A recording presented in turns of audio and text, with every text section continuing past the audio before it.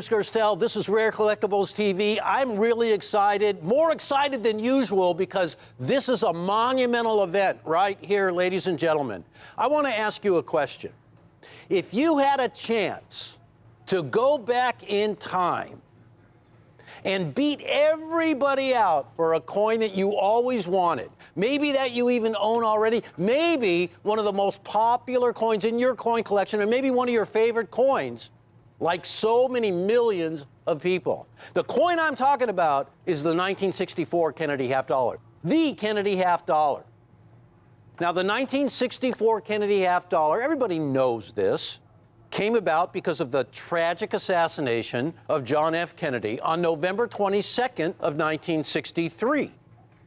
But what a lot of people don't know is the backstory of how the Kennedy half dollar was put into production to honor the fallen president, and stands to this day as a memorial to John F. Kennedy's assassination.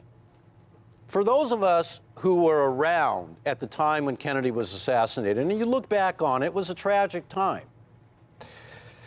Numismatics has a way of preserving history like no other way of recording it, because it's placed on precious metal. An event is struck on precious metal to endure throughout all of time, to become part of history. That's what numismatics and history have. They bring together a historic time in our past, never to be forgotten. And that's what the Kennedy half dollar is. Today, just like in 1964, every single time there is a Kennedy half dollar that appears anywhere, it seems like it is scooped up immediately by collectors. Because that day, over 50 years ago, over 55 years ago, has never left our consciousness. It's part of the history, one of the defining events of the United States of America. Now, why am I babbling on about this? Because you've seen Kennedy half dollars before. This network is famous for some of the greatest Kennedy half dollars. But here is an opportunity to buy not just a Kennedy half dollar, but a lineage, to be able to trace it perhaps to the very beginning. And here's what I mean by this, ladies and gentlemen. First of all, I want to start out with a headline. Because let me ask you a question again.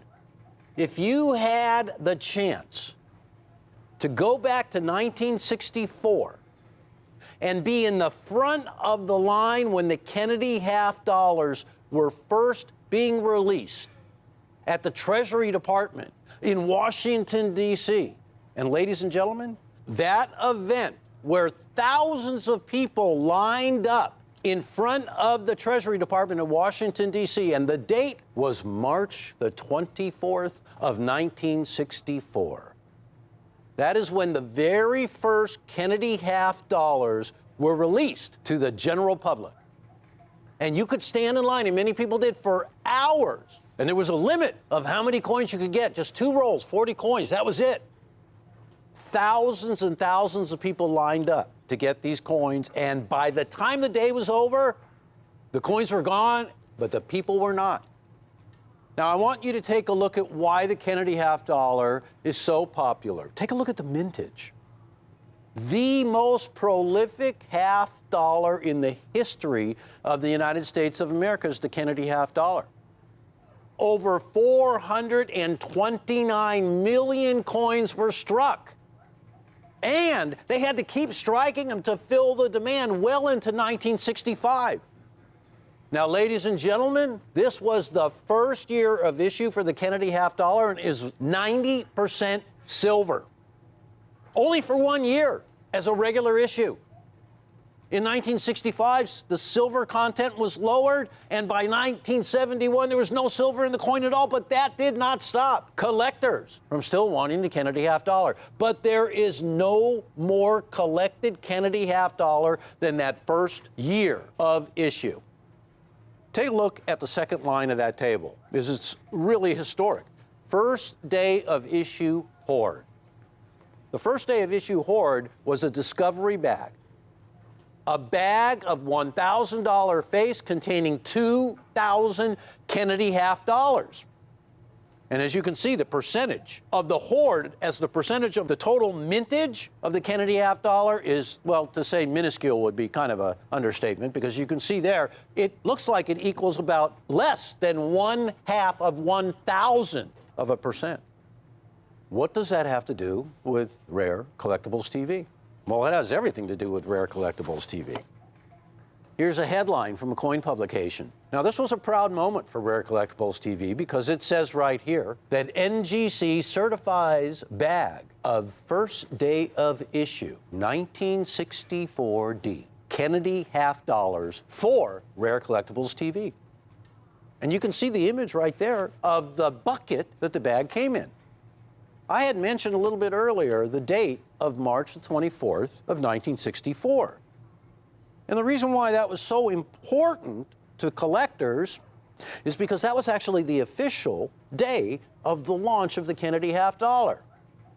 History can get a little muddled sometimes, right? Because this bag that was discovered, that Rare Collectibles TV discovered, actually had the original label on it that was dated not March the 24th, but take a look at that. That says March the 19th, 1964.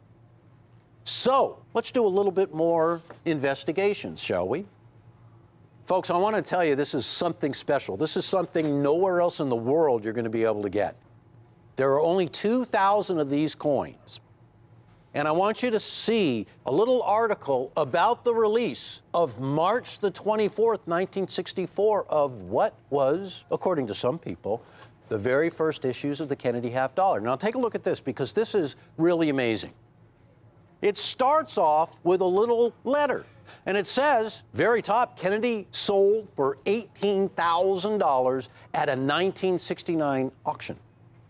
And the question is, wasn't there a 1964 Kennedy half dollar that sold for $18,000?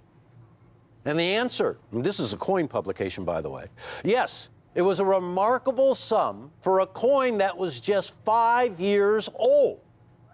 The coin was glued to the outside of an envelope postmarked March 24th, 1964.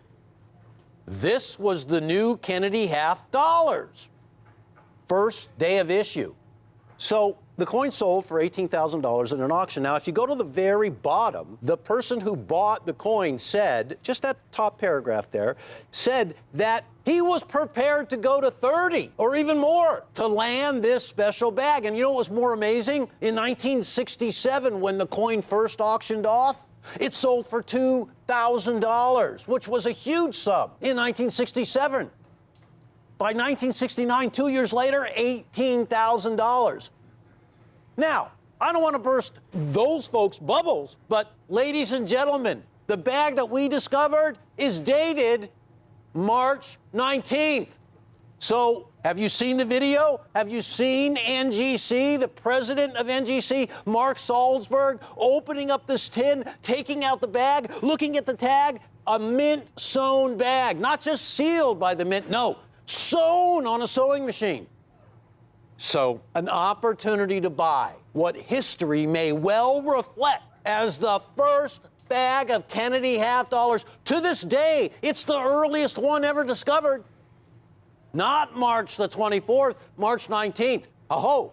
Now, you're going to get an opportunity to get your hands on one of these coins, if you so choose, or more, to land a piece of history. And like I said, what would you give to go to the front of the line of March the 24th of 1964 at the Treasury Department in Washington, D.C. to get your hands on some of the first Kennedy half dollars ever issued? $18,000 maybe?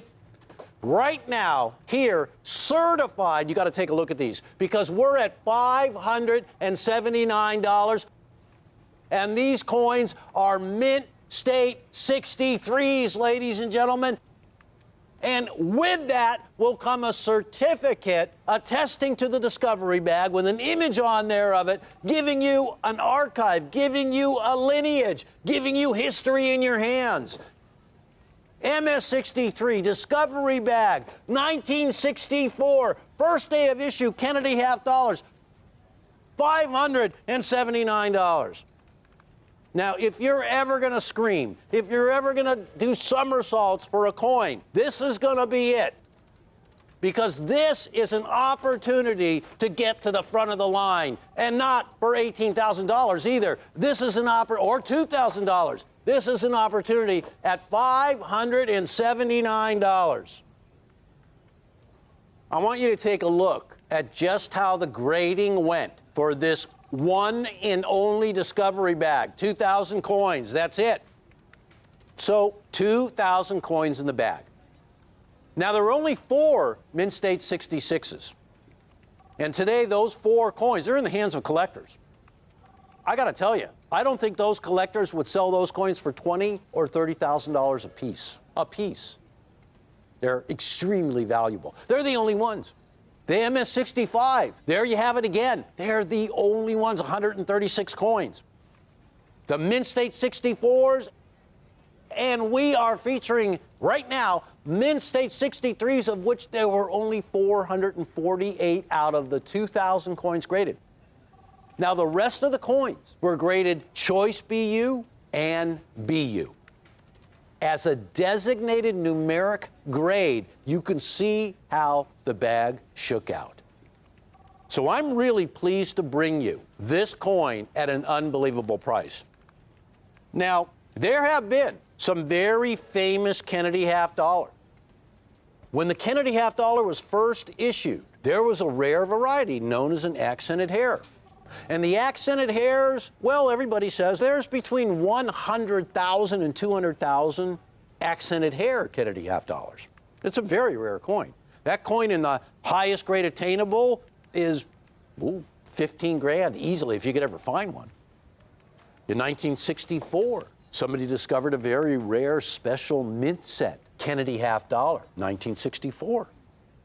And look what that coin sold for, $108,000 at auction. That was an auction where there was a gavel and people raising their hands, and the coin started really, really low and went all the way up to $108,000. And that was the final hammered price. When you have a bag of Kennedy half dollars that had not been opened until NGC popped the lid on that tin, took that bag out, took that mint sewn thread off, opened up the seal, and there were the coins inside. And lo and behold, all of them were brand new Kennedy half dollars. The world had never seen this bag of Kennedy half dollars since the day it was put away. To land this bag, Rare Collectibles TV pretty much had to do numismatic miracles to get it. And we did it. And I just want to give you a little idea of why the coin is so valuable and so popular. So I started to look through the archives of the U.S. government, and I found, dated April 30th of 1964, a letter from the acting superintendent of the United States Mint, Miss Eva B. Adams. And what she was saying was there had been a telephone call requesting the designs for the new Kennedy half dollar. And so, also, they wanted Frank Gasparo, who created the reverse of the Kennedy half dollar, and Gilroy Roberts, who created the obverse, to pen a letter going over and recounting their recollections of the creation of the 1964 Kennedy half dollar. And as I was reading, I noticed the date at the top of this letter was April the 29th of 1964. So all of this history, all of it is after this Discovery bag. So this could be the earliest known Kennedy half dollars. Now, when we look at recorded history, it certainly seems to be stacking up that way. So I want to read just a little bit of Gilroy Roberts' letter, basically to the entire world, of his recollections of creating the Kennedy half dollar. And he starts out by saying, shortly after the tragedy of President Kennedy's death, November 22nd, 1963, the director of the Mint telephoned us at the Philadelphia Mint and explained that there was consideration of issuing a coin to honor the fallen president. And it says here that there's serious consideration being given to placing President Kennedy's portrait on a new design U.S. silver coin. And so they began to discuss, and they talked about the Washington quarter and other coins. They involved the former First Lady, Jackie Kennedy.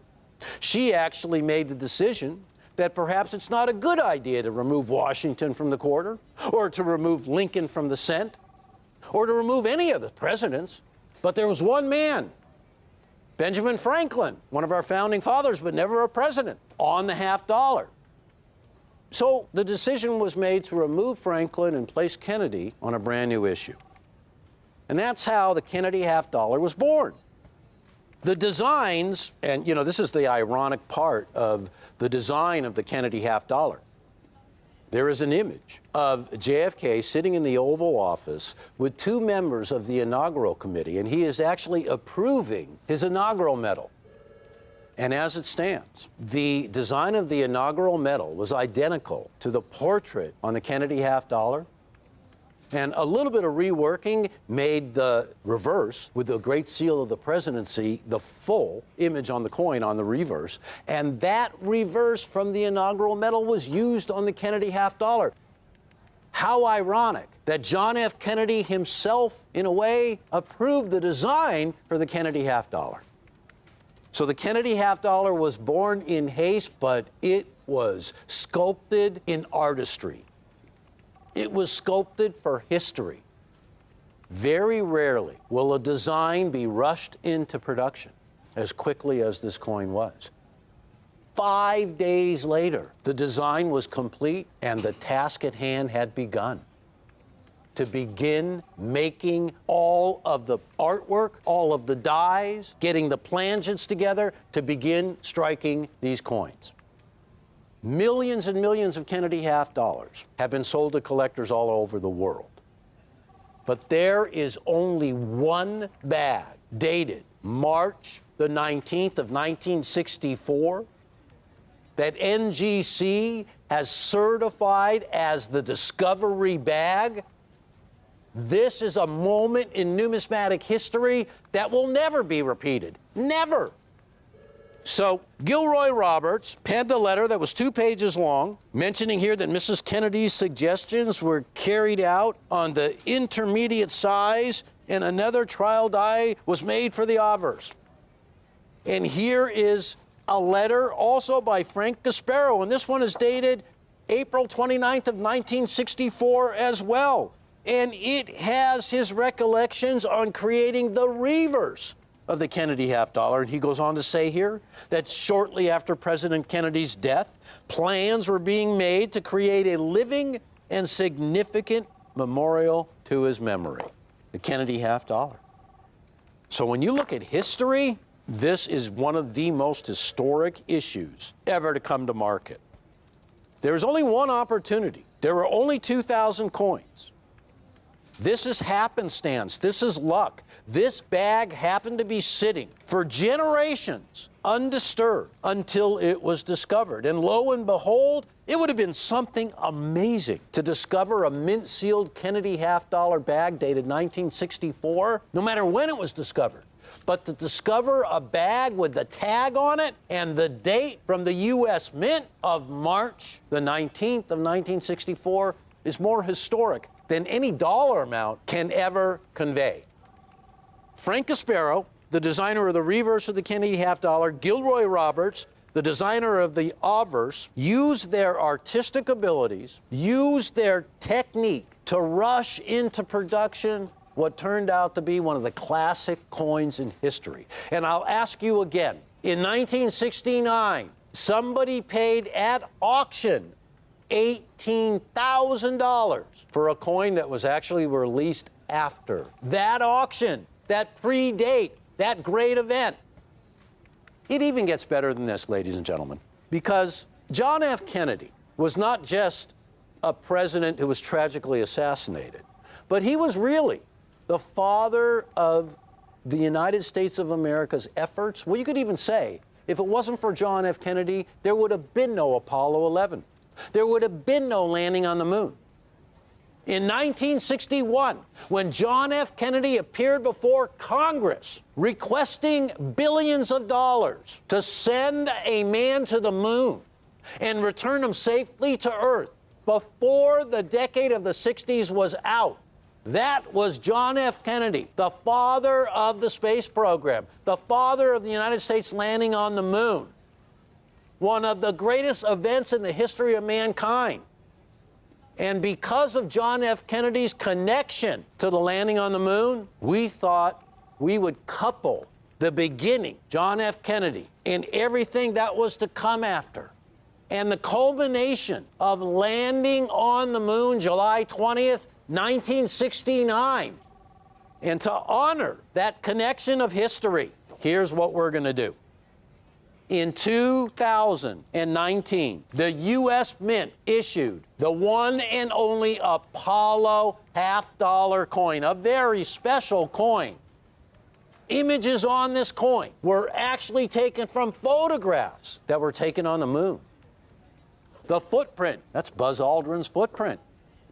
The shot that Neil Armstrong took of Buzz Aldrin that actually reflects Neil Armstrong. He got into every picture. Actually, there were only 2 pictures of Neil Armstrong on the moon. Did you know that?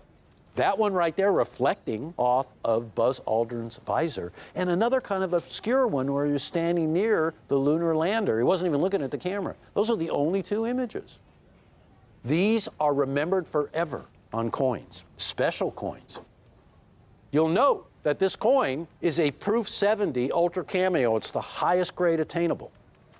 Now I want you to take a look at another one. Look at that coin right there. A perfect graded 70, $229. I fought for this coin to be included, to make this a bookended set. The beginning of, really, the quest for space and the ending of the triumphant landing on the moon. Ladies and gentlemen, you're getting one of the rarest Kennedy half dollars, certainly one of the most historic, maybe the most historic. There is no other Kennedy half dollar that you could trace its history all the way back to the beginning, like this one right here. No, absolutely not. $579. Now, I got to tell you, this coin right here that is now going to make this a 2-coin set is included. $579. And let me tell you, folks, this is not a raw coin. This isn't all scratched up in some piece that you would never want to own. This is the highest grade attainable. This is a Proof 70 Ultra Cameo. There are many of our competitors selling that coin right there. You can see one right there at $229. I'm offering one of the rarest Kennedys ever and one of the greatest half dollars ever, and it's a numismatic coin, and the whole kit and caboodle is $579. Now, here's where I get to get all numismatic, right? Because that coin that we are now making a set, I want you to take a look at the mintage of that coin. The final mintages are in, ladies and gentlemen, and they are ultra numismatic. 218,000 is it. And by the way, that's the entire mintage. Forget the coins that graded in the absolute highest grade, a perfect Proof 70. We're doing it all for $579. Now, ladies and gentlemen, the reason for that is you can see every one of those other great United States commemorative half-dollar issues. The Congress coin from 1989, $299. Wait till you see that one. George Washington, 1982, commemorating the 250th anniversary of George Washington's birth, $373. The 1994 World Cup, remember when the World Cup soccer was here in America, 1994? Here's one in a perfect Proof 70, like ours, $1,250. And I point that out because look at the mintage of the coin. Over 609,000 coins were issued. If you want one in a perfect grade, it's going to cost you over $1,200. The 2019 50th anniversary of the Apollo 11 landing with a special die curved on one side. concaved on the other, 218,000 mintage. You are getting not just a rare Kennedy half dollar, historic, undervalued, one of a kind. Nobody else has them anywhere. And you're getting them both $579. I am just surrounded by all these great facts of history, and I just wish I could talk and talk and talk forever. But it's going to have to be with the camera off because they're making me wrap this up. And I just want to say to all of you collectors out there, what you are witnessing right there, ladies and gentlemen, what you see before your eyes are the Kennedy half dollar from the NGC certified Discovery bag, first day of issue of the 1964 Kennedy half dollar.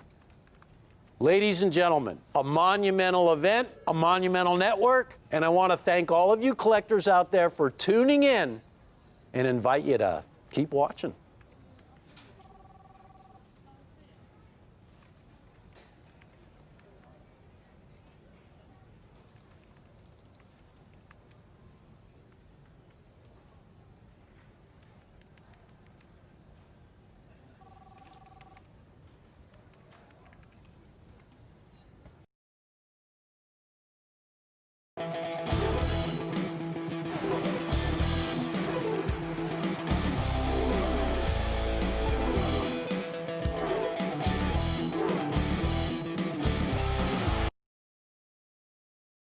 Collectors, and welcome on in. You're watching Rare Collectibles TV. Of course, I'm James Gerstel, and I want to introduce you to two really valuable coins. We have a special set of very early $5 gold half eagles.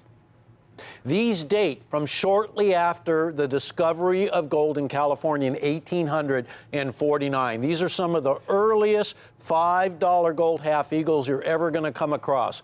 This is a monumental deal. These coins are extremely difficult to get. Wait till you see the amount of coins that have been graded by the major grading services since the advent of grading by PCGS and NGC in the mid-1980s. Shockingly low figures. Now, when you see these figures, the first thing that's going to pop into your head is those are actual rare coins. That's really rare $5 gold. Some of the rarest you're ever going to see. The dates I'm talking about are 1851 and 1852, and the mint that struck these coins was the Mother Mint in Philadelphia, Pennsylvania. These coins are extremely fine in condition. Not just good or about good or even fine. Extremely fine. And the reason why I am so excited about having coins of this era, of this vintage, to be in extremely fine condition. Oftentimes when you watch our show, we talk about the great melts that took place during the 1930s, between 1933 and 1939, the great melts that the government conducted during the Great Depression. But I want you to take a look at why these coins and this presentation are so exciting and the coins are so valuable. Look at the grade right there, XF40, extremely fine with a numerical grade of 40. For the 1851, only 55 coins in the history of grading. And the 1852, only 73. And look at the totals. The examples graded in all grades, from lowest to highest. The 1851, there's only been 864 coins that have ever been graded, in all grades, as I said. And in 1852, 1,636. Now take a look at the column on the far right. The highest grade 1851 is a Mint State 65. There were 3 known examples. The last one that I could find of the 1851 that sold was $25,000.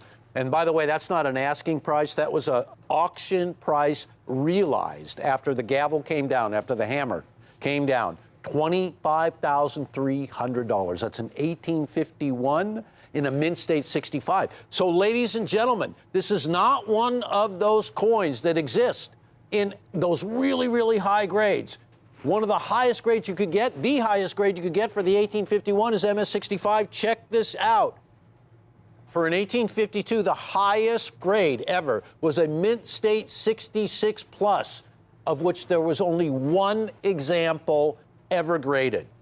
Now, here's an auction price for that coin that realized nearly $80,000. And what's the most exciting thing of all is that one short year later, that very same coin realized over $123,000. Now, I said I was going to shock you, and here's the most shocking part of all. These coins are so valuable that when you find an example that is, well, shall we say, defaced in terms of it being cleaned, so that it will be certified as details, but it will be forever recorded as an altered surface, as a clean coin. Can't do that to coins. Here is an 1866 from the same vintage. All of these are no motto $5 golds. And we're going to get into all that in a second. But there is a coin with an altered surface. As you can see, it says right on the label that it's been cleaned, asking almost $9,000. And I want you to note, there is no making an offer.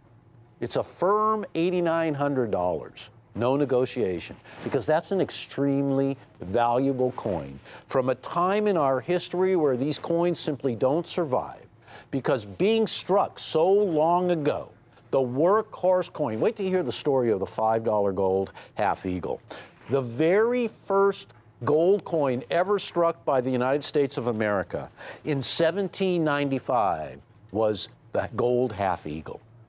It was the workhorse coin for citizens throughout the United States. But here's the really shocking point. Take a look. I want to show you a little bit of history of the design of the very first $5 gold half eagles, all the way to the coin that we're going to be featuring. Beginning in 1795 is when the first of these coins were struck.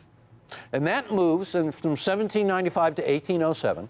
And one thing you got to really check out about those coins is the very first coins were non-denominated. And the reason for that was there were only two examples of gold. The eagle, which was a larger coin, it required no denomination, and the half eagle, what you are seeing right there. So a denomination wasn't even required because there was a big one and a little one, right? From there, the cap bust design from 1807 to 1812.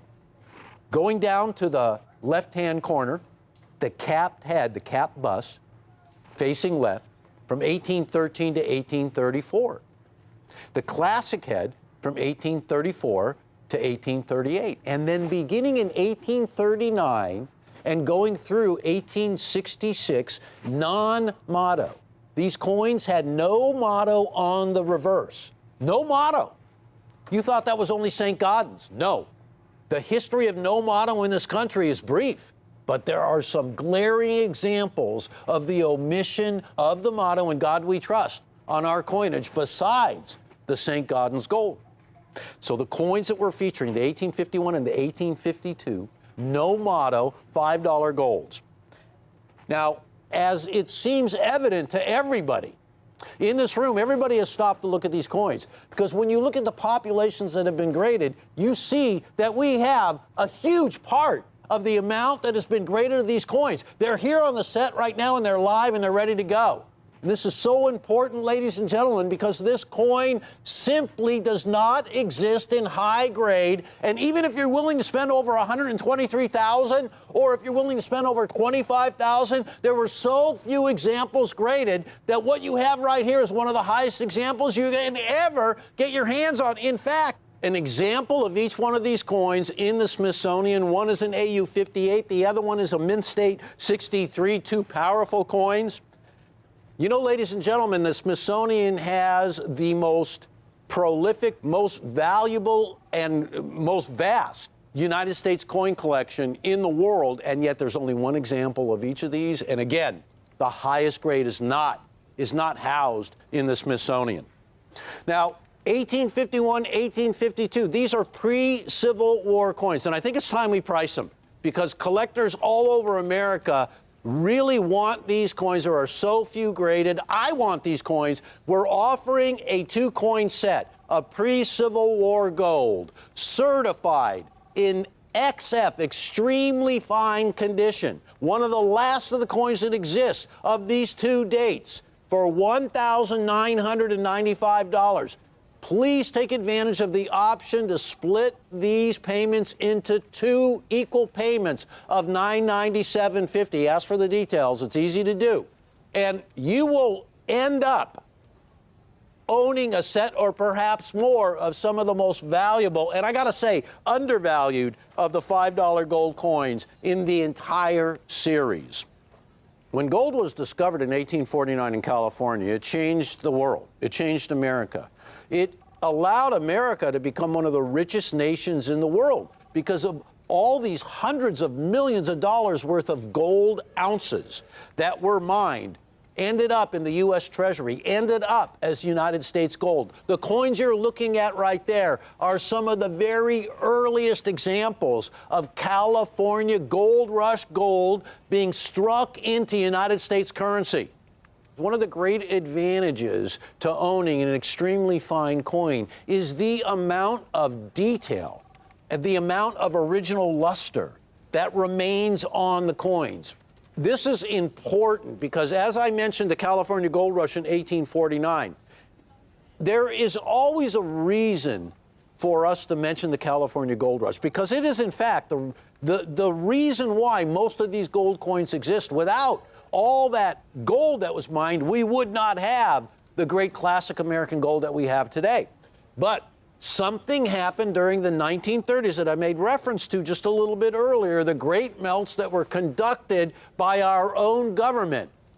Don't forget, the last of these gold Liberty coins were struck in 1908. So when you're going back to the 1850s, you're going back to the very beginning. I mean, when you think 1850, that was the first year that the San Francisco Mint opened up. That is the early history of United States numismatics.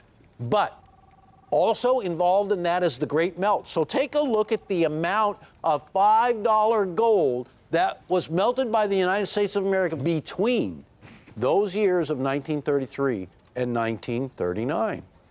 The entire mintage of the series was over 78 million, almost 79. The total melted was over 26 million coins, and as a percentage, 33.67% of all the $5 gold coins ever struck by the United States of America ended up in the melt pot.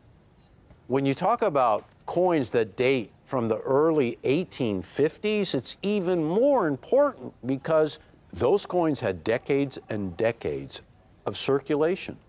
And that caused most of the coins to get worn out. This $5 gold coin was the main workhorse of the middle class in terms of spending.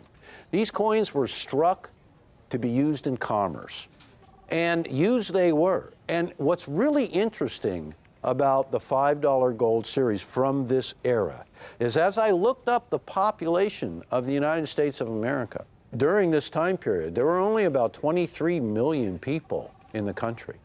Large amounts of coinage were not necessary for the population. Today, there's over 320 million people in this country. Back then, 23 million. So the requirements for currency were nowhere near as large. So very small mintages. In fact, let's take a look at the mintage figures for these coins. Now, between the two of them, there's only around 800,000 coins that were struck. And there is no question that the vast majority of both of those mintages are worn or melted down. And that's the reason why in XF40, there's only 55 coins that have ever been certified from 1851.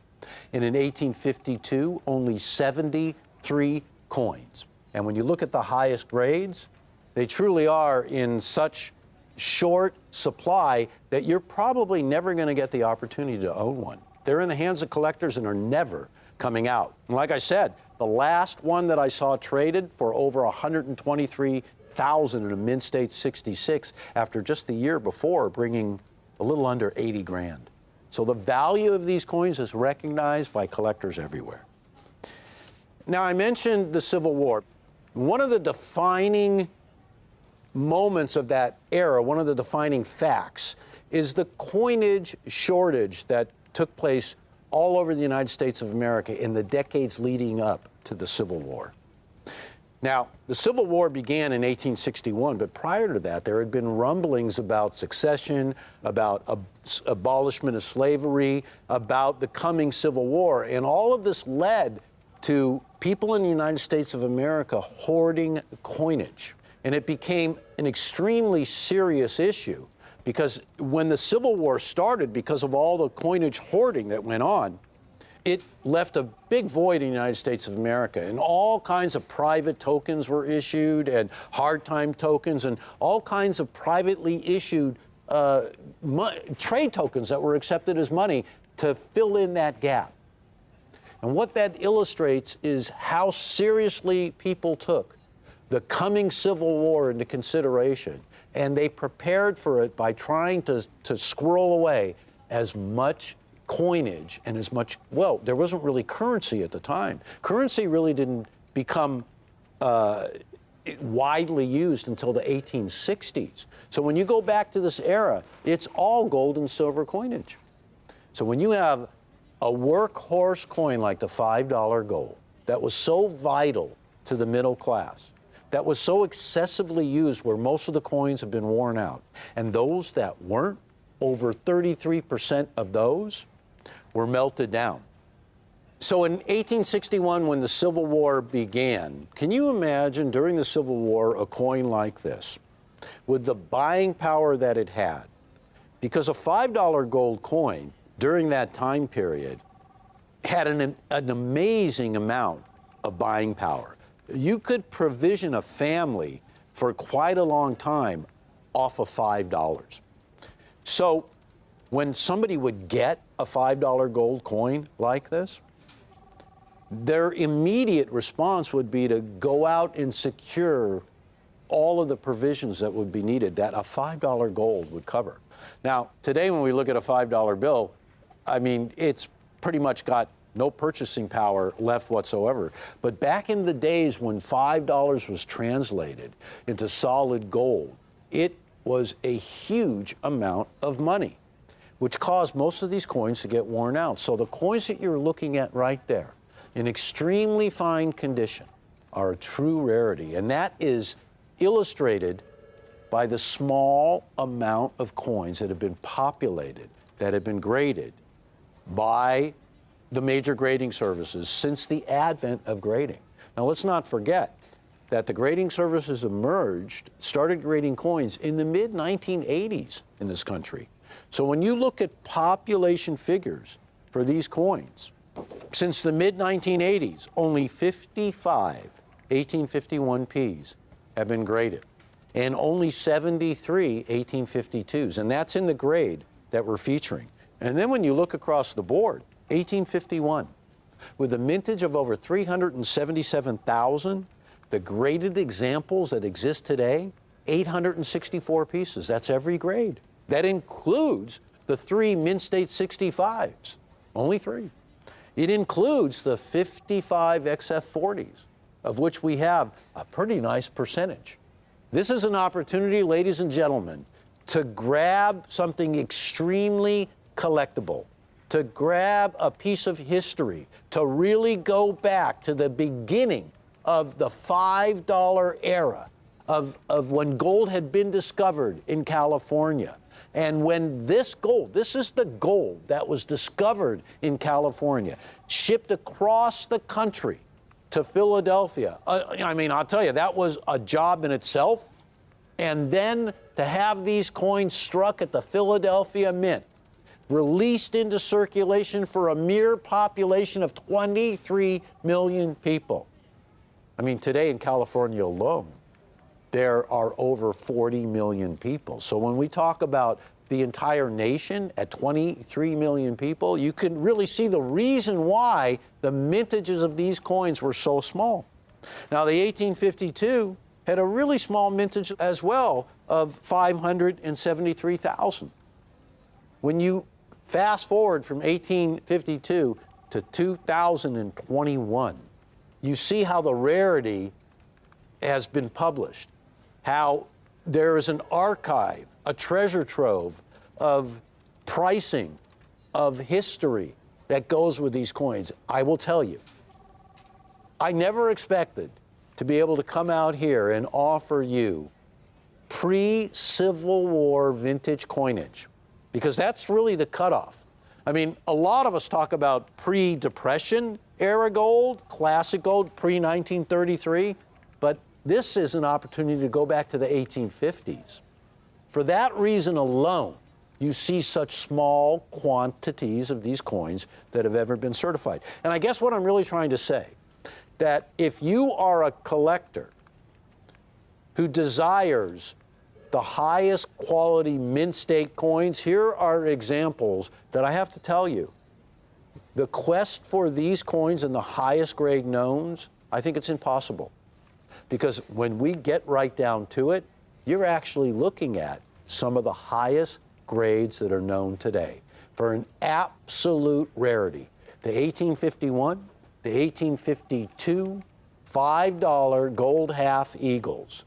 The very first gold coin ever struck in the United States of America, and that took place in 1795.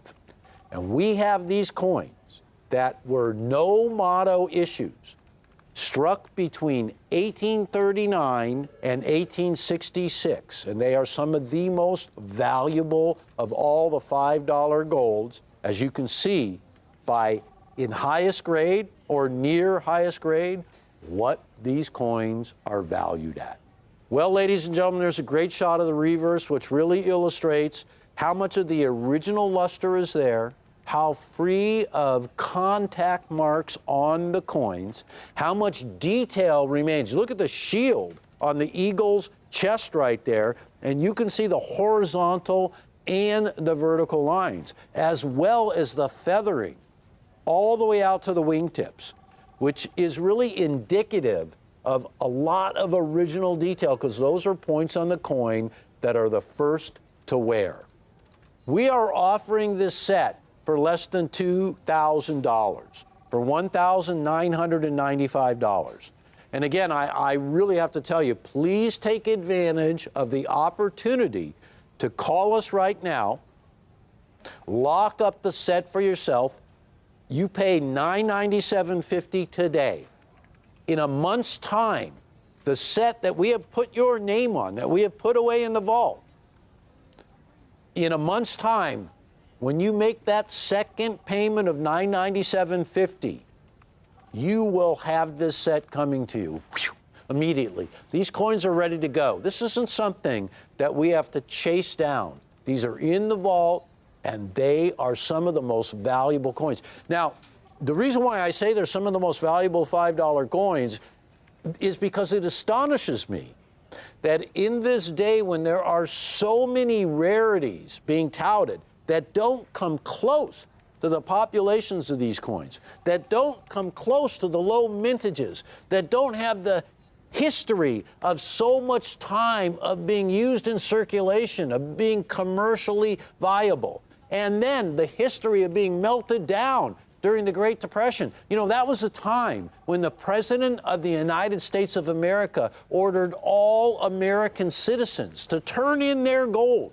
In April of 1933, if you possessed more than $100 gold at face value of gold, you were required by the government to turn it in. You had 1 month's time to turn it in.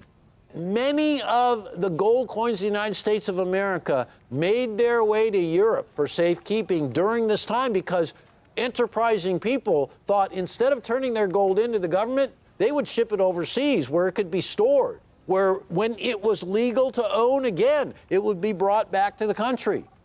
But ladies and gentlemen, 1851s, 1852s, no. You will never find those coins coming out of Europe in those European gold hoards. They simply predate any of that time period. These are true relics that are magically left over from the pre-Civil War trauma of the coinage shortages, pre-Civil War and during the Civil War, that took place in the U.S., that are responsible for almost all of the classic gold $5 gold coins disappearing. We have them right now. They're less than $2,000 a set. You can split the payments in two. They're extremely rare. They're certified. And what you end up with here, ladies and gentlemen, as it turned out, because of their absolute rarity, is a chance to get two really rare United States $5 gold half eagles from a time that is so long ago. That is the story of pre-Civil War gold and its value. And I want to thank all of you for watching. And I really, really, really have to tell you that if you stay tuned, you are going to see some more magical, classic United States coinage that is really going to excite you. So don't go anywhere. Thanks for watching.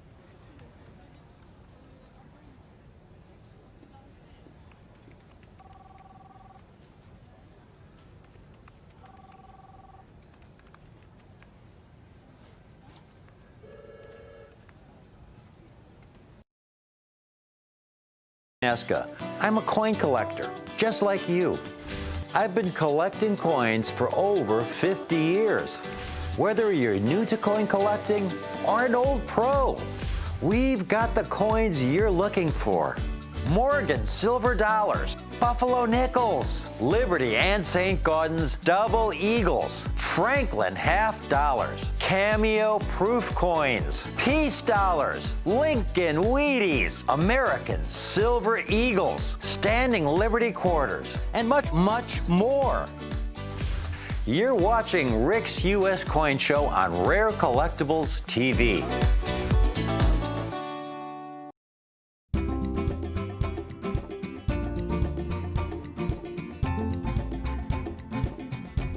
Welcome back to Rick's U.S. Coin Show. So happy you're tuning in today, folks, because I have got a cherry picker special for you.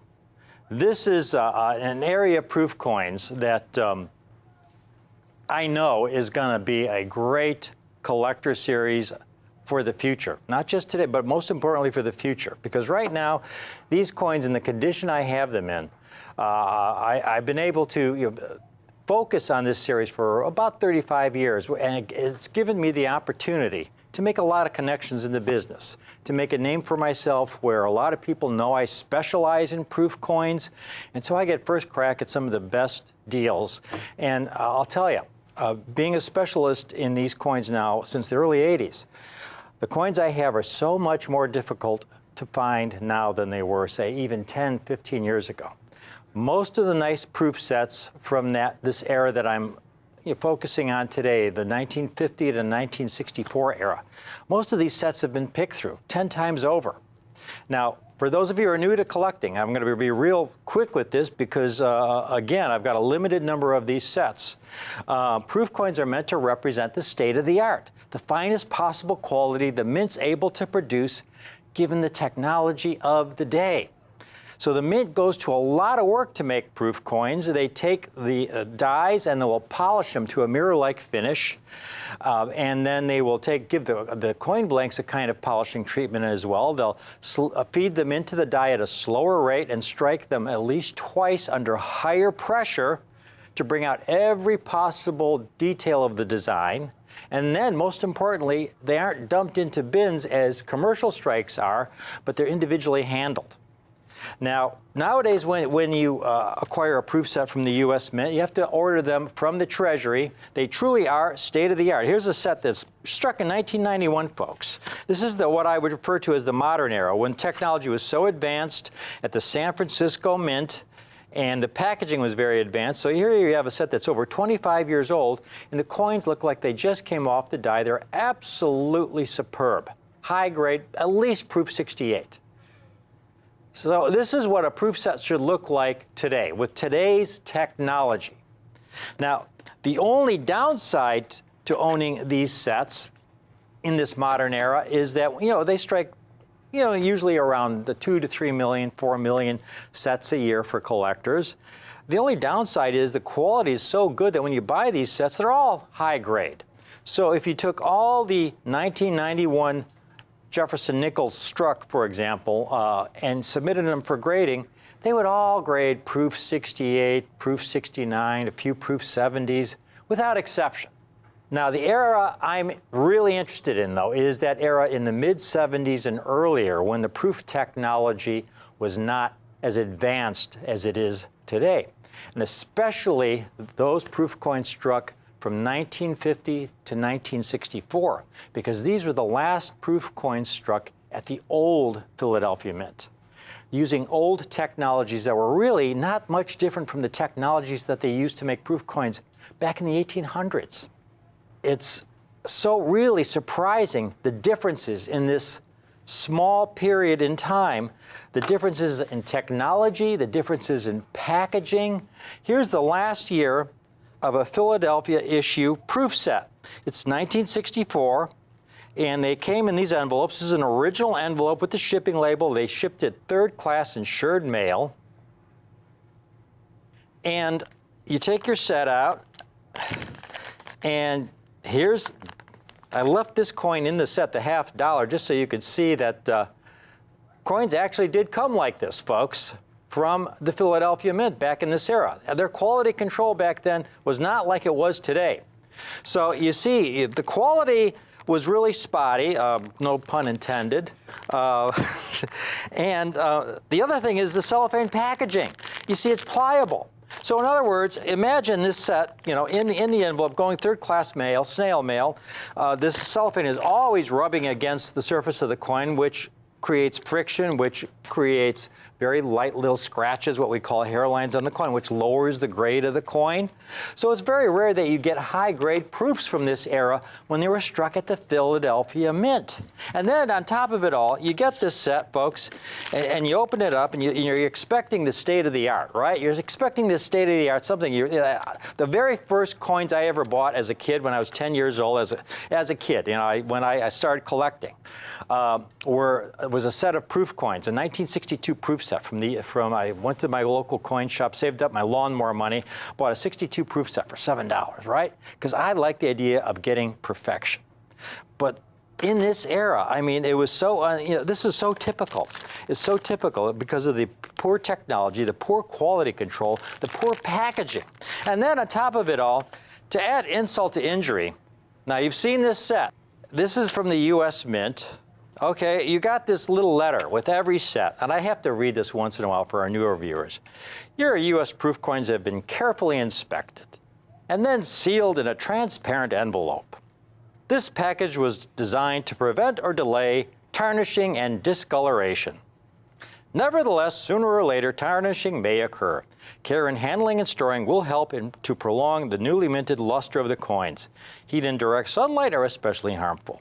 Please do not ask us to make exchanges or adjustments.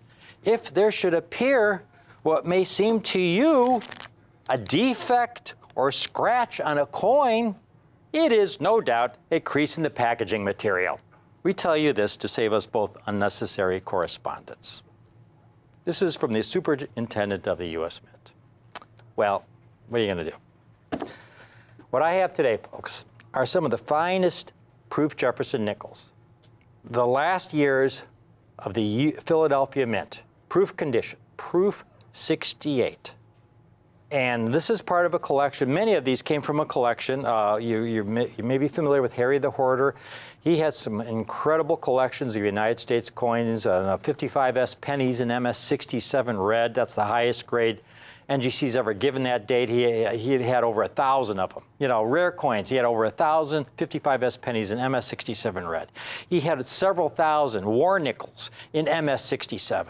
The guy was he wasn't just a hoarder. He was a sharp, astute buyer with a great eye. And he put away, finally, I was able to acquire some incredible proof sets that he accumulated over many, many decades, beginning around 1970 when he started cherry picking the sets. Take a look at these coins that I have for you today, folks.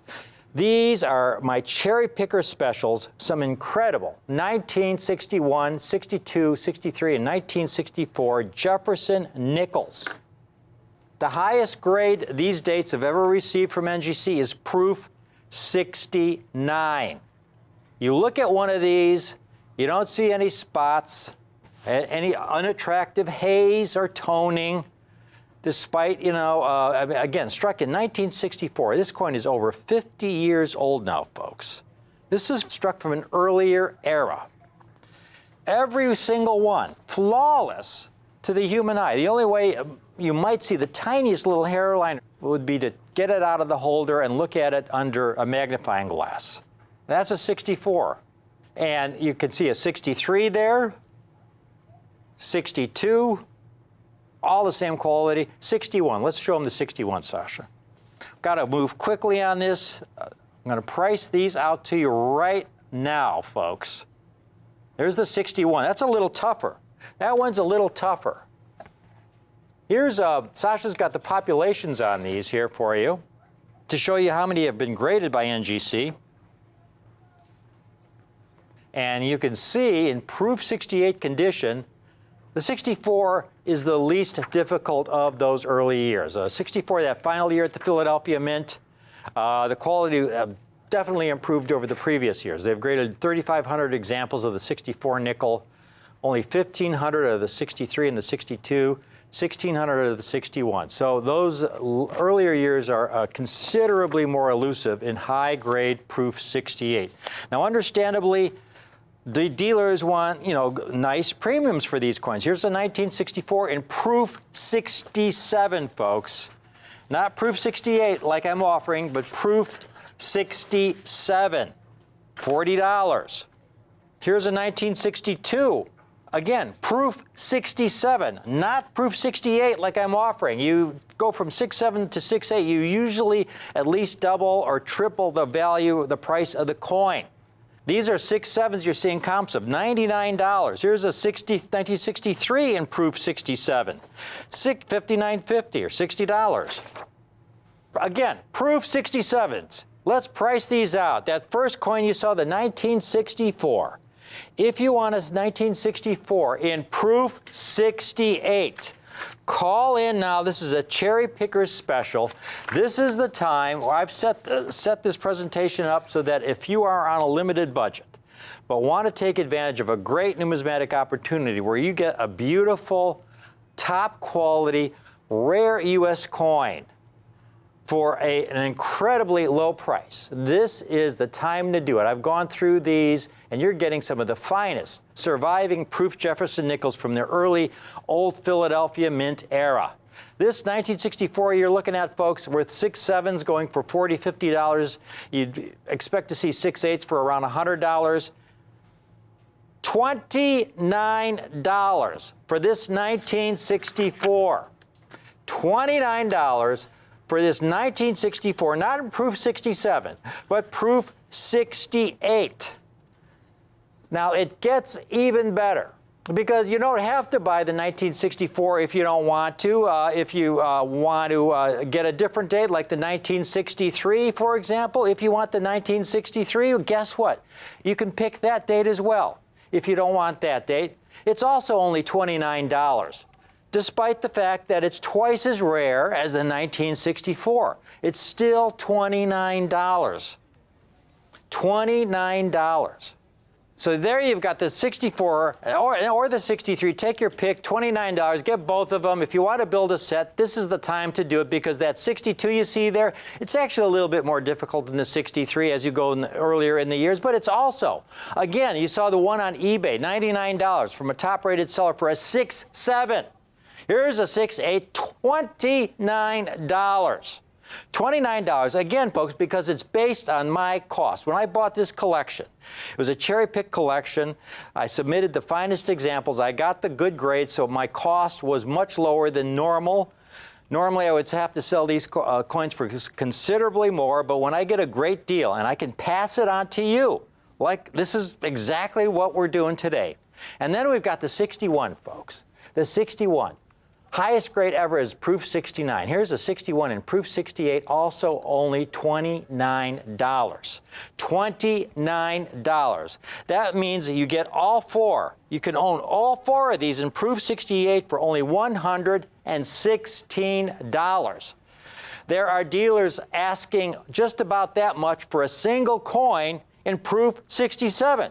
Think about that. Think about the opportunity you're getting today. Now, I do have to have one little caveat on this. If you just want one date in particular, say in 1961, you can certainly buy that in 1961, but it's a limit of 1 coin per customer. In other words, I can't have somebody calling in and saying they want 45 1961 nickels in proof 68, because what that would do is clean me out, and then everybody calling in who wants sets, we would not be able to fill those sets because we'd be out of the nickels. So if you just want one date, you can get one date, but there's only a limit of 1 per customer. However, if you want to get the sets, you can get 10, 20 sets if you like. But don't stop here. If you're calling in now, don't order quite yet, folks, because it gets even better. We go to an earlier date, the 1960. This coin, again, the mintage drops in half. As you go earlier in the proof series, the mintages get lower and lower. They've graded around 1,500 examples, a mintage of only 1.69 million. Notice how the mintages drop as you go into the 1950s. That's because as you go into the earlier 1950s, folks, we had a country that was just coming out of World War II, a lot of young families that couldn't afford to collect. And it wasn't until the early 60s when these families got established in their businesses and in their work, when they began to really earn some significant income, where the middle class really began to blossom. Home ownership exploded. A lot of people owned 2 cars, television sets. All that came around in the 50s and early 60s. So as you go into these early 50s, you don't see as many proof sets being acquired because people couldn't afford them. So you got the 1960 here, folks. Take a look at this coin. If you want to add a 5th coin, the 1960, even more elusive, this coin should be more expensive than those last 4 dates that you saw. The 1960, where they struck about half as many as the 61, 62, 63, and 64. This 1960, it's not sold separately because, again, I have limited quantities when we get to these earlier dates. But if you want to add it to that set of 4, I will add it to the set of 4 for only an additional $29, the same price, $29, $145 for the entire 5-coin set. The entire 5-coin set. That's $145, when if you would shop around, you could buy these sets in 6, 7 and pay $300, $400. And here's an incredible 6, 8 set, 5-coin set for $145. But don't order just yet. All the operators there, just tell everybody calling, tell them to hold on just for 1 second. Take a look at this. We're going back in time, folks. Now we're going to go into the 1950s. What a great time to build an amazing set of proof Jefferson nickels in proof 68 condition at a price you will not find anywhere else. I will add these dates, the 1959, 1958, 1957, and 1956, all in the identical proof 68 condition, every one the same, amazing, flawless to the eye quality, no haze, no spotting. You know, I get so many proof coins offered to me, folks, in high grade that have haze or spots or unattractive toning. These are all as brilliant and flawless as the day they came off the die, like they were struck from the die and you caught them on a velvet pillow and stored them perfectly over the last 55, 60 years. This is an amazing quality. Now, these earlier dates, I mean, the mintages are much, much lower. Again, you have a lot of these that had fewer than 1 million struck. Fewer than 1 million struck. So dealers understandably ask considerably more. Only in 1959, only 1,400 examples. 58, 1,400. 57, that was a high point, 1,800. And the 56, 1,500. A lot higher percentage of those have been submitted because they are rare dates. But you see there, you have a couple dates there, especially the 58 and 59, really difficult, 1,400 each. So you got dealers, top-rated dealers, selling these. Here's the 1959, proof 68. Just the 1959, $199. At the other end, here's the 1956 proof 68, $200. So, you know, $399 just for those 2 coins. $399 just for those 2 coins from a top-rated dealer with over 5,000 happy customers, 100% positive feedback, meaning they liked his coins and they liked his prices. Here's the 9-coin set. You had been paying $29 a coin, folks. You get the 9-coin set with these 4 rare dates, and the entire set is $27.66 a coin. $249 for the entire 9-coin set. Okay, now you're saying, all right, now I'm all in, now I'm buying. One last coin I'm going to add to this set. This is where I got really lucky, because Harry had some 1955s and an abundance of 1955s. He really focused on that date because he knew it was a semi-key date. They only struck 370,000 1955 proof coins. It's a much tougher date. So number one, the mintages were a lot lower, and the packaging was terrible. Now, Harry had a bunch of these, and so he's added to that population. As you can see there, 2,032 coins. You know, several hundred of those are Harry's, okay, from that estate. They came in these boxes, folks. This was the packaging used 1955 and earlier. We call it the box set era. Half of the 55 sets came in flat packs. Half of them came in these box sets. And these box sets were even worse than the flat packs. This is an original box set from 1955. They were wrapped in tissue paper, and then each of the coins came in this little envelope where a lot of them would tone and discolor. It's terrible packaging. They only used it for about a year and a half because of the problems with this packaging, this polyvinyl, whatever it was. It was an oil-based type of material. It would leave a residue on a lot of the proof coins and just ruin the coins. A lot of the coins you'd send for grading, and it would say PVC on it from the residue from this packaging. So a lot of these 55 nickels are destroyed.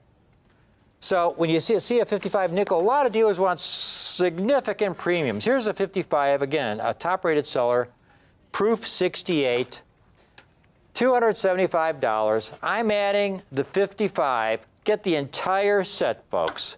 The entire set. I'm adding the 1955 for only an additional $30. The entire 10-coin set for $279. Call in now while I'm able to offer this incredible special. $279. That's $27.90 a coin for proof 68 Jefferson nickels. If you were to find a superb proof Jefferson nickel, submit it to NGC for grading. It's going to cost you about $25. They're going to send it back to your registered mail. That's going to be over $20. The cost of the coin, your cost is going to be over $50 a coin if you do this yourself. If you go shopping around, you're going to pay anywhere from $50 to $200 a coin for the coins you see here. Yeah, buying them individually at coin shows. I mean, you might put a set together, but it's going to cost you, for the entire set. If you get really lucky, $500, $600, $700. If you get lucky and you find some great coins at low prices. And here you got the entire set for $279. And I got to tell you, these cherry picker specials that I've done on the Jefferson nickels, the Lincoln cents in the past, the Roosevelt dimes, the Washington quarters. I have sold out on a lot of these sets, especially the early dates. When I first offered them, I had to, and I was really upfront that I had limited quantities of them. We sold out on a lot of them, and so I'm ending up having to, because I was sold out, having to raise the prices on many of the dates, which means I have to adjust the cost on the sets that I had offered just a month and a half ago. Expect to see the same thing with these sets you see here today for only $279. Call in now if you want 3 sets, you want 4 sets, I can offer you 4 sets while I have them. This is an incredible cherry picker special you will not find anyplace else but here on Rick's U.S. Coin Show. Think another 2 sets of 10. Thank you very much. Think about this. You're getting incredible eye appeal. Proof coins, incredible eye appeal, incredible quality. Great rarity. Great rarity. 10 coin set. The last 10 coins struck in proof at the Philadelphia Mint. The last 10 Jefferson nickels in proof for only $27.90 a coin. I hope you're able to get at least one of these. If you've got 3 kids, get 1 for each of your kids. Okay? Have them put it away. It's a great way to start collecting. This is a perfect set for the collector of the future. From Sasha and I, Thanks for watching this Cherry Picker special. But stay tuned, because I've got a nice little presentation coming right up.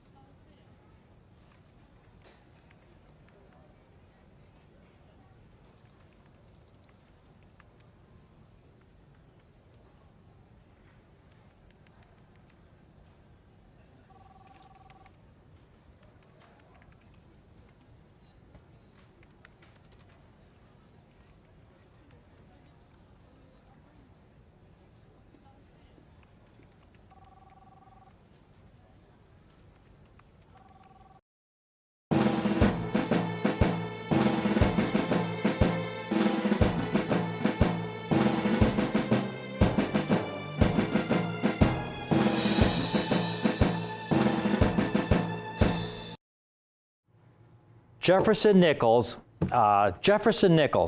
again, are really hard to get, difficult to get in high grade condition because of the hardness of that nickel planchet. So to get a Jefferson nickel, a proof Jefferson nickel in proof 68 is sensational. And we just had a presentation on some proof 68s at a great, great price. I mean, we went through thousands and thousands of Jefferson nickels to get these 68s. Out of that group, we have a handful of sets in proof 69 condition. And these are so rare, folks. Take a look at the chart here where we show you the populations, and you'll see exactly what I'm talking about here. These are the combined NGC and PCGS populations for all the Jefferson nickels struck in proof from 1955 through 1964. How many have been graded in proof 68 and how many in proof 69? And you can see some of those years. The 1957, only 290 examples. The 58, only 239. 59, 258. The 60, 254. The 1961, 193, because poor metal flow. Poor metal flow. They would strike the coins because the hardness of the planchet, you wouldn't get all of the metal flow into the deepest parts of the die, so you get some bits, a little bit of pitting in the high points. And so if there's any kind of pitting whatsoever, you can't get a proof 69. 64 is the best quality. They've graded about 2,500 examples. Take a look at this set that I have for you. I only have a handful of these sets in proof 69 grade. Again, if I had to buy these already graded from a dealer or a collector, our prices would be about triple of what you're going to be offered this set at. Only a handful of these sets, every one of these, highest grade. There are no proof 70s from this year, folks. This is the highest numeric grade from NGC or PCGS, proof 69s. This is outstanding, top of the line. These are the very best from our work in the trenches, I call, looking at these under a halogen light, one coin after another. There you see the 61, fewer than 200 graded. The hardness of this nickel planchet, it's very difficult to strike one of these up. A lot of them also were mishandled. So there are very few graded in proof 68 and only a handful in proof 69. Kimberly just has a few comparables for you folks. And just to give you some idea, these are top-rated sellers on eBay. There's a top-rated seller with a 1955 proof 68, $274 for a proof 68, 1955. There's a 1959. Again, proof 68, $199 for a proof 68. So that's $400 or over $400 just for those two coins. $470 really. And there's a 59 and proof 69, top-rated seller, over 24,000 happy customers, $316. And again, that's a tough date, but there's several tough dates, and that's not the toughest. Here's the entire set. You're going to love this opportunity. I mean, at $300 a coin, this 10 coin set would be $3,000. At $200 a coin, it would be $2,000. At $100 a coin, it would be $1,000, and that would be a great, great price. But again, if we had to buy these from somebody else who already had them certified, who did all the work, who went through the thousands and thousands of coins, this set would be priced to you at $2,000 to $3,000. But we did the work. We went through the thousands of coins to hand select these pieces for you. We cut out all the middlemen, and I'm able to offer this entire 10-coin set. I only have a handful of these.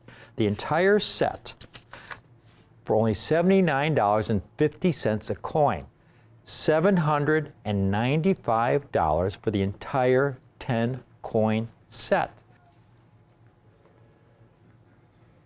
Now, we just had the lines that just lit up on this all of a sudden. $79.50. This is the kind of price, folks, that you can buy one of these sets. And if you're a part-time collector dealer and like to set up at your local coin show, you can buy a couple of these sets and probably get double what you paid for. I mean, this is a great, great opportunity for a collector if you want to hold on to them, if you want to resell them, or whatever you want to do with them, it's up to you. But this is really a ground floor opportunity for some very, very rare Jefferson nickels with tremendous, tremendous condition rarity.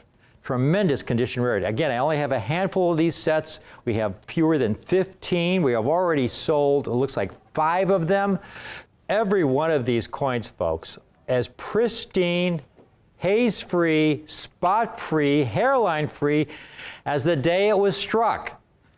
It was like as if you were at the Philadelphia Mint back in 1955, and you were there as the coin was struck, and as it came off the die, you caught it on a velvet pillow. That's the best analogy I can give. I mean, how else are you going to get and not only that, but you have to get one of the examples that were fully struck, because again, so many of these, because of the hardness of the nickel plancha, where it would have very slight pitting on the high points, especially along Jefferson's jawline there, the high point of the plancha, because that's the deepest portion of the die.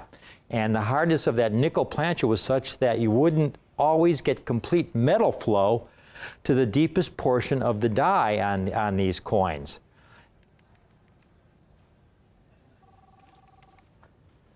There you're looking at a 1962, only 311 graded, none higher, 1962. Let me go through the pops once more. The 1964, better quality, 1964, 2,491 graded in proof 69.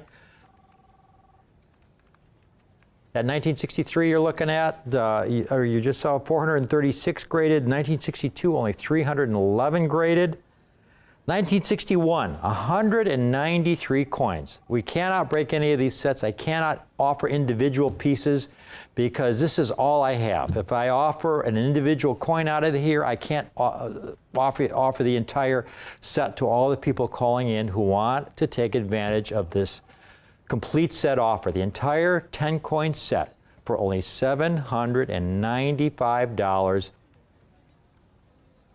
Again, we only had to have a handful of these available. We were already sold more than half of them. So I'm going to just call it right here. We just, for the people still calling in, we have some sets still available. But thank you for watching this presentation. It's always a thrill to be able to offer this kind of ultimate quality. Beautiful eye-appealing coins of the ultimate highest quality. Very rare in this condition. For under $100 a coin, folks. I mean, you can't beat that. This is a great, great ground floor opportunity for all you collectors out there. This is a real collector special. And again, from Kim and I, thank you for watching.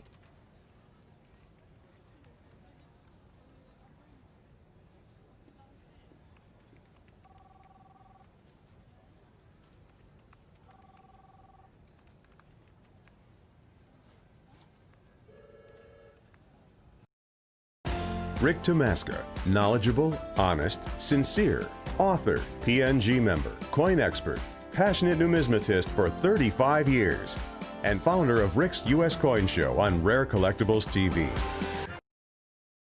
Welcome to Rick's U.S. Coin Show, Rare Collectibles TV. This is a presentation, this is an item that I'm very, very proud to be able to offer today. This is a set that I think is one of the coolest 20th century sets you can own, folks. And it's a great set with great potential. And it all began, trying to build this set with a fellow that I've nicknamed for the show, for you viewers who have watched my previous shows. I call him High Octane Harry, or Harry the Hoarder. About 3 years ago, I bought from Harry almost 1,300 1955S Lincoln Cents in NGC MS67 red condition. And now that's the highest grade this state has ever received from NGC. And those nearly 1,300 coins, folks, represented almost half the entire graded population of about 2,700 coins for the 1955S. Now, if that isn't a hoard, I don't know what is. But the best part, folks, the best part about working with Harry is that I bought the entire deal and I got a great price from him. And because of that, I was able to sell these finest known, really low mintage. They only struck about 44 million 55S Lincolns, one of the lowest mintages of the Lincoln cent the past 80 years.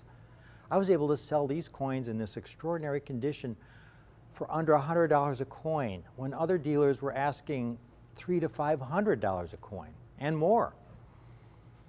Now, more recently, last year I acquired over 250 1944S to 1955S wheatback Lincoln cents in NGC MS66 red.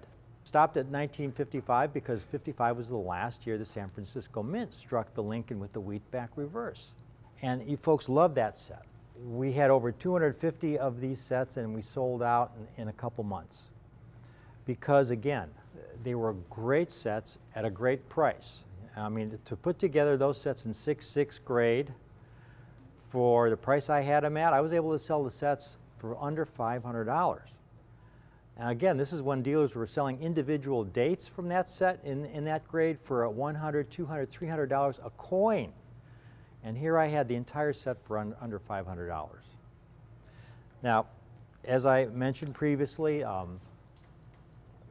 Harry passed away last fall. And, you know, he was a kind of guy, he wouldn't mind if I described him this way. He was kind of a curmudgeonly kind of fellow, you know, and he always had to be in charge of the conversation. But the thing is about Harry, you know, I felt I was, even though I never met him personally, I felt I was really good friends with him because in our conversations, one thing I always knew about Harry is that he was as honest as he could be about everything he represented. And he was honest about himself. You know, what more can you ask for in a friend? That kind of honesty. And so I always knew that, you know, when I bought something from him, I could trust in his word. Now, fortunately, he still lives on though, because he has a very able assistant who's still working there now. I'm going to give him the name of Norman today. I've called him other names in the past, but we'll call him Norman, who's carrying on, and he's helping to liquidate Harry's estate for Harry's widow. Now, Norman is a grading expert. He worked for over a decade as a grader at NGC. Now, most recently, we acquired the toughest wheatback set of all. They were the Philadelphia mint issues from 1940 to 1958. Of the three mints, Philadelphia, Denver, and San Francisco, the toughest one to complete from this period is the Philadelphia era set. And we had that set in MS66 red condition. The set, again, was under $1,700, which for what you're getting when you understand the rarity of those coins, it's a bargain. I mean, there were many dates in that set where other dealers, again, are selling the coins for $400 to $700 a coin in 6.6 red.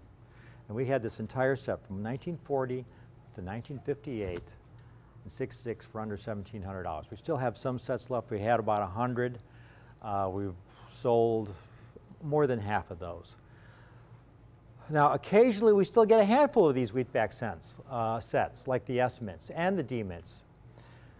However, Norman, again, was only able to assemble about 100 of those P mint sets. Now, putting those sets together, folks, in 6/6 red meant going through hundreds and hundreds of original rolls that Norman had to go through one coin at a time in a darkened room with no light source other than a halogen grading lamp on his desk. I've got an example of one here. Looks like a regular desk lamp, but if you unscrew the bulb, you'll see it's got a halogen light. And it's a kind of light that is ideal for grading because it's a very, very strong, harsh light. And the labor that a person has to go through to find these coins in this condition. He told me that there were entire rolls of 50 coins that he often went through that he didn't even find a 6.5 Lincoln set, let alone an MS-66. Now, when I made the original 1955 S Lincoln presentation, I mentioned to you folks that Harry had a couple other hoards put away that I was working on acquiring. And the one that really caught my attention, one of the greatest, most exciting collections of Jefferson 5-cent silver issues from World War II. Not rolls in XF or AU or anything like that. Those are out there by the bagful, folks. But hundreds and hundreds of rolls of original BU nickels, 5-cent silver as I like to call them, from the World War II era, with the elite, most extraordinary examples grading MS-66 and a relative handful even being certified in the incredible grade of 6.7. And I bought every last coin he owned about a year ago. Now, first of all, I don't like to call these Jefferson nickels because, in my opinion, it's kind of misleading because there was no nickel content in these coins that were struck during World War II. And here's a little chart I made showing the content of these coins. You see, from 1942 to 1945, our country needed nickel for the war effort. So they decided to, well, the nickel at that time, you could see from 38 to 42 and 46 on, was 25% nickel, 75% copper. They decided, well, we need that nickel. Let's try to use some other metals. And so they had, from 1942 to 1945, called them the 5-cent silver wartime ally variety, which was 56% copper, 35% silver, and 9% manganese. Now, I guess it was about 8 or 9 months ago, Jack, we were doing a presentation. We were doing a presentation on, I think it might have been either on Standing Liberty Quarters or Buffalo Nickels. Yeah, I feel like it was Buffalo Nickels. Buffalo Nickels, yeah. And I was talking about how it was always frustrating for me as a kid to try and find Buffalo Nickels because every time I found one in change, it had its date worn off. And here was my picture. Here was my Buffalo nickel set, and it just had a lot of holes. And then I took out my Jefferson nickel set. I said one of the most successful sets was my Jefferson nickel set. And so I opened it up, and the thing is almost 50 years old, right? I mean, and because there was a lot of nickels in there, when I opened it up and tried to open it, it kind of just ripped apart like this. So there's my original book, and it just fell apart right there in the middle of our presentation. And this is what's really cool about these. Again, I'm going to call them wartime silvers because they're silver coins more than they are nickel. There's no nickel content. And you could see the first issue here was the 42p. Now again, folks, these coins were not put away or hoarded. They went into circulation. They were spent.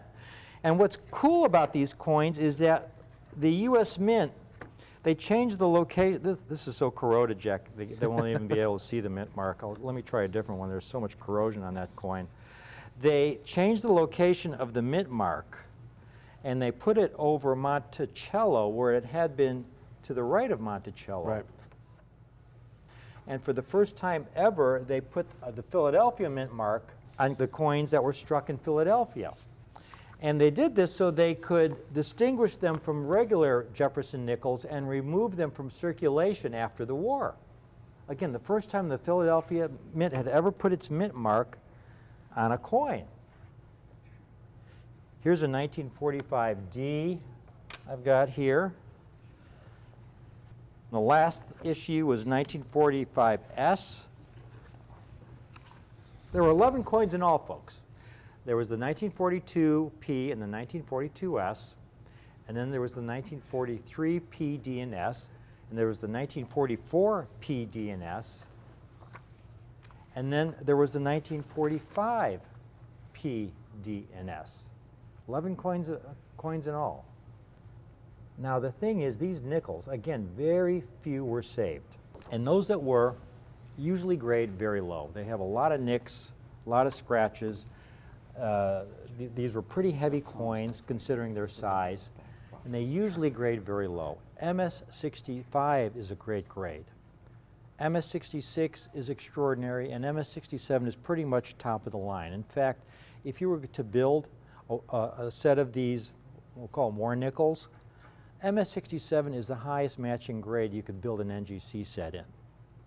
And here's what I did. I took, this is the combined population, PCGS and NGC combined, of all these 5-cent Jeffersons from 1942 to 1945. You can see the 42P silver. They struck about 58 million coins, but only 2,100 graded in 6.7 and only 3 higher. 42S, 1,400 graded in 6.7. NGC and PCGS combined, only 4 higher.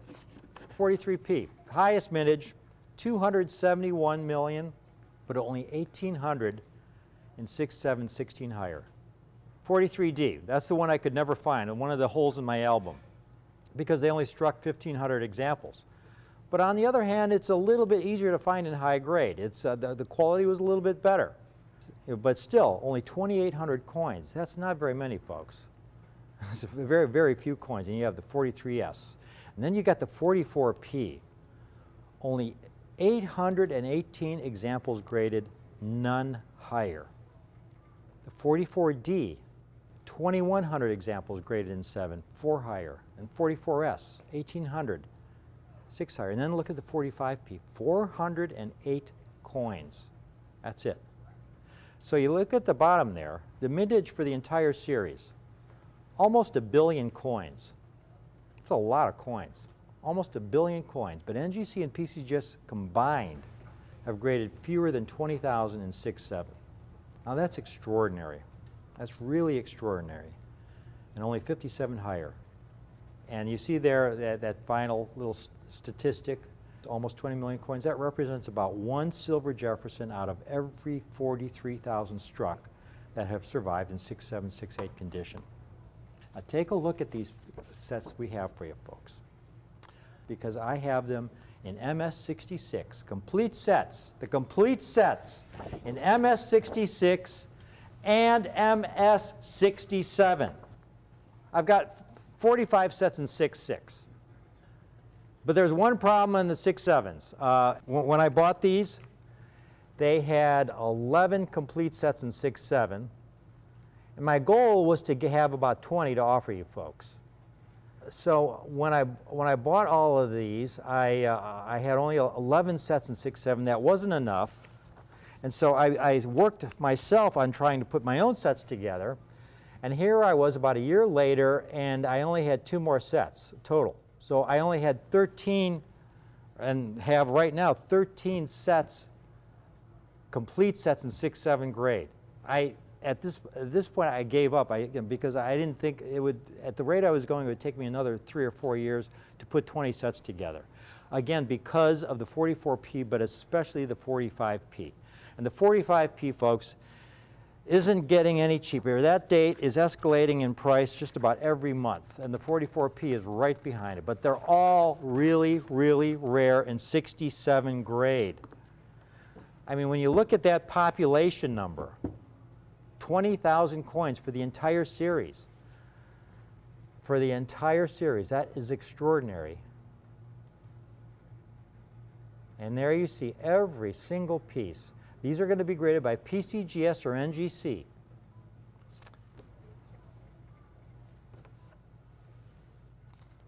these mint marks on the reverses, which is so cool. That's one of the most attractive things I loved about these coins is they are unique coins, folks.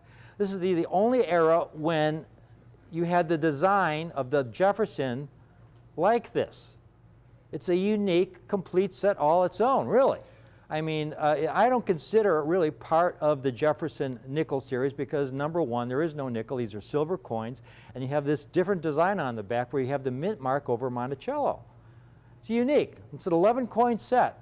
And, you know, it's to be able to put together a complete set. You know, I offered these sets in 65 a while back. I had a whole bunch of 65s, but I didn't have the 67s. Now, again, the 67s, here's just a couple comps. Here's a couple 44Ps I found. It's hard to find these anywhere in 6.7 being offered. That's the second rarest date. Just the 44P alone, you know, people are asking over $500. This particular dealer, this dealer with 100% positive feedback, over 14,000 happy customers, $550 just for the 44P.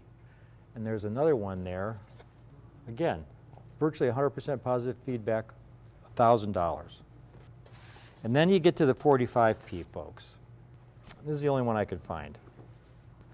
And you know what? That may be a bargain. I mean, that's, you know, to get a 44P or 45P, you're talking about a handful of coins, really a handful of coins.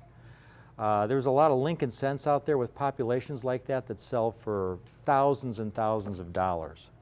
And here's a 45S, which is, you know, an average date in rarity, average in the series, a couple thousand graded, but, you know, that's just to give you some reference points. You know, a 45S, the last date of the series, the last mintage, $250.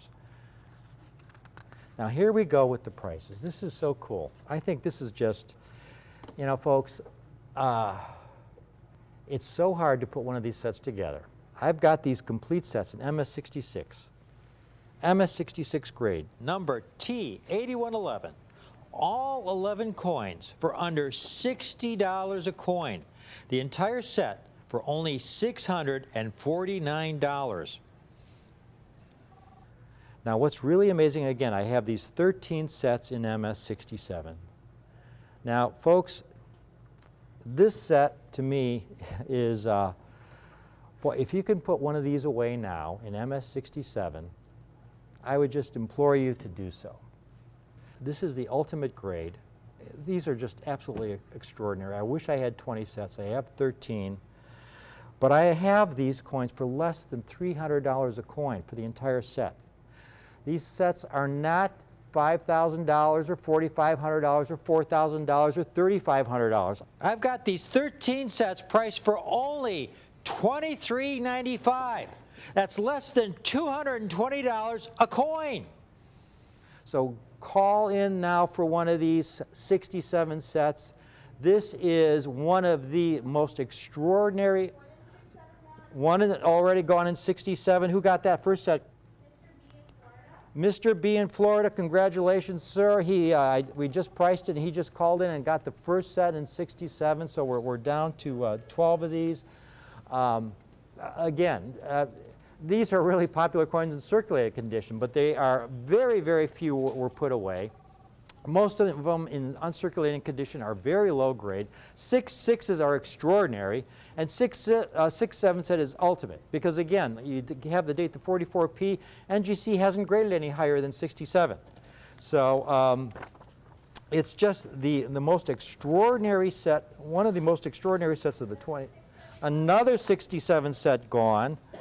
One of the most extraordinary sets of the 20th century, struck for only 4 years, 1942, 1943, 1944, 1945. Another 6.7 set gone. I'm just putting little numbers here just to chart how many we have remaining. That means we only have 10 remaining of the 6.7 sets. Again, the 6.6 set is only $649. So if you want a really cool set, the 649 set in 66 condition offers so much bang for your buck, folks. The 67 set does as well. Beautiful, beautiful, extraordinary eye appeal and quality. Just absolutely, you know, I just couldn't find any 45Ps, Jack. It's just, they're, 44Ps are tough. I mean, all of these coins are tough to get. Another 6-7. Oh, they're all tough in 67 grade, but it's like whenever somebody has one of the tougher dates, they just want the moon for it, Right. because it's the key date. It's just a very low quality date in general.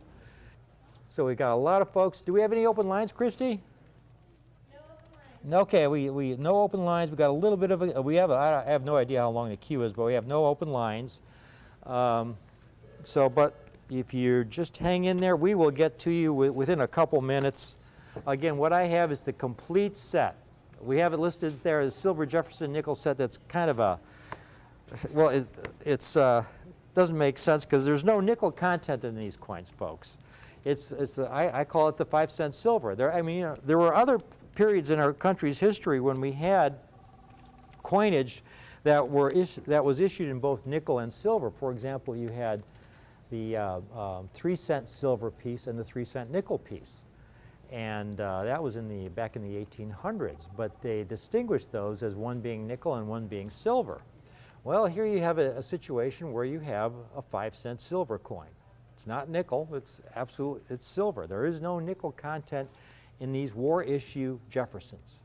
And you also have the unique reverse design with the mint mark over Monticello, large mint mark. And for the first time ever with the Philadelphia mint mark over Monticello for the year 1942, 43, 44, and 45. Just an extraordinarily cool set. We had started with 13 of these. Looks like we have 7 or 8 remaining at this point. And we have the 66 set for $649 and the set in MS67 for $23.95. We just got a couple sets sold in 66. Yes, it's very interesting. Nickel was a strategic war material during World War II. And so they felt they needed all the nickel they could use, so they removed the nickel content from the Jefferson. Verifying some more, thank you. And they had to be a certain composition, because they had to make sure that this new alloy that they were going to make the 5-cent coins from wouldn't require any kind of adjustment for vending machines. So it had to have, the proper weight and everything so that it could be used in vending machines. Another 67 set gone. Thank you, Christy. Now, why they put the manganese in there, I have no idea. But again, one last time, these are coins that had no nickel content, but were 35% silver. And to help the mint remove these from circulation once the war was over, they changed the location of the mint mark to identify these coins as being these 5-cent coins with silver content. And so for the first time, the Philadelphia Mint, traditionally the Philadelphia Mint did not put a mint mark on their coins. So for the first time then, the Philadelphia Mint put a mint mark above Monticello to identify it as one of these silver alloy 5-cent Jeffersons. We have an open line? Okay, we do have an open line. All right, so if you couldn't get in earlier, you can get in now on these and take advantage of this. Already running late here, though. We still have a few sets left in 67, and most of the sets I have are in MS66. Again, there are no MS68 sets. The highest grade NGC has ever given some of these dates, like the 44P is 6-7. These are the combined NGC PCGS populations. Verifying another one? Okay, the combined populations of all 11 issues in the Silver Jefferson series. And you can see it, mintage has nothing to do with the coin's rarity and high grade, because you have some coins with a very high mintage that are extremely rare in high grade.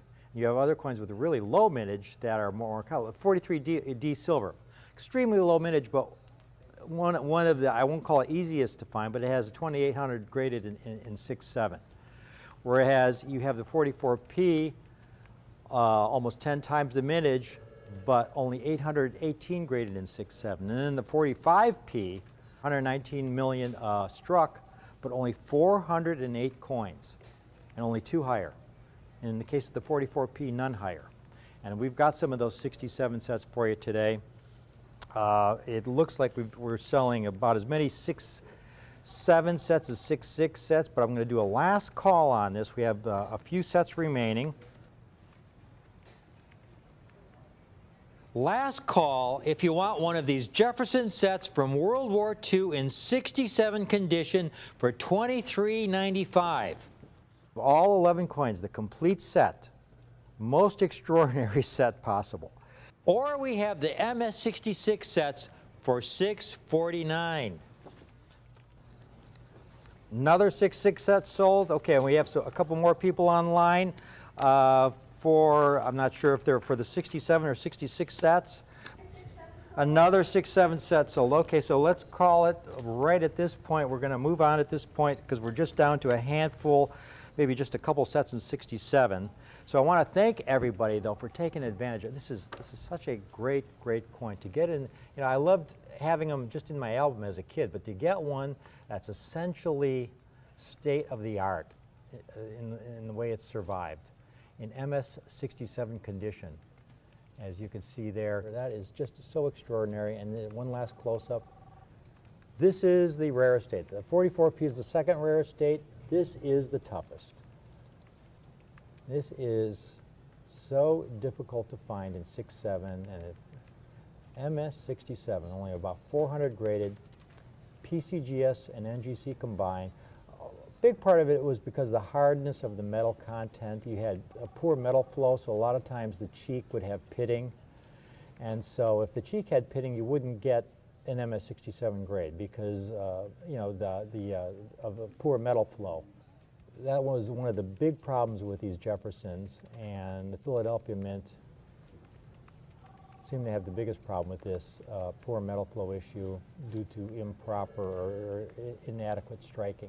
So thanks for watching this presentation. I'm going to call it right here. We do have to move on, but this has been something I've been working on for a long time. It's finally a thrill to be able to offer it here on RCTV. Thanks again for watching, and we'll be right back.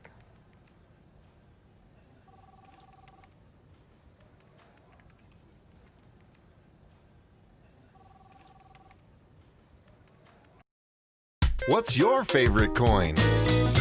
Morgan silver dollars, Buffalo nickels, American silver eagles, Lincoln Wheaties, Walking Liberty half dollars. Standing Liberty quarters, Franklin half dollars, My personal favorite, Ancients.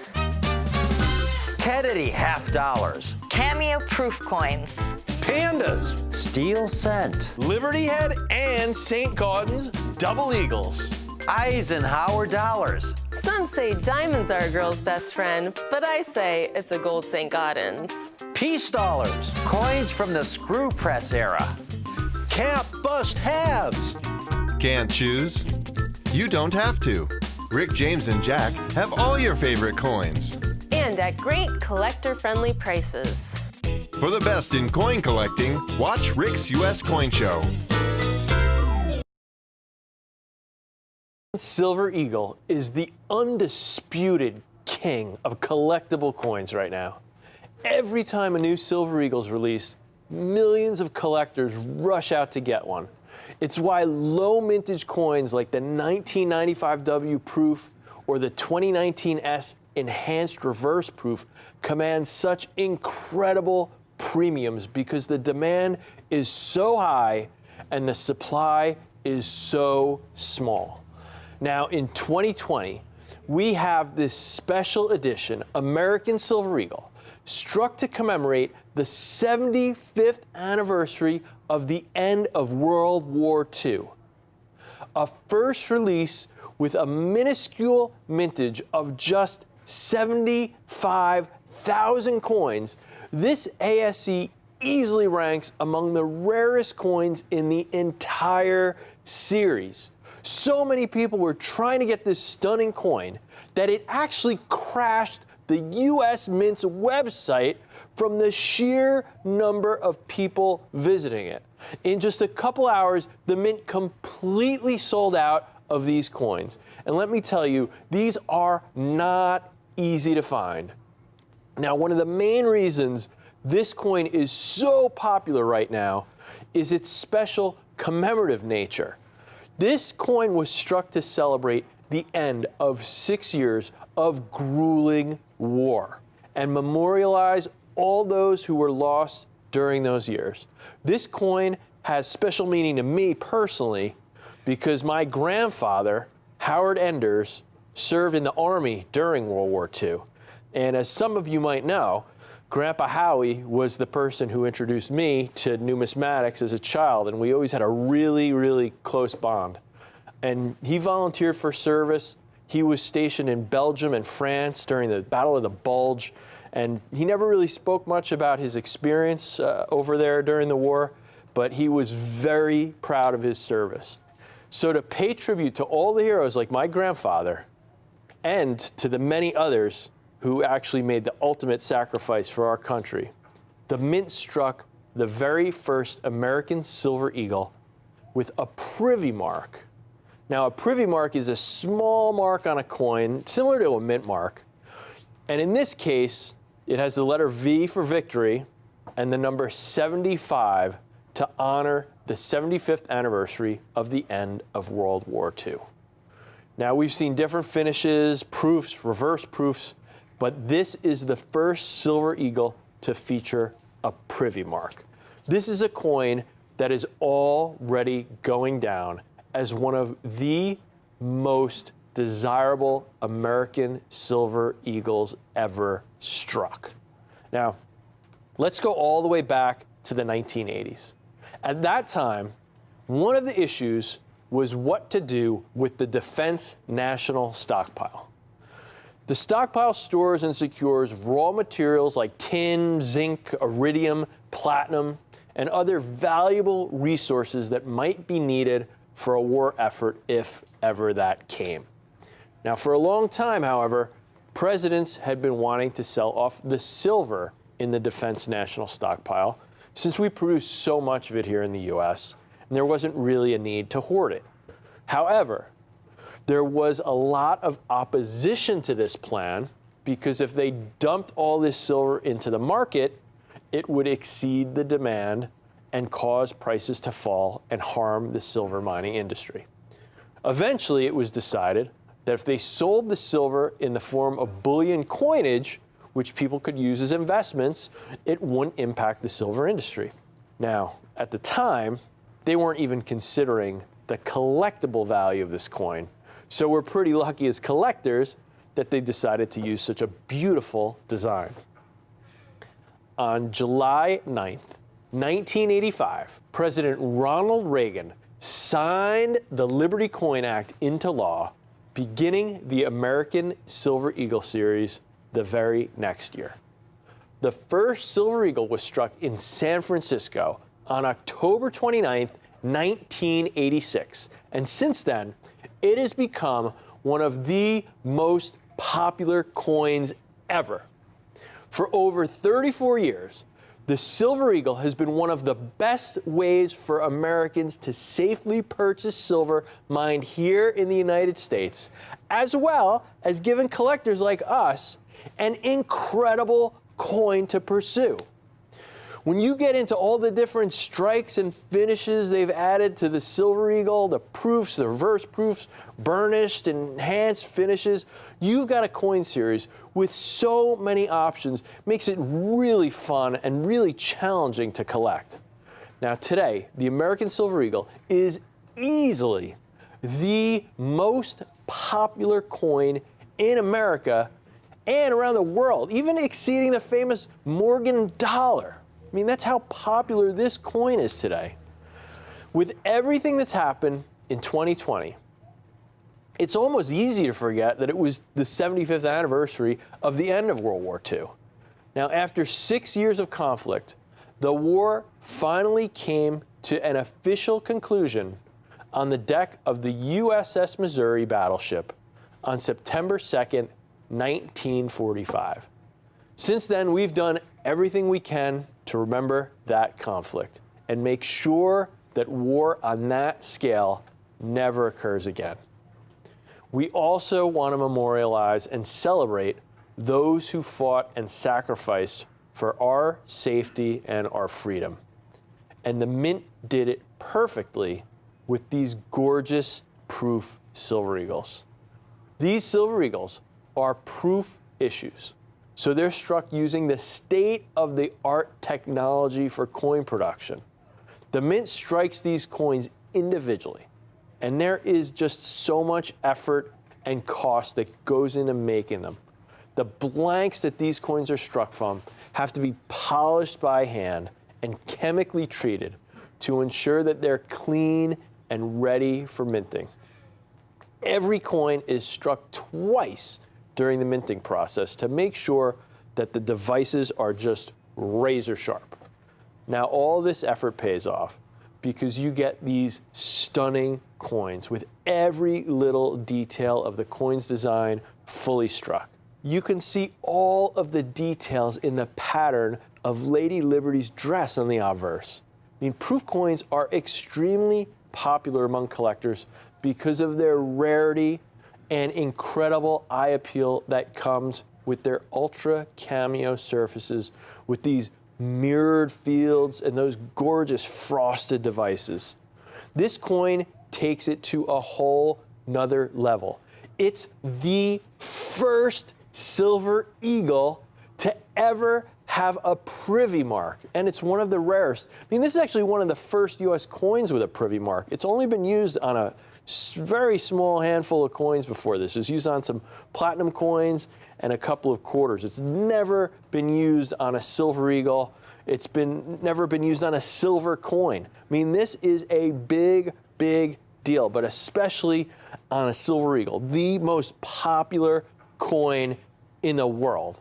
Now, of course, a big part of why the Silver Eagle is so popular among collectors is because of the artistic beauty of its design. On the obverse, you have that classic Walking Liberty, which was originally used on the $50, starting all the way back from 1916 up until 1947. This design was created by Adolph Weinman. Weinman was a protege of Augustus St. Gaudens. You know, these guys are some of the greatest artists in American history. So Adolph Weinman created this design on the obverse, and it's remembered as being a coin ahead of its time. The obverse showcases a glorious full-body rendition of Lady Liberty wrapped in the stars and stripes of the American flag. She strides forward toward the rising sun of a new day with an outstretched arm that beckons in hope and freedom. It's just a truly stunning coin design, an inspiration, a guiding light. It's almost as if this design was struck specifically to help us through difficult times, much like the times right now that we're going through. Remember, this coin was used originally on the $50 during World War I, during the Great Depression, and World War II. Some of the most challenging ordeals our country has ever endured. But when you look at this design of Lady Liberty striding towards the new day, you just can't help but feel a little uplifted. You know, it's as if it's just reminding us that a new day will come. Unfortunately, due to the limitations of the day, the Mint had a hard time striking this Walking Liberty design on the $50, and most issues were weakly struck, lacking a lot of the detail.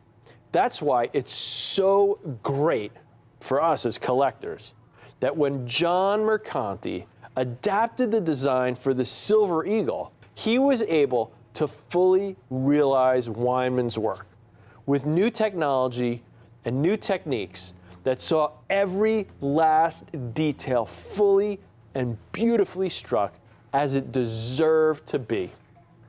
Now, one of the most important features of this particular coin is that it is the first American Silver Eagle to feature a privy mark.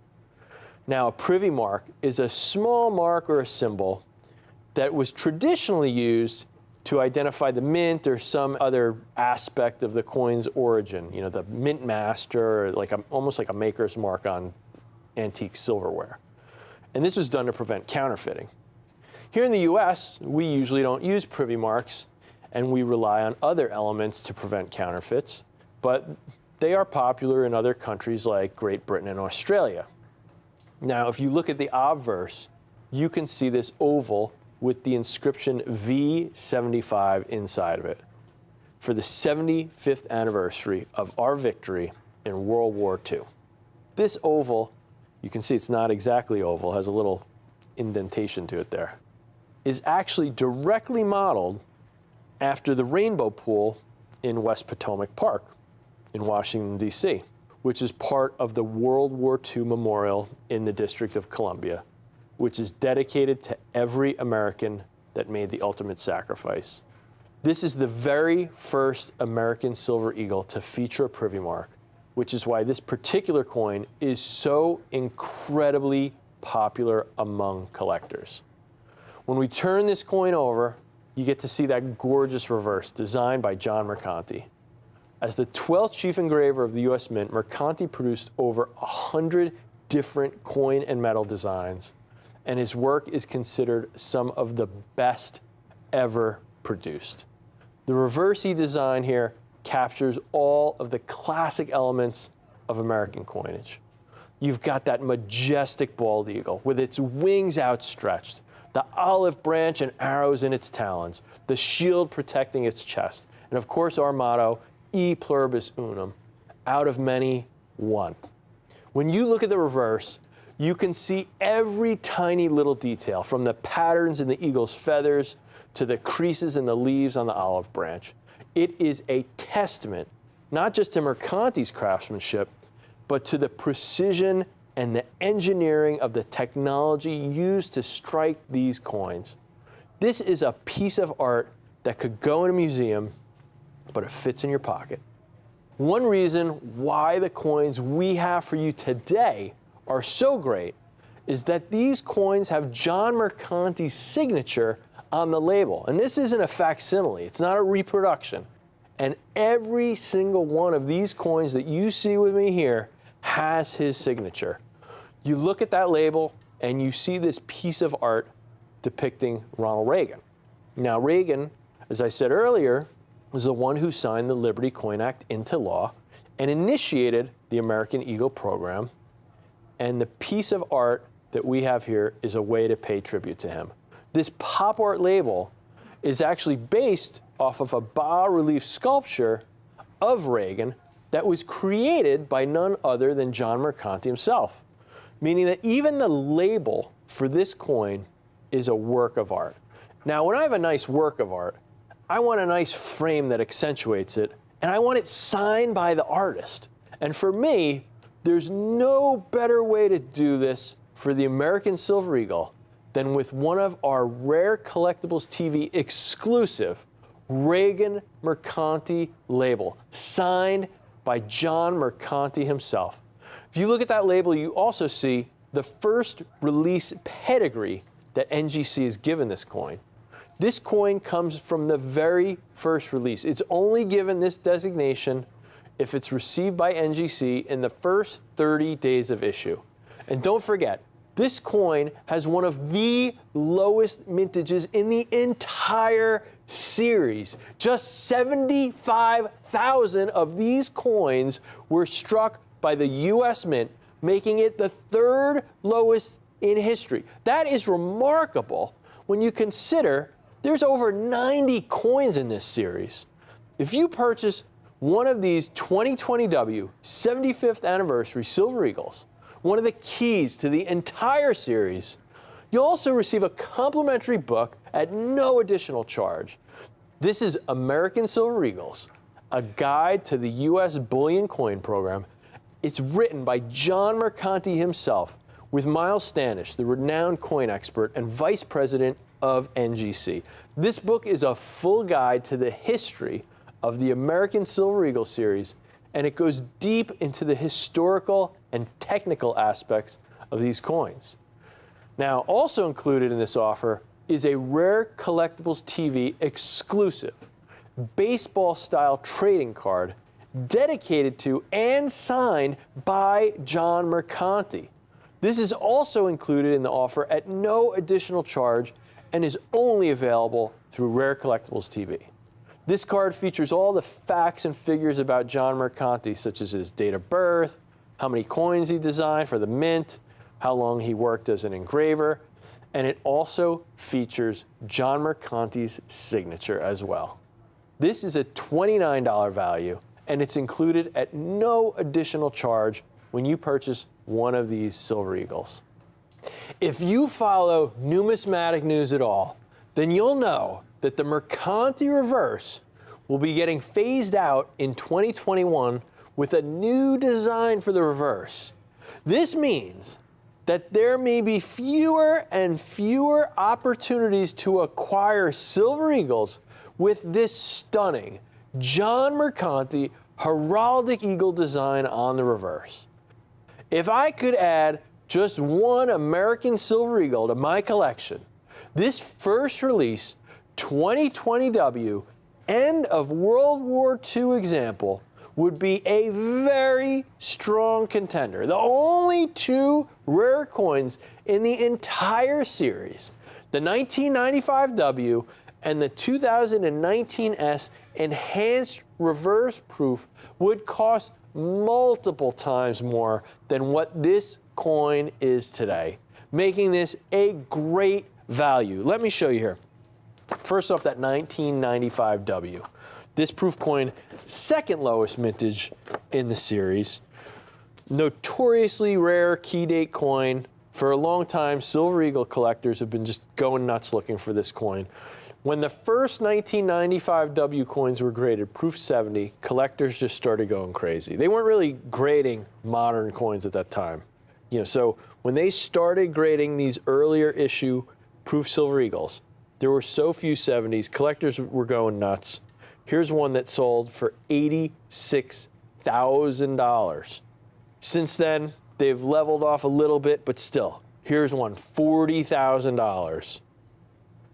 $50,000. I mean, these are coins that regularly sell for upwards of $30,000 a coin, $30,000, $40,000, $50,000 for a 95W in proof 70 is not unusual. Now, here's that 2019S. Just came out a little over a year ago. Took the crown as the lowest mintage Silver Eagle. Here's one someone is asking almost $95,000. This one happens to have the signature of the mint director, but still, $95,000 for a coin, the lowest mintage in this series, just to show you how popular this series is, what people are willing to pay for these type of coins, what these coins go for these highest, most sought after coins, these low mintage key dates in the series. Here's another 2019S. This one they're asking almost $12,000. Here's one, $5,000. I don't think this one's even graded. $5,000 for this enhanced reverse proof. Here we go, $6,000 for a proof 70. I mean, these are the same grade of the coin we have here today, proof 70. These are the number 1 and number 2 lowest mintage in the series. The coin we have here today is the third lowest mintage, right behind these two coins. Third lowest mintage, one of the major key dates to the most popular coin series in the world. These are a fraction of what you have to pay for these other coins, these other key dates of the series. This is a great opportunity.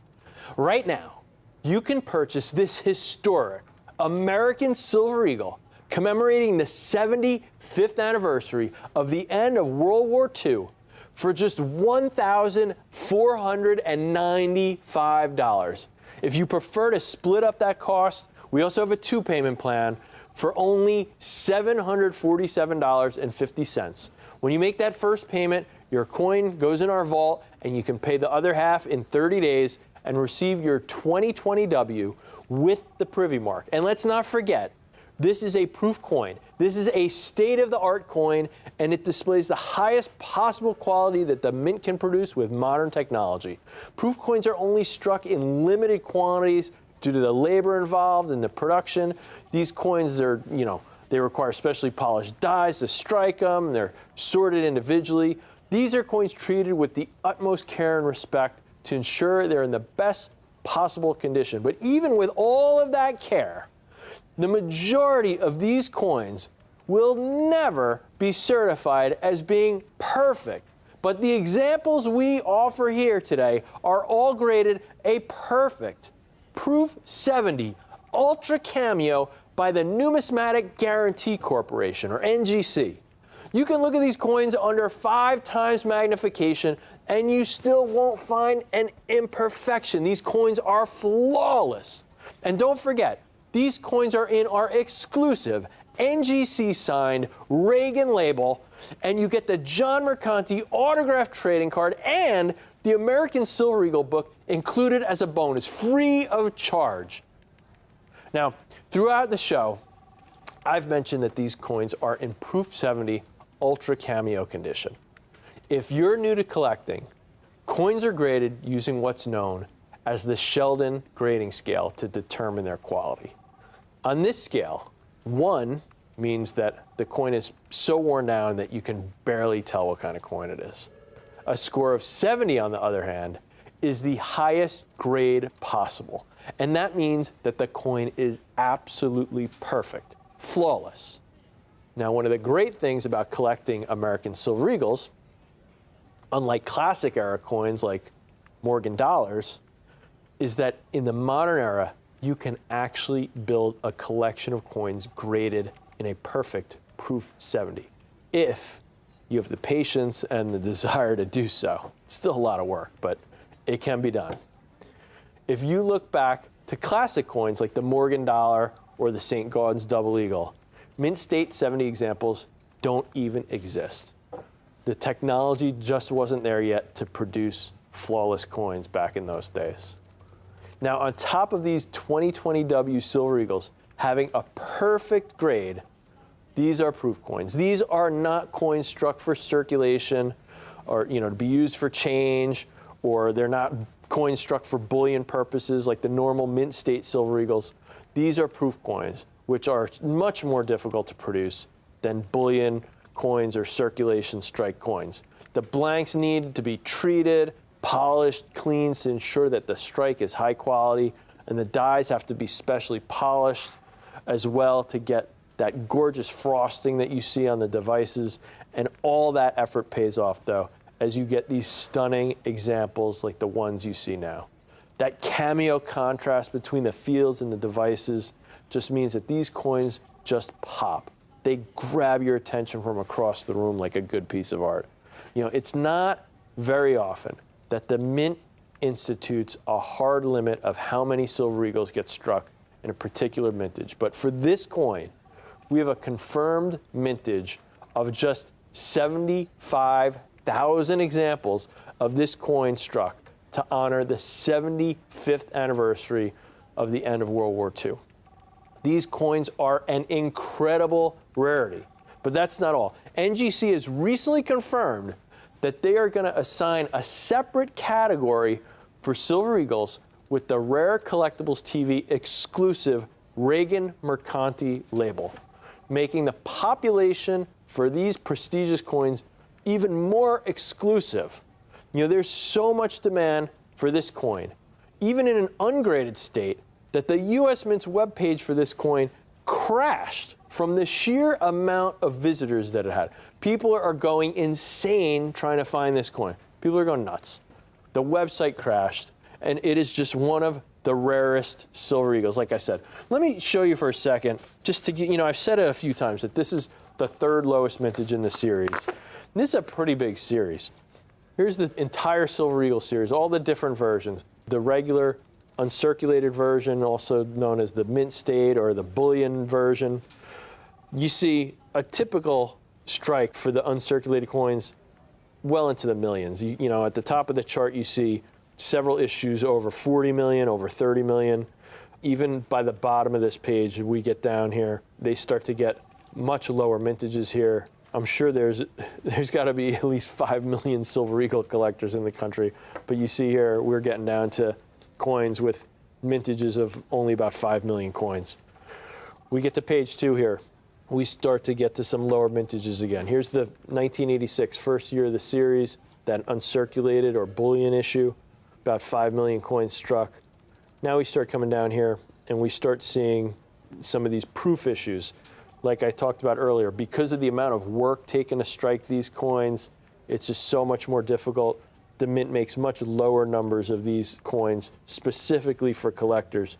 And you can see almost all of those coins are struck in very limited quantities. Just about all of them, except for 2 issues, were struck under 1 million coins. We get down here, only about 500,000 coins struck for some of these dates in the, in the 80s and early 2000s. And then we get to page 3. Here's the last page where you start to see the really rare dates for this series. You see some of these burnished issues, 2008, 2006, some of these proof issues. Low mintages. We're getting under 500,000 coins struck. These are some of the rare coins, harder coins to get in this series. 2006 reverse proof, that's a special anniversary coin, only a little less than 250,000 of those coins struck. You've got some of these other burnished reverse proofs, low 200,000. I mean, these are low mintage coins. Then we get down here. Under 100,000, some of the rarest coins in the series. 2011 reverse proof, 2011 burnished, and then we see the coin we have here. Only 75,000 coins struck. The only 2 coins in the series that have a lower mintage are that 1995 W proof, which has been a famous, notorious key date, that enhanced reverse proof. This coin only came out, about a year ago, and this coin, look at that. 30,000 coins struck. Those coins already selling for thousands of dollars in Proof 70. I showed you some comps earlier. One that sold over $80,000 in Proof 70. Regularly selling, from $30,000 to $50,000 in the same grade we have here, Proof 70 for that coin. Multiples above what you can get this coin for today, at only $1,495 for this 2020 W World War II Privy Mark coin. I mean, that just tells me this is a great opportunity to get the 3rd lowest mintage, one of the keys to the series. Now is the time while they're still available. Now, with how much demand there's been for this particular Silver Eagle, I would not be surprised at all if it becomes one of those issues that people hunt after obsessively, just like that 95W or that 2019 S enhanced reverse proof coin that I just was talking about. When you take the American Silver Eagle, the most popular collectible coin series in the world, and you combine it with the historic weight of the 75th anniversary of the end of World War II, you end up with this incredible coin with an incredible story behind it. And then when you factor in that it's a first release coin here. These are coins from that first 30 days, although these coins were all sold out the first day. But these coins got out and got released in that first group that was shipped from the mint. They were the first group that got to grading, that first release. And more importantly, there's only 75,000 examples of this coin struck. That's absolute rarity. This coin is rare no matter what condition it's in. But when you have a coin only 75,000 struck from the American Silver Eagle series, it is obvious that this is a coin that will be in demand for years to come. Right now, you can purchase this coin for just $1,495 or 2 payments of only $747.50. And don't forget, every order comes in our Rare Collectibles TV exclusive Reagan Mercanti label, signed by John Mercanti himself. And you receive the Mercanti Collector's Card, also signed by John Mercanti, and the American Silver Eagles book for no additional charge. With how few coins there are in this vintage, if you're going to buy just one American Silver Eagle, this is absolutely the one.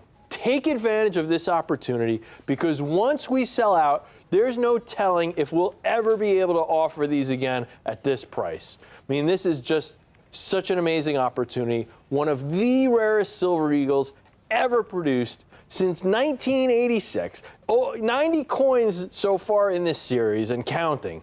And you have a coin that's the third lowest mintage. This is a big deal. This is a great opportunity. This is a great price. Thank you so much for joining me. I'm Jack McNamara. Thank you so much. And take care and stay safe.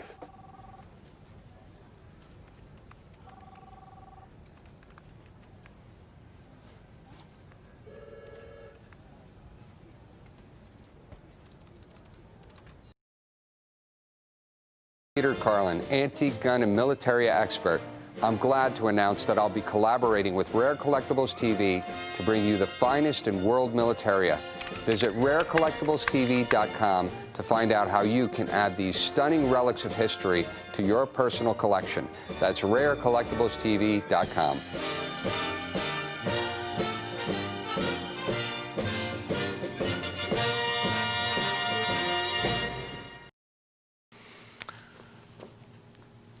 My fellow collectors, I set the bar extremely high for myself on this one, on this presentation.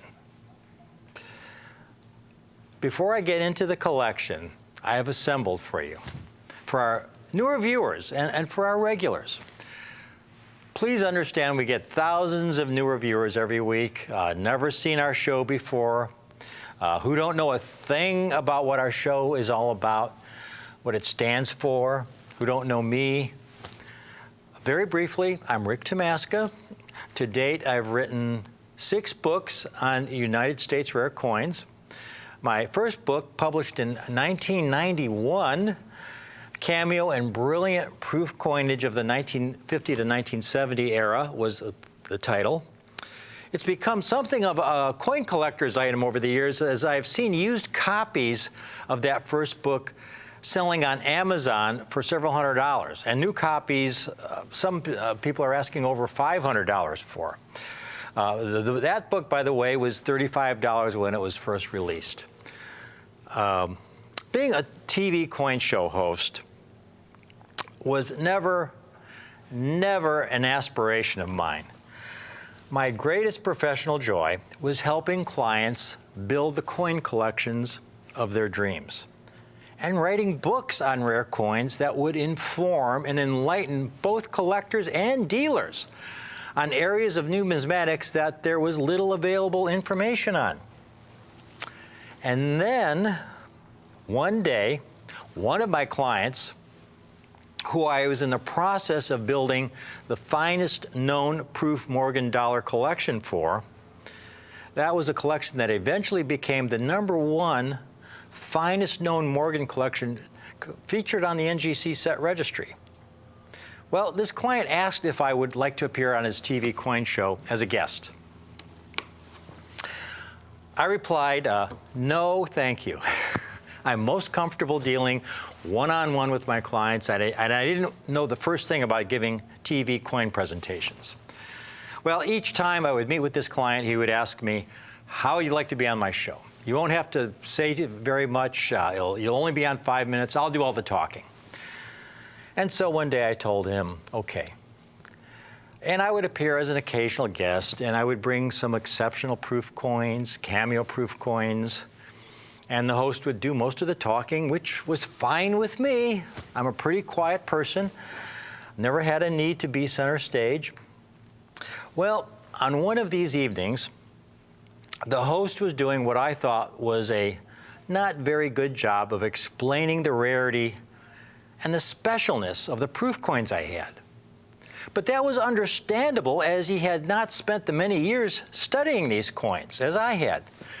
So he could not be expected to do as good a job explaining why they are so rare and why they're so special. That was the information that could be found in my books. And so I somewhat reluctantly began thinking about doing my own coin presentations. I figured I may not have experience making coin presentations on TV, But I knew what the most important information was that the viewers needed to know. I knew that better than anyone else. And that would be my focus. And so, folks, I have to tell you, it took me about 3 years of doing these coin presentations before I began to feel comfortable in front of the camera. It was quite a journey. It was quite a journey. And we eventually, though, started our own show, Rick's U.S. Coin Show, in 2014. We were the new kids on the block back then because there were a lot of other coin shows already on the air we were competing against. But one by one, those other shows went away. Apparently, there were a lot of viewers switching channels from their show to ours. And so here I am today.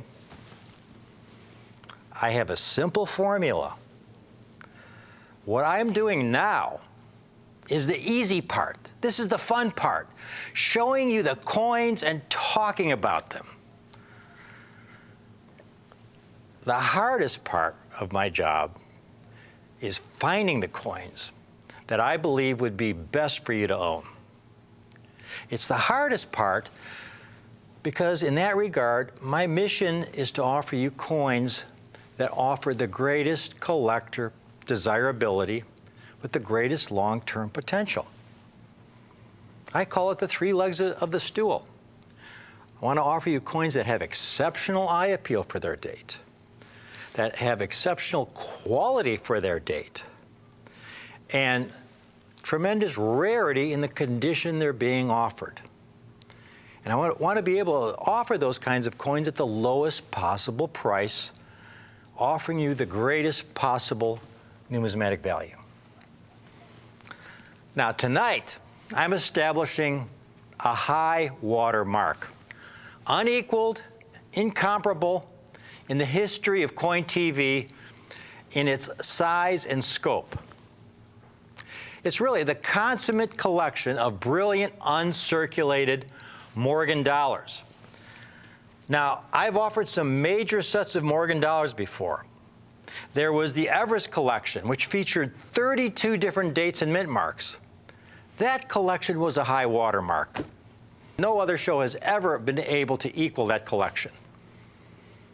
But this is what I do for a living, building the collections of your dreams. Here's, for example, we have a few awards we've received over the years for my clients' collections. This was given by NGC in 2003 for the best set, the finest known set of proof Morgan dollars in 2003. Here's another one for another collection of proof Morgan dollars given out, finest known in 2006. And here's one for Walking Liberty half dollars, the finest known proof Walking Liberty half dollar collection. This was given out in 2012 by NGC. This is what I've done for a living the past 35 years, offering you, my clients, the best. And you have the awards to show for it. Now, I could be wrong, but I may be the only TV coin show host who is able to tell his viewers that my greatest joy is building great collections for my clients and that I have these awards to back it up. You know, a lot of dealers talk the talk, but only on Rick's U.S. Coin Show do we walk the walk for you, our viewers, our clients. And so the collection of Morgan dollars I have for you today, I do not believe will ever be equaled. Heck, no show has ever equaled our 32 coin Everest collection we offered a few years ago. If anyone is going to top me on this collection, it's going to be me. I'm always raising the bar for myself, always asking myself, can I do better for our clients? Now, in size and scope, this collection wouldn't have been possible but for the many years of hard work pursuing my passion. This set was truly many years in the making, going back to the 1980s when I began specializing in Morgan dollars, building relationships with hundreds of collectors and dealers, often giving me first shot on some of the great Morgan opportunities when one would come onto the market, in my quest to offer my clients the best. Please take a look at this consummate, brilliant, uncirculated Morgan dollar collection. 54 different dates and mint marks, over half the entire Morgan dollar series, that just so happens to include what I strongly believe are the two most undervalued Morgan dollars in the entire series in brilliant, uncirculated condition.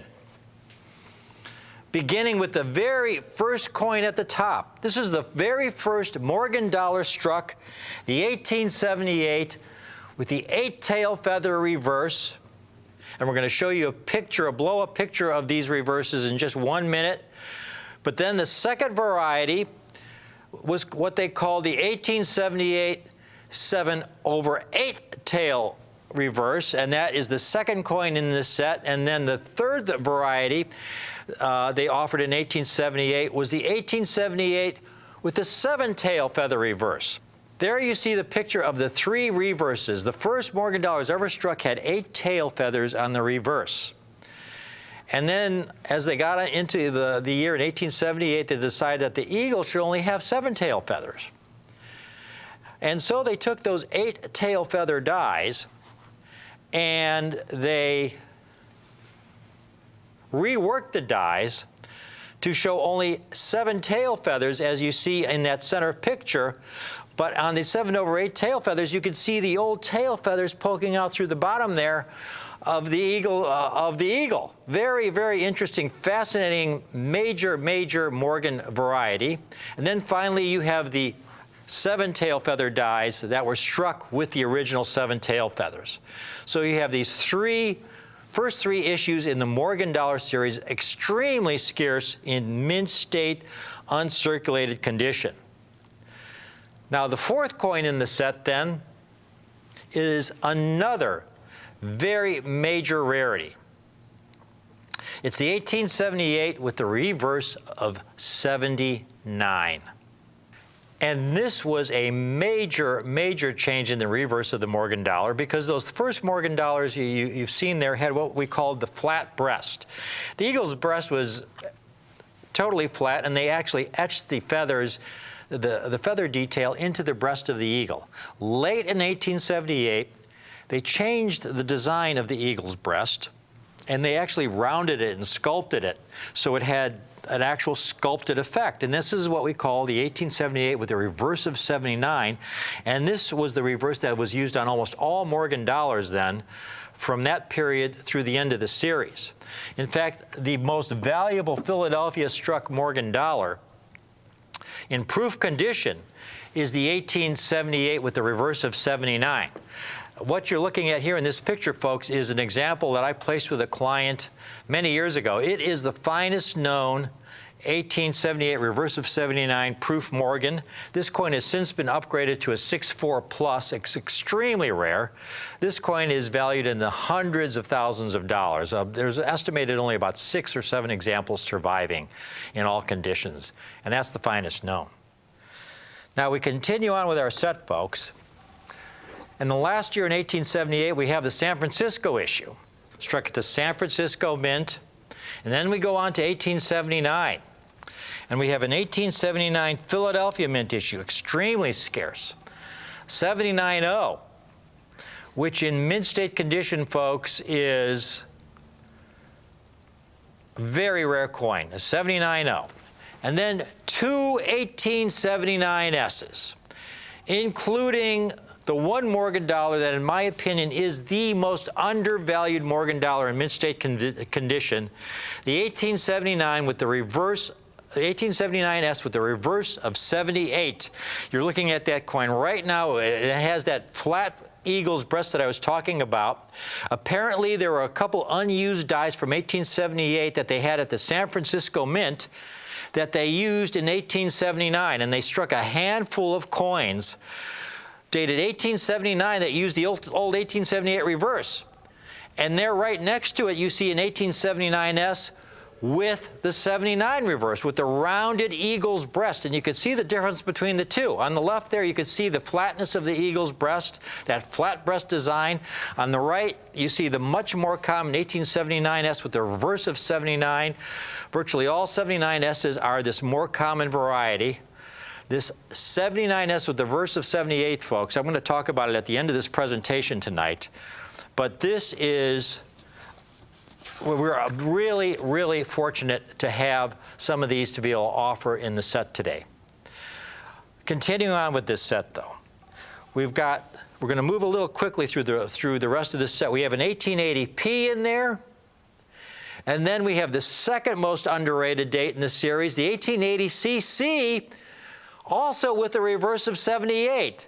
Another one of those times where the Carson City Mint located a couple unused reverse dies from 1878, and they used those dies to strike a handful of 1880cc Morgan dollars with that old reverse.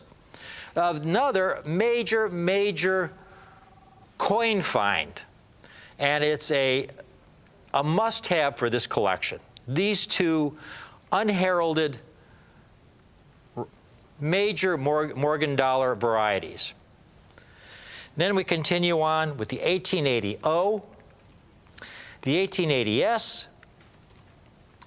We have the 1881P and 1881O, 1881S. Folks, there's 54 coins in this set. I'm going to run through them real quickly. 1882P, 1882O, 1882S, every one in beautiful, brilliant, uncirculated condition. The 1883P comes next, and then an 1883O, 1884P, 1884O, 1885P, 1885O. We're not even halfway through yet, folks. 1886P, 1887P, 87O, 87S, 88P, 88O, 89P, 90P, 1890O, 1890S.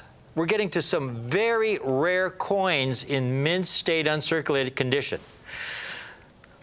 1891P, 1891S, the 96P, 1897P, 1897S, 1898P, 1898O, 1899O, 1900P, 1900O, 1901O, 1902P, 1902O, 1903P, the extremely rare 1904P, 1904O, and then rounding out the set, the last Morgan dollars ever struck. 1921P struck at the Philadelphia Mint, the D struck at the Denver Mint, and then the 1921S. 54 different dates and mint marks.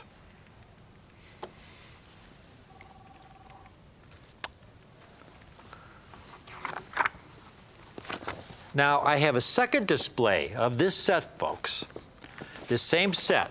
But in the second display, I have the coins, these Morgan dollars, arranged in order of their condition rarity. Again, there are 54 different dates and mint marks. That also includes two of what I consider the most undervalued Morgan dollars in the entire series. This is the kind of Morgan dollar collection you'll never see again on any other show. The time has never been better to acquire superb, brilliant, uncirculated Morgan dollars. Now, I stress brilliant, uncirculated Morgan dollars because Morgan dollars are all about condition rarity. Here's a chart that shows the total number of Morgan dollars that were struck over the entire series, or over 650 million coins. Now, 270 million were melted down in the 1918 Pittman Act. That still leaves 386 million coins surviving. However, the total certified in uncirculated condition, that means that coins that never went into circulation, only comes to about 1.5% of that surviving mintage. Now that 1.5%, folks, in uncirculated condition, that tiny 1.5% probably represents about 98% of the total value of all existing Morgan dollars. In other words, the other 98.5% of all the circulated Morgan dollars that have survived, again, in circulated condition, maybe make up about 2% of the value of Morgan dollars. Morgan dollars are all about condition rarity. And here's a great example I've shown before, just one of many dates, 1886-0. Condition rarity is about a coin that may be easy to locate in circulated condition because it has a high mintage, but has very few examples surviving in higher uncirculated condition. The 1886-0, the Mint struck over 10 million examples. I acquired this one in a coin shop for around $35. There you see the date, 1886, heavily circulated. Flip it around, you can see the O Mint mark at the very bottom there, 1886-0. Here's one that sold in auction in XF40 condition, which is actually a little bit better condition than the one I just showed you, but it's XF40 is heavily circulated, and it was graded, and it sold for $40. Again, because they struck 10 million, over 10 million, so it's easy to acquire in circulated condition. There's a lot of them out there. However, getting a nice uncirculated example, here's a gem that sold about 10 years ago, folks. About 10 years ago, an MS65 gem that sold for $161,000. That coin would probably go for well over $250,000 today. So mintages, when it comes to Morgan dollars, can be irrelevant. There's a lot of dates with very high mintages that are really rare in uncirculated condition, and then there are some dates with lower mintages which are fairly easy to locate in uncirculated condition, like, for example, the 1881 CC. They only struck 296,000 of them, but there was a large hoard of them uncovered in the treasury, and you could locate that coin without too much difficulty. Now, that set you saw, that same set, arranged in order of the condition rarity, in brilliant uncirculated.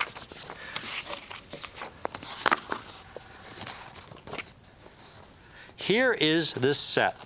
Every coin that's in this set has a population highlighted in red. The most common coin in the Morgan dollar series, these are NGC population totals. The most common coin in uncirculated condition is the 1881S. To date, NGC has graded over 250,000 examples in uncirculated condition. We go down the list, and again, all the numbers highlighted in red are coins that are in this collection. We get down to the 1882S, and we're below 100,000. So you've got those first 10, 12 coins that are very easy to locate in uncirculated condition, but then you get below 100,000, and these get a bit more elusive. These are all dates that are in this collection. And there you see the 1884 CC. That's not in the set, and for a very good reason, folks. There is one Carson City issue that I have in this collection. The one Carson City I have in this collection is the one that I think is the most undervalued. That 84cc you see, the 83cc, just in average uncirculated condition, those coins are $300, $400, $500 coins. I've got a much, much rarer coin for you today for just about the same price. You got the 88P here, 100O, you saw that 78S010. These are the most common coins in uncirculated condition. Now we get to the second page. This is where we get to the coins that I call the scarce issues in this consummate Morgan collection. With populations between 10,000 and 35,000 in uncirculated condition. You have 100P, 88O, 83P, 98P. And there again, you see some Carson City issues.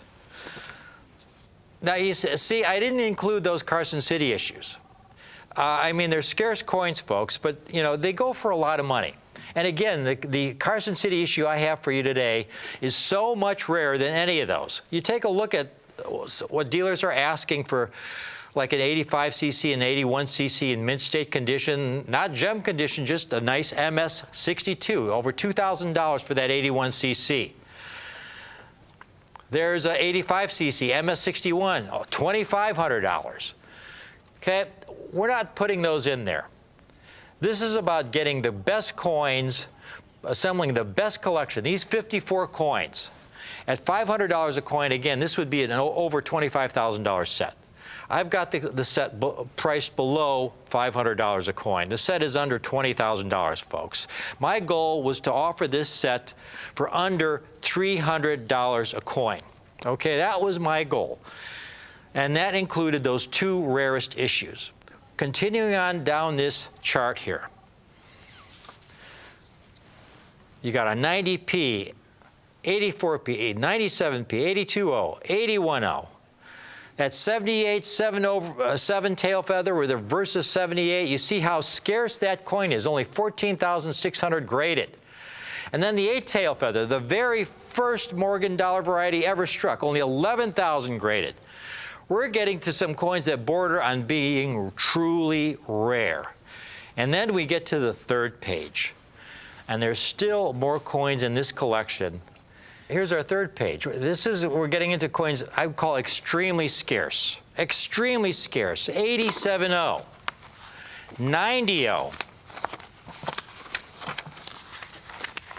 80O. That's an 80O, folks, in MS65 is a $30,000 coin. Here's an 87O, $885. Here's an 80O.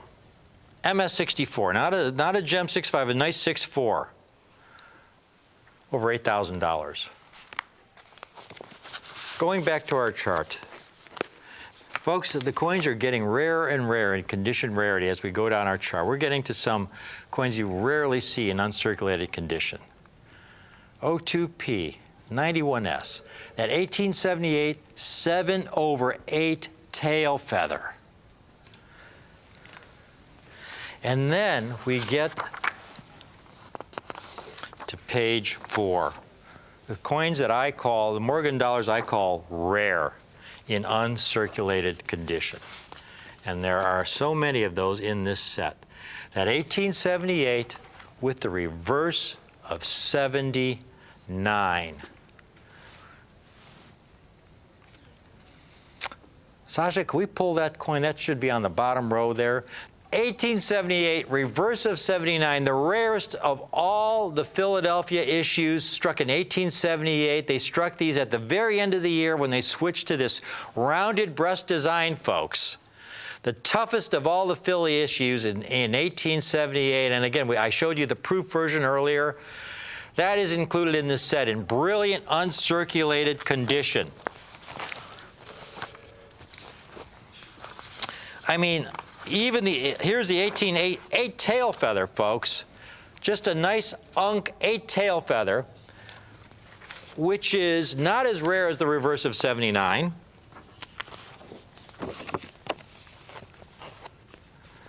And that's a $1,300 coin. Here's another dealer asking $1,800 for his Unk. And then continuing on our chart, we've almost got the complete set. 1904P. Here's one being offered, a nice Unk, $2,700. And then we come to that next coin on the chart, the 1880cc reverse of 78. 4,000 graded. This is one of the super sleepers, folks. You've got the 92cc up there with 4,053 graded. 92cc, a nice 6.3 grade piece, is a $2,700 coin. This 1880cc reverse of 78 is really a discovery coin. Everybody knew about it for many, many years, but it wasn't until Miles Standish came out with his book. And you'll get a copy of Miles' book with your set, where Miles really goes into detail on the reverse of 78 design. And this was, folks, this was amazing, because here we were when this book came out. The Red Book listed the original mintage of the 1880cc Morgan as 591,000 coins. That's what they listed it for in the Red Book. But in Miles' book, he noted that of the 591,000 1880cc's originally struck, that 96,000 failed to meet legal standards of weight, and they were melted down. So the true release of the 1880cc was only 495,000. And for the first time in my memory, the Red Book changed the mintage on that coin. Here's an old Red Book. Before Miles' book came out, that shows the mintage of the 1880cc Morgan dollar. That book was published in 2005. 591,000 coins. If you get the latest Red Book, folks, it's going to say 495,000. But then Miles goes on to say that of those 495,000, approximately 20% were struck with the reverse of 1878. Folks, that's less than 100,000 coins. That's less than 100,000 coins. So the 53rd coin in this set is an 1880cc with the reverse of 78. Sasha's going to show you that coin. It's a spectacular, brilliant, uncirculated example, folks. Take a look at this 1880cc. Flip it over, you see that flat breast design, that reverse of 78. So rare, a beautiful, brilliant, uncirculated. Folks, this coin alone is a $3,000 coin. This coin has $10,000 potential. Extremely rare. Total mintage, certainly less than 100,000. A lower mintage than even the 1893S. Now here's the thing. We're on that second to the last page of the Morgan dollar rarity chart there.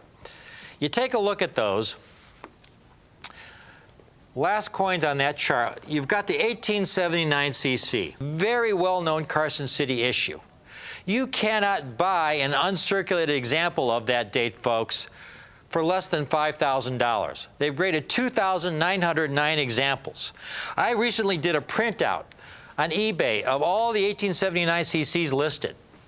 There's pages and pages and pages of uncirculated examples, even AU examples that are over $3,000.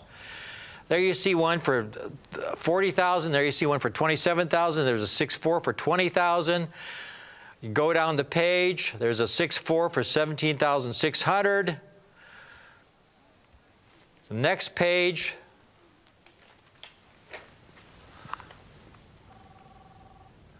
$17,500. There's one for $10,000. 9,400 in 6.3, 8,600 in 6.3 condition, 7,900 in 6.3 condition. And here we're on page 3. We got 6.2s for over $7,000. There's a 6.1 for $6,200.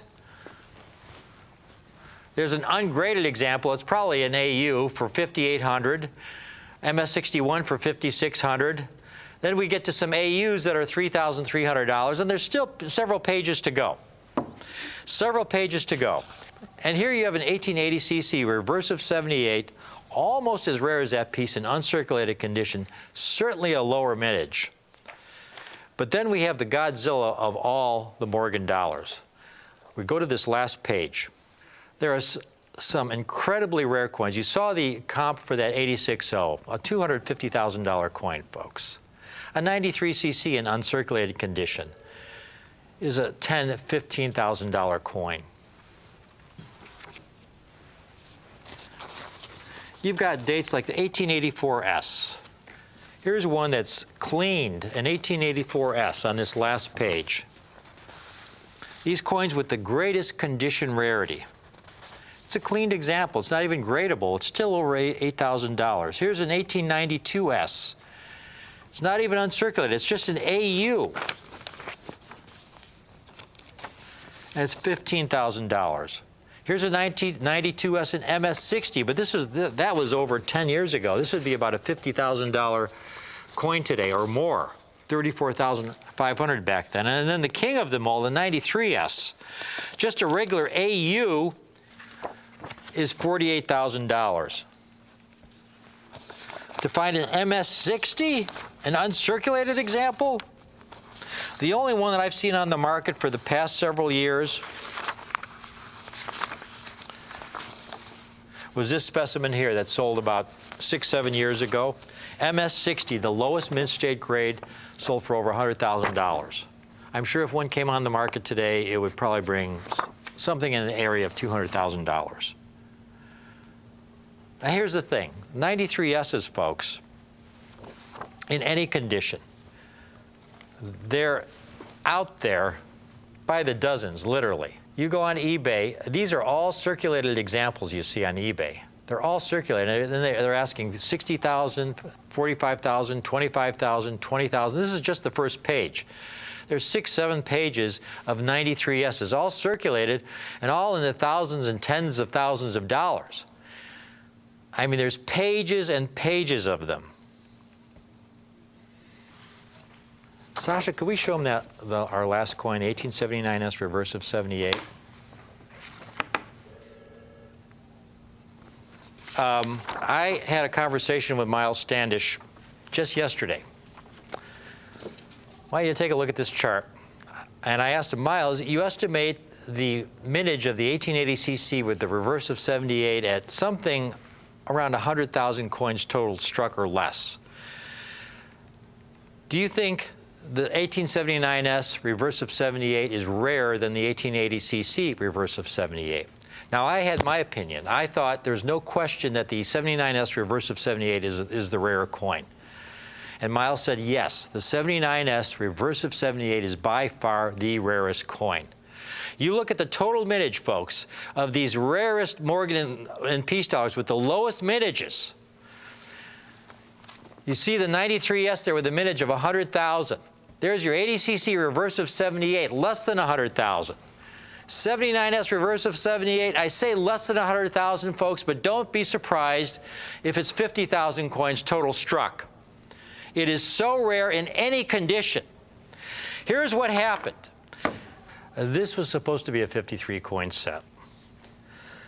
But several months ago, we had heard from a dealer that there were supposedly 2 bags, original bags of 1879S Morgan dollars. Brilliant uncirculated bags, never been picked through, available, and would we be interested? Well, I said, yeah, if they're truly original bags, I definitely would be interested. So we worked out a price, and it was subject to our approval of the deal. When the bags came in, I took a look at them, and they were truly original. And we bought the 2 bags, 1,000 coins in each bag. How did I know they were original? Because in one of the bags, there were 21 1879S Morgans with the reverse of 78. And in the second bag, there were another 14. 35 coins in all. And that is the 54th coin in this set. Folks, when we got these, The beautiful thing is, our cost is well below what we normally have to pay. When I first offered the 1879S Reverse of 78 in the Everest Morgan collection, about 3 years ago, it was about a $300 coin.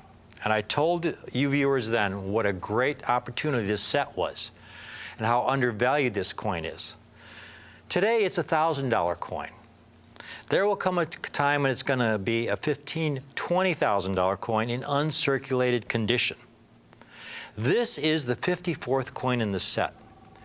And we're pricing this set based on our cost. This is coin number 54, the 1879S Reverse of 78. We have 35 beautiful, brilliant, uncirculated examples.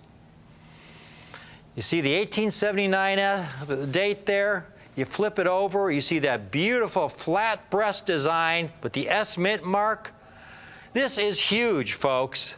Here's a comp for 1879S Reverse of 78. You notice at the top there on that label it says top 100. That means it's one of the top 100 varieties for the Morgan Dollar series. I wouldn't put it in the top 100. I'd put it at the top number 1. This is the big kahuna. Now this price $12,500 for an MS63. He may be a little bit into the future on that price, but he's definitely headed in the right direction.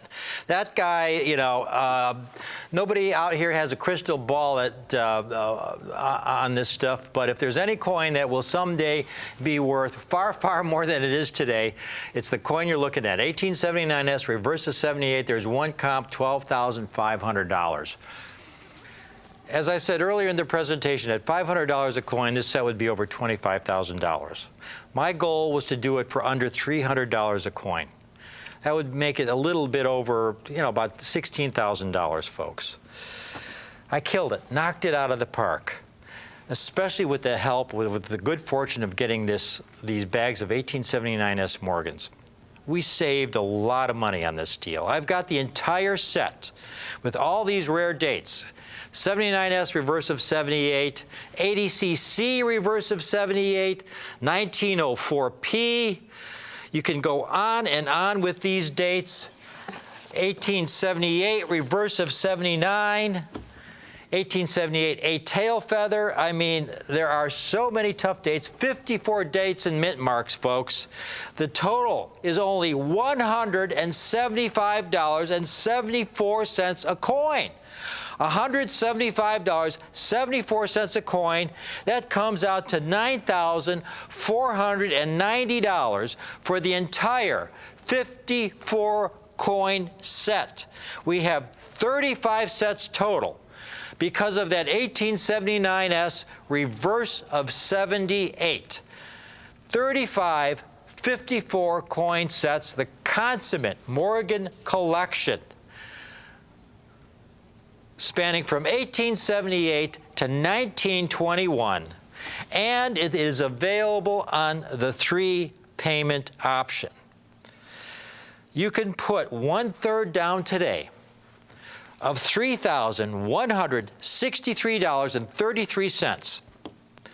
The second third in 30 days of $3,163.33, and the balance in 60 days of $3,163.33, and you will own the most spectacular, brilliant uncirculated Morgan Dollar collection ever offered in the history of Coin TV, and you will get a free copy of Miles Standish book on Morgan Dollars, signed by Miles himself, with every collection. Again, we only have 35 of these sets. I am going to place a limit on 3 sets per customer on this. I have to do this because, again, we only have 35 sets. I don't want somebody calling in. I can't have somebody calling in or, you know, because sometimes we will get this. Somebody might call in and order 20 or 25 sets. It's happened before, folks. So we're going to put a 3-set limit on this. Now, how to house this collection, folks? This is custom for this collection. This is the only box we could find, and it's a beautiful mahogany type that will house the entire collection. There are 4 shelves, so that each shelf fits 16 coins. And each coin fits very nicely into the shelves. The coins will be arranged by their date and mint mark. And again, there's 4 shelves to house this beautiful collection. As you can see here, there's the 4th shelf. It's a great, great way to house this Morgan Dollar collection.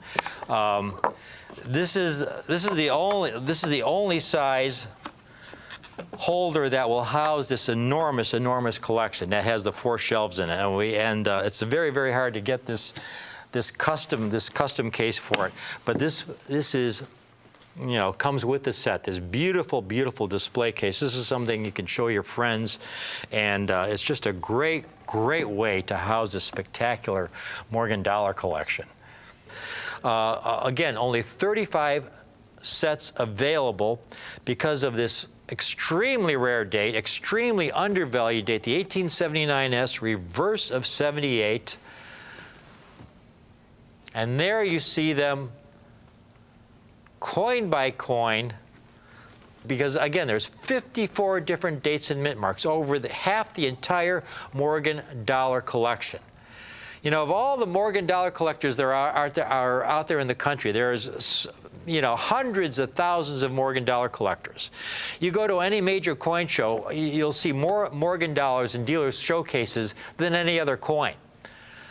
Of all those collectors, there's only a handful of collectors out there who have entire sets completed in uncirculated condition.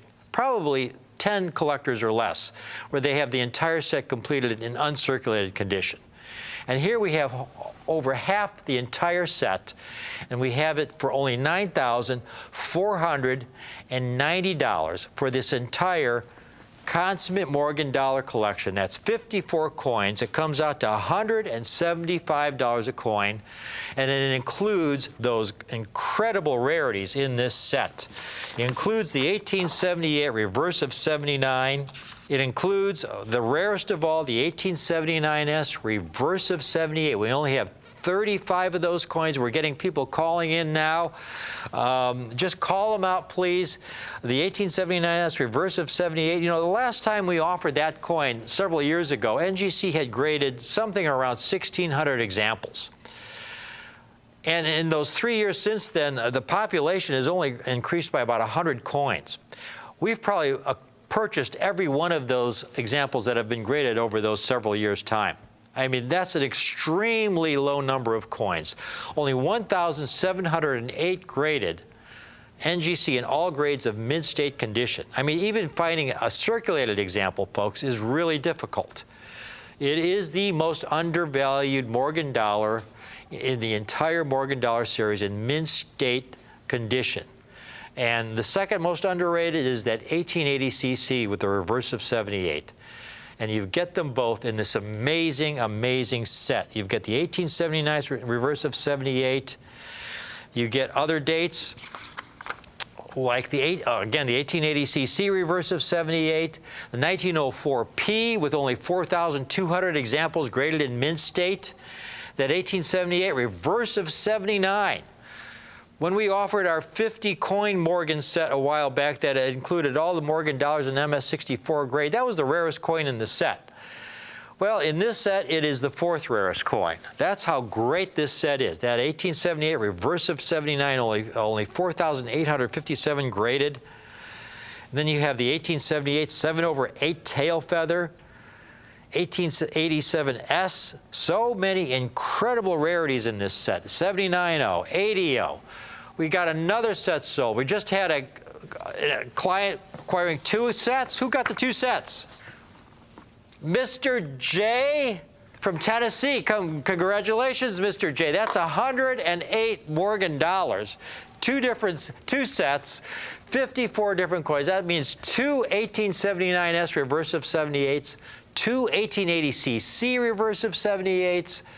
Amazing, amazing sets. Again, folks, the entire set, $9,490 for 54 different date and mint marks, including the 2 most undervalued Morgan dollars in the Morgan Dollar series in brilliant uncirculated mint state condition. It's available on the 3-payment option. Sasha, let's take one last look at those 2 rarest dates. That 1880cc, folks, the 1880cc reverse of 78 is the lowest mintage Carson City issue. Everybody once thought the 1885cc was the lowest mintage issue with about 225,000 struck. Not so. This is the lowest mintage issue, the 1880cc with the reverse of 78. In Miles Standish opinion, and the foremost expert on Morgan dollars, he's graded more Morgan dollars than anybody else in the country. This coin, in his opinion, has a total mintage of under 100,000 originally struck. And this is the 2nd rarest coin in this collection. Look at that beautiful, brilliant example with that flat breast used in 1878. Again, the 1880cc with the reverse of 78. What happened was they had some old dies used that they had from 1878 when the Morgan dollars were first struck with the flat breast of the eagle. And they decided, well, they were going to use those unused dies in 1880 for the Morgan dollars. And they struck, approximately somewhere in the neighborhood of between 60 and 100,000 of these coins with that flat breast. And we have one of the survivors in uncirculated condition. That's the 2nd rarest coin in the set. And the rarest of all is this last piece, this super sleeper. Again, these came from 2 original bags. We had 35 examples come out of these original bags. There's a beautiful, beautiful 1879S. With the reverse of 78 as well. Even rarer, though, than the 1880cc reverse of 78. The 1880cc reverse of 78 has around 4,000 graded in all grades of uncirculated mint state condition. This 1879S reverse of 78, a mere 1,708 coins. This 1879S with the reverse of 78, I'm guessing the total mintage is somewhere between 50 and 75,000 total struck. Incredibly rare, incredibly undervalued, folks. This is a long-term kind of proposition. You want to put these away for the long term, folks. This is a set you want to pass down to your kids, your grandkids, because this set will be very, very good to you. You've got coins in here that will only grow in value with the passage of time. Some true ultra, ultra rarities. So many really undervalued dates in this series. We have a lot of folks calling in on this. Again, we only had 35 sets to start with because we had those 35 coins. Those 35 1879S's with the reverse of 78 that came out of those bags. That was kind of a good fortune, which meant our cost was much lower than we would have normally have had to pay for those coins. And anyway, if I went on to the market and said I want 1879S reverse of 78s and I'll pay $1,500 a coin for them, I would be lucky to get 2 or 3 coins in uncirculated condition. They are just not out there. And you look at the coins the pieces that came out of this bag, these 79S reverse of 78s, and Sasha will just show you a few more. This is the big kahuna, folks. This coin alone will someday be a 5-figure coin in uncirculated condition. And we're just going through some of these. They're beautiful, beautiful specimens. Real quickly, they're every one superb. Boy, look at this one. This one looks, Sasha, this looks virtually gem. I mean, MS65, pretty darn close to it. These are nice, folks. These are really, really nice coins. Beautiful. This beautiful, super rare date, 1879S, reverse of 78. That's yours in this 54 coin consummate Morgan dollar collection. This has been a very long presentation, very complicated. I've done the best I can to explain about condition rarity and the condition rarity of all the coins in this set.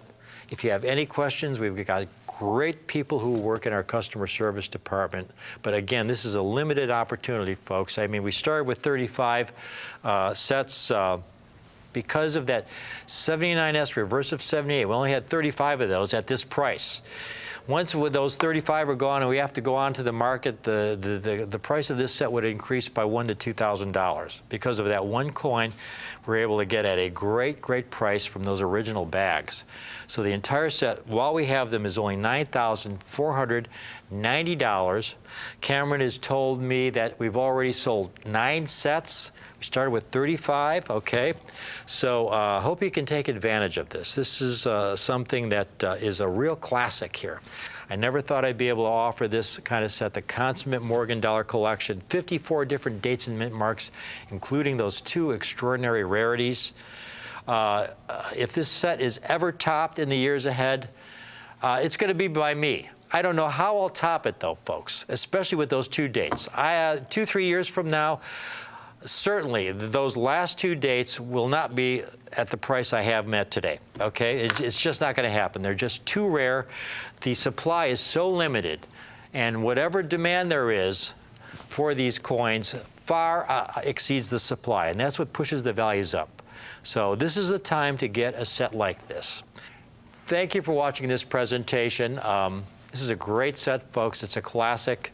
It's only going to grow in value with the passage of time, especially with those 2 key dates in there like that. It's just a great, great opportunity for the collector of today. Thanks for watching.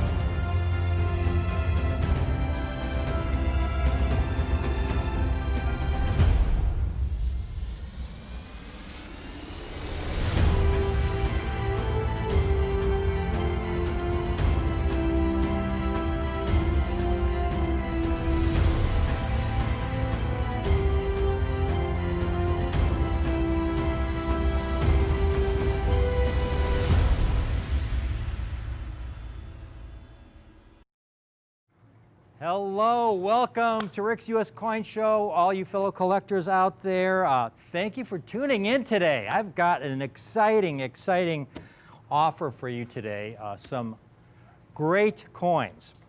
These are silver coins, but they're just not ordinary silver coins, folks. I'm going to refer to these numismatic coins as super silver. They have extraordinary qualities that your regular bullion silver coins don't offer. And I'm going to explain it to you, demonstrate it to you, show you some charts, etc. in just a few minutes so you'll understand exactly what I'm talking about. Now, for you folks out there who love bullion and love to buy bullion coins, by the way, I'm a silver, gold, platinum, palladium bull myself. Over the long term. I mean, after all, most of my inventory is in silver numismatic coins and gold numismatic coins. The problem with selling bullion, just bullion itself, is that one cannot really predict what it's going to do in any given year or years. And this is despite all the experts. And you hear these guys quoted and referenced all the time on other shows. As if these guys are never wrong. Like the one individual who correctly predicted silver would hit $50 an ounce in 2011. He predicted it, and it did, or it got pretty close. It hit something like $49.50 an ounce in April of 2011. So he got it right. Now silver did finish the year in 2011 at $28 an ounce. But for that brief moment, it was at $50. But this same expert, who according to these guys on these shows, I mean, he's referenced all the time, it's like he's never wrong. He confidently predicted silver would head right back up. Even though it ended the year at $28, he predicted it would head right back up to $50 at least in 2012. And there was another expert, often cited, who predicted silver would hit 60 an ounce in 2012. Well, the highest silver ever got in 2012 was $35.50, and it finished the year at around $30 an ounce. But not to worry, because these same experts, they brought them out of the closet again for 2013, brushed them off. These same experts confidently predicted that while they had revised their forecast slightly for 2013, silver would reach $48 an ounce in 2013. Well, the highest silver ever reached, for a brief day or two, was $33 an ounce in 2013, and it finished the year at $19.50 an ounce. And yet these coin show hosts keep quoting these guys as if they're some sort of gurus with a crystal ball into the future. But someday these guys will call it right again. I mean, even a broken clock is right twice a day, right? These guys will predict silver will hit $50 an ounce, and I'm certain someday it will. Now, whether it's this year, next year, 2020, 2030, I'll be the last one to venture a guess.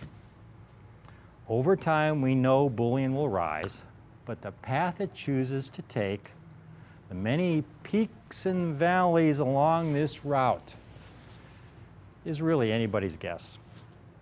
Now, I don't put my money into things I don't understand. And I never will understand the timing of silver and gold. And quite honestly, I wonder if these guys really do either. They just get enough people believing that they do. But as the saying goes, folks, facts are a stubborn thing. And I'm just looking at the facts and relaying them to you. Silver is currently under $20 an ounce. I have a copy of the Coin Dealer newsletter from November of 2012. This is the Coin Dealer reference Bible for pricing of US coins. This is what all coin dealers use. You'll see one in every coin shop around the country. Every dealer has one of these at his table at a show. This is their reference guide for valuing a coin, what they should pay for particular coins. In November of 2012, it says silver bullion prices based on spot price of $32.48 an ounce. That's where silver was in November of 2012 on that day, $32, or that week, $32.48 an ounce. Here's a copy of a more recent Coin Dealer newsletter from just recently in the last couple of weeks. 2014, silver bullion prices, silver bullion items based on spot price of $19.07 per ounce. So it's dropped roughly 40% since November of 2012 to today, silver. Now, I've been doing this, giving coin presentations for several years now. Not once have I given a presentation on strictly bullion coins, whether they're 2014 1-ounce Australian saltwater crocodile silver rounds or kookaburras or any of these coins that these foreign mints seem to crank out weekly. They have new silver bullion coins. Now, they want you to make you believe that they're coins, but they're not. They're bullion items, just like you could go to any shop. Any mint can make a coin. It's very easy to do. Here's one I bought because I liked it. It's a Merry Christmas silver round. It's quite beautiful, really. But these things are easy to make. Now, here's my favorite, folks. I was actually thinking of having some of these made myself. This is my favorite, and a lot of you can relate to this one. It's called the Plucked Taxpayer. And after I get done paying my taxes every year, I feel exactly like the chicken there on the coin. He's got about 3 feathers left on his tail. And I think a lot of you out there can relate to that one. It's very good humor there. It's a great coin. So, but the point is, these silver rounds can be cranked out all the time. They're bullion coins. And they ask premiums for these coins. Generally, they're about 30%. They ask 30% premiums on coins that are supposed to be bullion coins, which means silver would have to increase by 30% before you even break even. Now, we do offer bullion coins here on Rare Collectibles TV on our website, and we have them at great prices. We have those coins, and a lot of collectors love them. But you'll never see me offering them because of the fact that on my own show, there's, to me, a lot of downside risk with strictly bullion. And then there are other areas of numismatics that I prefer to focus on that, from my perspective and my experience, has much greater potential. What I look for are coins that have as much upside potential as possible with as little downside risk as possible. Now, there's nothing out there that's a sure thing, but all I try and do is look for those items that have as much upside potential and as little downside risk as possible for my clients. In other words, coins that appear so undervalued that their upside potential far outweighs any minimal downside risk to you. If you like bullion, I have a much better silver coin for you, and it's an actual coin. It's not just a bullion coin. It's a numismatic coin of rarity. It's not some modern mint product created to lure collectors to spend huge premiums on the silver melt value of the bullion coin itself. I'll give you just one more example.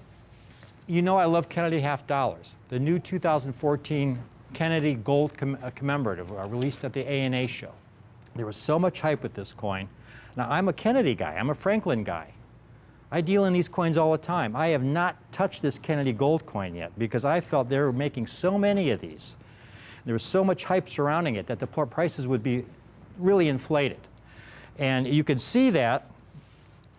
I mean, these things are, and the prices have already started to come down. The coins were selling, they're like the Chicago A&A inaugural, where they were selling for $4,000, $4,500 for the coins sold in Proof 70 at the Chicago A&A. Here's one recently I saw for as little as $2,400. So it's dropped from the $4,000s to $2,400 in a very, very short time. And I wouldn't be surprised if a lot of these Kennedy Gold Commems end up selling for below what their original mint issue price was. I think the original issue price was $1,270, $1,270. That doesn't sound like, that sounds like about the same price as the Buffaloes and those other coins, but you have to realize the Kennedy is only 3/4 of an ounce of gold. So there's about a $300 premium you're paying for that coin when you buy it at $1,270 from the mint. So this coin could conceivably drop down to $1,000, $1,050. And I wouldn't be surprised if it does because, again, they made a lot of these coins. So it has room to fall, which is, again, why I have yet to offer one of these coins. And I know other shows have been offering these coins, and they've been making a lot of money on it. They believe in those coins, that's fine. But from my perspective, I've seen this before, and you're going to see this every year. There's going to be something that comes out that's just the newest rage, the newest fad. The price is sky high, and within a matter of months, sometimes weeks, it goes from here down to here. Now, I have a coin, folks. This coin is 90% silver. That if you're a silver bug and love to buy bullion, This is the coin I want you to own. I have a silver coin for you today, but it's much more than a bullion coin. I'm calling it super silver because over the past 2 years, while silver and silver bullion coins have lost about 40% of their value, this coin, this super silver coin series, has increased in value by almost 20%. It's a 90% silver coin that has increased in value 20% in the face of steep declines in the value of silver. Think what would happen if silver ever did head back up, which it will. This coin is supercharged with potential, folks. And that's what makes it so special. It's such a great insurance policy for you. Because it's not only a 90% silver coin, it's also a rare U.S. numismatic coin. Coins I have are brilliant, uncirculated peace dollars. Brilliant, uncirculated. They've never been in circulation. They grade at least MS60, and I would say these are choice specimens that we've selected for you. There's going to be a lot of MS62s in here, MS63s. These are nice, brilliant, uncirculated peace dollars. Now, what's the difference between these coins and a circulated peace dollar? Well, back then, folks, most of these coins were struck to be spent, and most of them were spent. Now, I don't have any circulated peace dollars with me today, but I do have a circulated Morgan dollar, which was from the same era, and Kim's going to show you one of these. There weren't collectors back there hoarding these coins. These things were spent.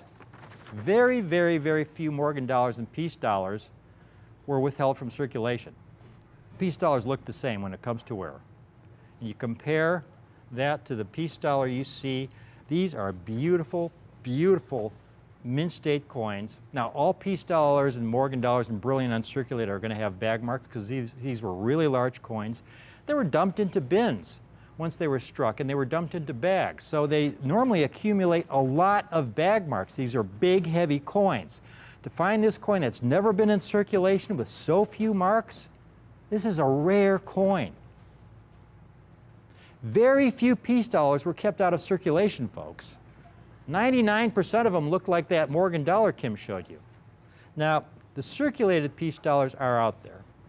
There are thousands and thousands of bags of circulated peace dollars. Because they're available in massive quantities, those circulated peace dollars are basically bullion coins. Here's a chart I made for you to help you, well, explain, first of all, the rarity of the peace dollars in uncirculated condition. And this is really important. They struck about 190 million peace dollars from 1921, that was the first year of issue, to 1935, which was the last year of issue of the peace dollar. PCGS and NGC combined in the minimum grade, uncirculated grade of MS60 on up, combined in all the grades uncirculated, they've graded about 1.2 million of those peace dollars in uncirculated condition. That's far less than 1% of the original total mintage, 0.6%. That is called condition rarity, when a coin is rare in a certain high-grade condition. Another example would be, for example, the 1886 O Morgan dollar. They struck over 10 million 1886 O Morgan dollars. So you can get a circulated example for $40. They're very common. They struck over 10 million. But getting an 1886 O in uncirculated condition is worth thousands of dollars. It becomes very rare in that condition. And you can see the peace dollars are even rarer on a percentage basis in uncirculated condition than the Morgan dollars. The Morgan dollars, they struck more coins, but they also graded a lot more, and the total graded and uncirculated is about 1.5% of the total population. So in uncirculated condition, as a percentage of the total struck, the peace dollars are even rarer than the Morgan dollars. Conditionally really rare coins.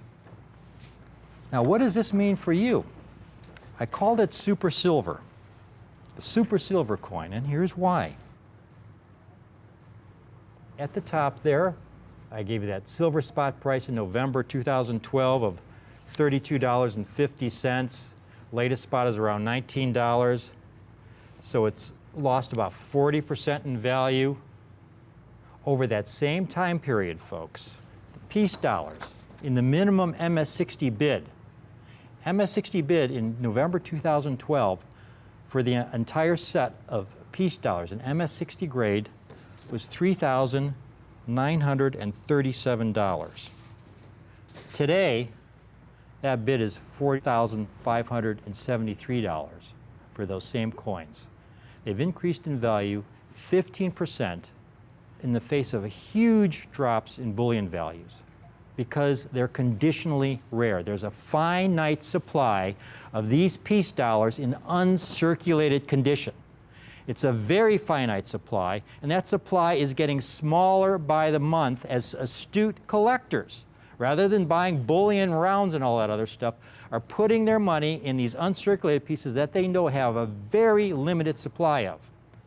And that's pushing the values up in the face of falling bullion prices. Again, if silver starts heading back up, folks, those coins are going to be supercharged. Supercharged. Now, let's get back to that chart because we didn't go to that last part of the chart here. This is really important.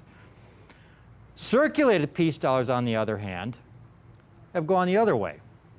Again, most peace dollars are circulated. And you'll see them offered on shows all the time. Hey, they'll offer you thousands and thousands of circulated peace dollars, from VG to VF, XF even. Doesn't make any difference. Once they're circulated, their value drops. Now, peace dollars in circulated condition haven't dropped as much as bullion. Bullion lost 40%.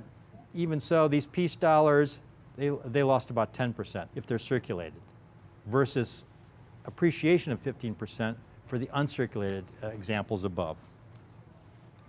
Now, these peace dollars in brilliant uncirculated condition are the coins you want to own.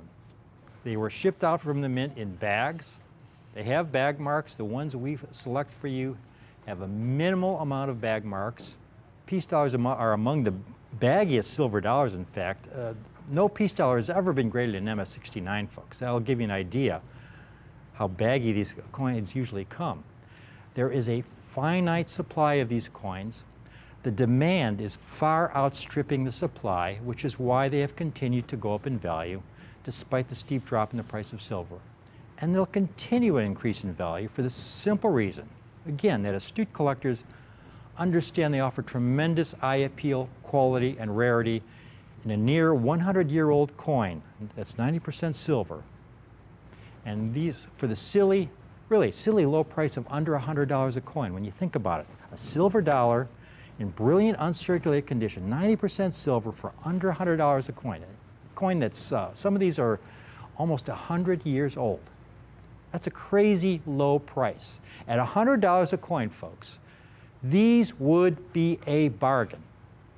And the time will come, I predict sooner than later, when these BU peace dollars will be $200 a coin, $300 a coin, regardless of what silver does, because of what these are. These are numismatic rarities.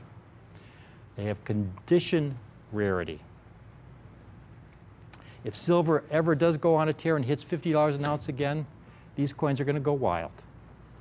But if silver doesn't do a thing, you're going to be in very good hands getting these coins. These coins, these were peace dollars struck during the Renaissance era of American coinage. They were among the most beautiful coins ever struck. And we just bought almost 3 bags of beautiful, brilliant, uncirculated peace dollars. 1922p, 1923p, 1924p, 25p, and even a few 26p's. Now I'm going to show you the mintages on these, or Kim's going to show you this to you. This is really important. Here's what we're going to offer you. You can see, though, these are the original mintages, not the numbers that have survived in brilliant uncirculated condition. Again, in brilliant uncirculated condition, you're talking less than 1% of those numbers.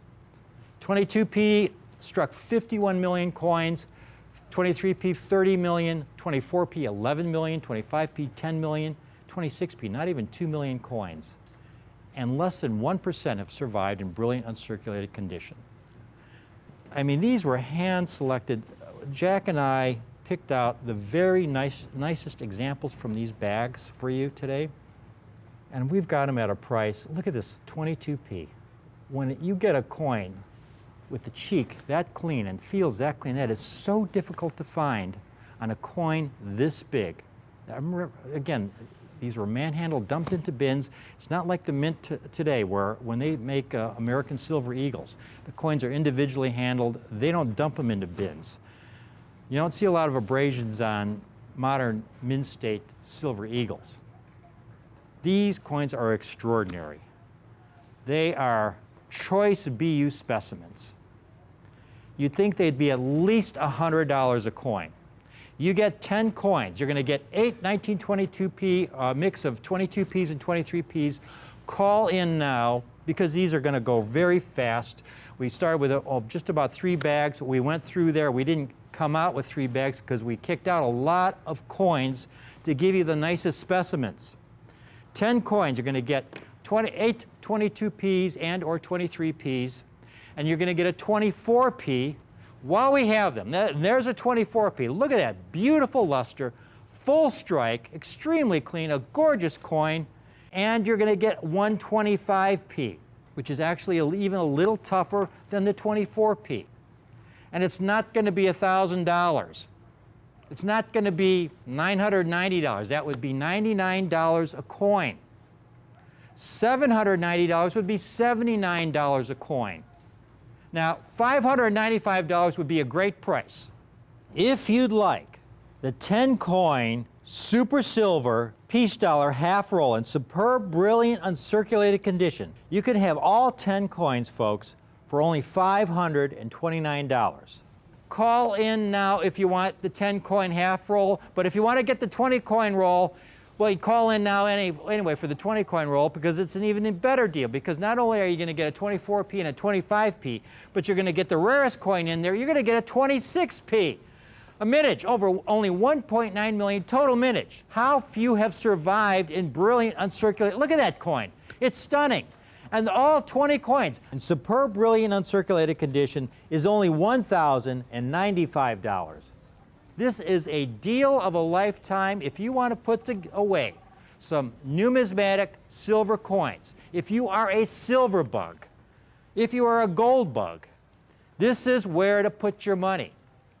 If you are a numismatic guy that just wants to put together some beautiful, brilliant Morgan dollars or peace dollars, this is the time to do it. This is a set, this is a group of coins in a condition at a price which you will not find anywhere else. So this is the kind of stuff I love to offer because you get so much bang for your numismatic dollar. You get coins with incredible eye appeal, incredible condition rarity, great quality, for the best possible affordable price. This is the greatest time to get these. You know, again, they're not going to get any cheaper. You know, if silver goes down to $15 an ounce, these are only going to get more expensive over time because we're talking about brilliant uncirculated coins. We're not talking about the circulated coins. There's 180 million circulated peace dollars out there. You see them advertised on other shows. They can sell them literally by the bagful because they're available. There's thousands and thousands, tens of thousands of bags of circulated peace dollars. There are very few of these, folks, in brilliant uncirculated condition, and to get it at this price, you're getting just the most bang for your numismatic dollar possible. We're getting a lot of calls coming in on this. We have got calls coming from New Jersey. We got one from New Jersey. Wow. Hey, I'll have to tell Jersey Jack about this. You know, he'll be thrilled. He just got back from a wedding. Ooh. Yeah, you know, all you folks out there, you know Jack McNamara, my sidekick. We do a lot of presentations together. He's from Jersey. He's our head buyer here, and he knows a lot of people, and he helped put this deal together. And it's something that you're just going to really, really, really be pleased with. That entire 20 coin roll is only $1,095. That's an absurdly low price. And if silver does head back up, folks, if it ever does hit $50 an ounce, this will outperform it because you've got not just the bullion, but you've got the numismatic rarity of it. It's super silver. It's a great, great item. We got a lot of folks calling in, so I'm just going to keep it going for a while. If you've just tuned in, I started talking about the fact that there's all these experts. Some of these shows that sell a lot of bullion coins, and there's so many different bullion coins out. I can't keep up with all the new bullion coins. I mean, there's the Superman coins. There's the, of course, everybody knows about the kookaburra. It all started with the panda. Now, I can understand the panda because it's a Chinese coin. And you have a huge market there in China for the panda coin, and it's become an established coin. But then there's all these others that pop out all the time. There's coins from Romania. There's coins from Australia. There's coins from, you name the country. Every country nowadays is making their own bullion coins. But they're being promoted as these numismatic rarities, and you're paying a 30% premium for it when they're just bullion coins. When you go to sell those things, all you're going to get is the bullion value. Those things have to increase in value by 30% for you to break even based on the typical markups. And I'm going to show this once more. These coins over the same time frame, from November 2012 to today, silver has lost about 40% in value. It's currently about $19 an ounce. Everybody that's been buying these bullion coins over the last few years has really taken a hit. On the other hand, these Choice BU peace dollars, November 2012, if you bought the entire set, it would have run you about $3,900. Today, that same set is about $4,600. It's increased in value by 15% in the face of a 40% decline in the value of silver. Think of what would happen if silver stopped going down and started heading back up, which at some point, I believe, without a doubt, it will. These peace dollars are supercharged. They are just going to go wild. On the other hand, if you're buying some of the circulated peace dollars, I don't recommend those. I mean, they give you some protection, but the circulated peace dollars have declined in value as well. Like the bullion over that time frame. They just haven't declined as much, about a 10% drop if you bought circulated peace dollars, because there are so many of the circulated peace dollars out there. That's how you typically find a peace dollar. If you go into your local coin shop, they're almost all circulated. Very rarely do you find a really choice, brilliant, uncirculated specimen. They are extremely rare coins. Considering their rarity, the premium we have on them is just absurdly small. It's just a great, great deal. And here's, again, this one last chart just to show you how rare these coins are in brilliant uncirculated condition. NGC and PCGS combined have only graded about 1.2 million examples in all grades of uncirculated out of an original mintage of 190 million. There's tens of thousands of bags of circulated peace dollars out there. There aren't very many brilliant uncirculated mint state examples out there. And that's what we're offering here today. So keep calling in. Keep calling in while we have these. When these run out, I'm not sure what the new price will be, because Jack just got really lucky on this deal to be able to offer these dates, these coins at this price, while also being able to offer you a 24p in there, 25p, and this 26p. Look at the mintage of the 26p. This is the mintage. This is not the number graded in brilliant. This is the total mintage. 1.9 million coins back in 1926, folks. Now, in 1926, there weren't very many people who were collecting coins. And certainly, not many people could put away $1. That could have been a day's work for a lot of people in 1926. These coins were spent. Very, very few have survived in brilliant uncirculated condition. If you get the 20 coin roll, it's such a great coin to have, a 1926p in brilliant uncirculated condition. Someday, folks, this coin alone will be worth the cost of the roll. $1,095 for the 20 coin roll, this coin alone. Look at this beautiful, stunning example. Obverse and reverse, great luster, full strike. It's all there for you.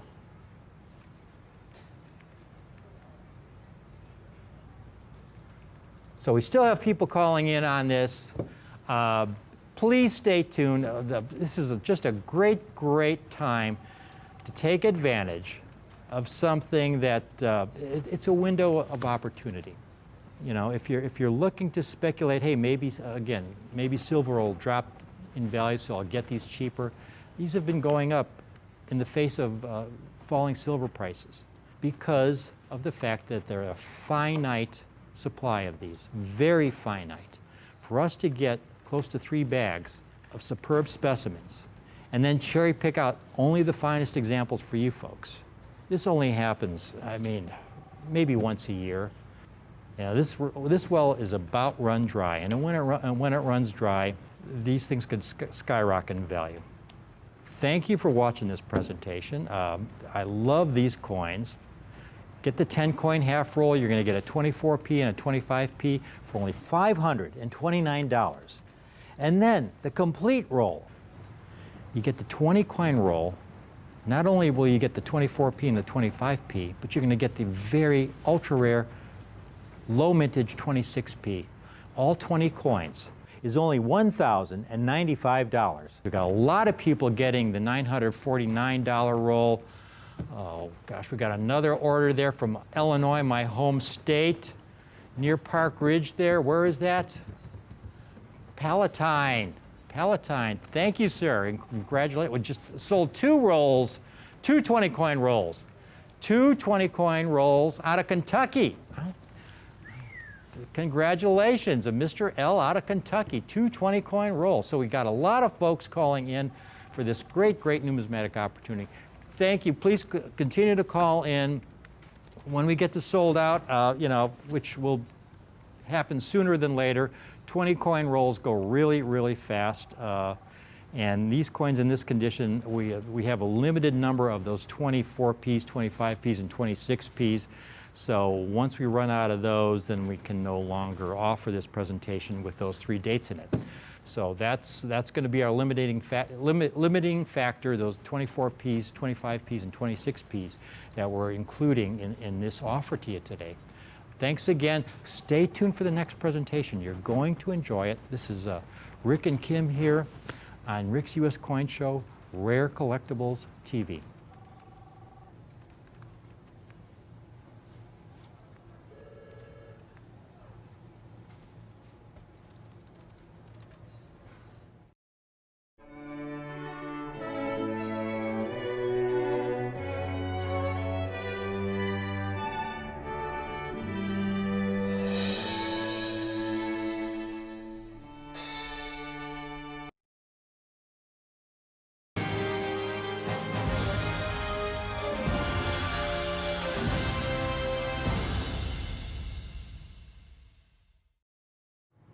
Today will go down as one of the all-time highlights of Rick's U.S. Coin Show. I will go even further. It will go down as one of the all-time great rare coin offerings in the history of coin TV, folks. And that goes back over 30 years. This is truly a momentous occasion. Never been offered. They are uncirculated, mint state gold double eagles. Gold double eagles, the largest gold coin ever struck for commerce by the U.S. Mint, with virtually a full ounce of gold. I have offered some great rare date gold double eagles in the past, many of which were superior to the examples in the Smithsonian. And the Smithsonian is the home to the greatest collection of United States coins in the world. But these particular gold double eagles, folks, in the quantity I have them, are the rarest gold double eagles I have ever been able to offer in the history of my show. And they are in exceptional uncirculated condition. Over the centuries, the Mint has struck gold coins in many different sizes and denominations. And here's a chart that shows the different sizes of gold coins that the U.S. Mint struck from the late 1700s through 1933. The coin on the far left there is a $1 gold piece. It's a tiny coin, folks. It's smaller than a dime. Very small coin. And then you have a $2.50 gold piece. And then there's a $3 gold piece. And then there's a $4 gold piece, which is referred to as the Stella. And then you have a $5 gold piece, which is about a quarter ounce of gold. It's about the size of a nickel. That's a larger gold coin. And then you have the $10 gold piece, which is about a half an ounce of gold, and it's referred to as the eagle because up until 1850, the $10 gold piece was the largest gold coin struck for commerce by the U.S. Mint. And so they referred to it as the eagle. And then they discovered gold in California in 1848. And with this abundance of gold, our nation was able to strike even larger gold coins, which was of great benefit to the banking system. And this larger gold coin was twice the size of the eagle, with virtually an ounce of gold. And so they referred to it as the double eagle. They only struck 2 examples as specimens in 1849. There's only one survivor. It's in the Smithsonian. It's considered to be the single most valuable United States coin in existence, valued in the tens of millions, perhaps hundreds of millions of dollars. You really can't put a value on the coin. It's priceless. Now, the double eagles I have for you today, folks, this particular date, there's less than 300 known to exist in certified condition at this time, folks, in all grades. Less than 300. And I have 57 of these amazing coins. And they are among the finest known. Truly. Please take a look at the coins, the double eagles that I have on the stand. 1873 P, open 3 variety, double die obverse. These Liberty double eagles are so rare, the individual who acquired them directly from the great European bank hoard. This gentleman ranks among the leading United States gold specialists in our country. He has over 4 decades of experience handling many of the most important United States gold double eagle collections and hoards. And I asked him directly, have you ever handled this double eagle date in the past? And his answer, in over 40 years, he has handled perhaps 5 to 10 specimens. 40 years of handling literally hundreds of thousands of Mint State double eagles struck anywhere between 1850 and 1933. Millions of coins, perhaps. I then asked him, well, do you ever expect to see anything remotely close to this again in the future, where he is able to acquire such a rare double eagle date in uncirculated condition at such a great price?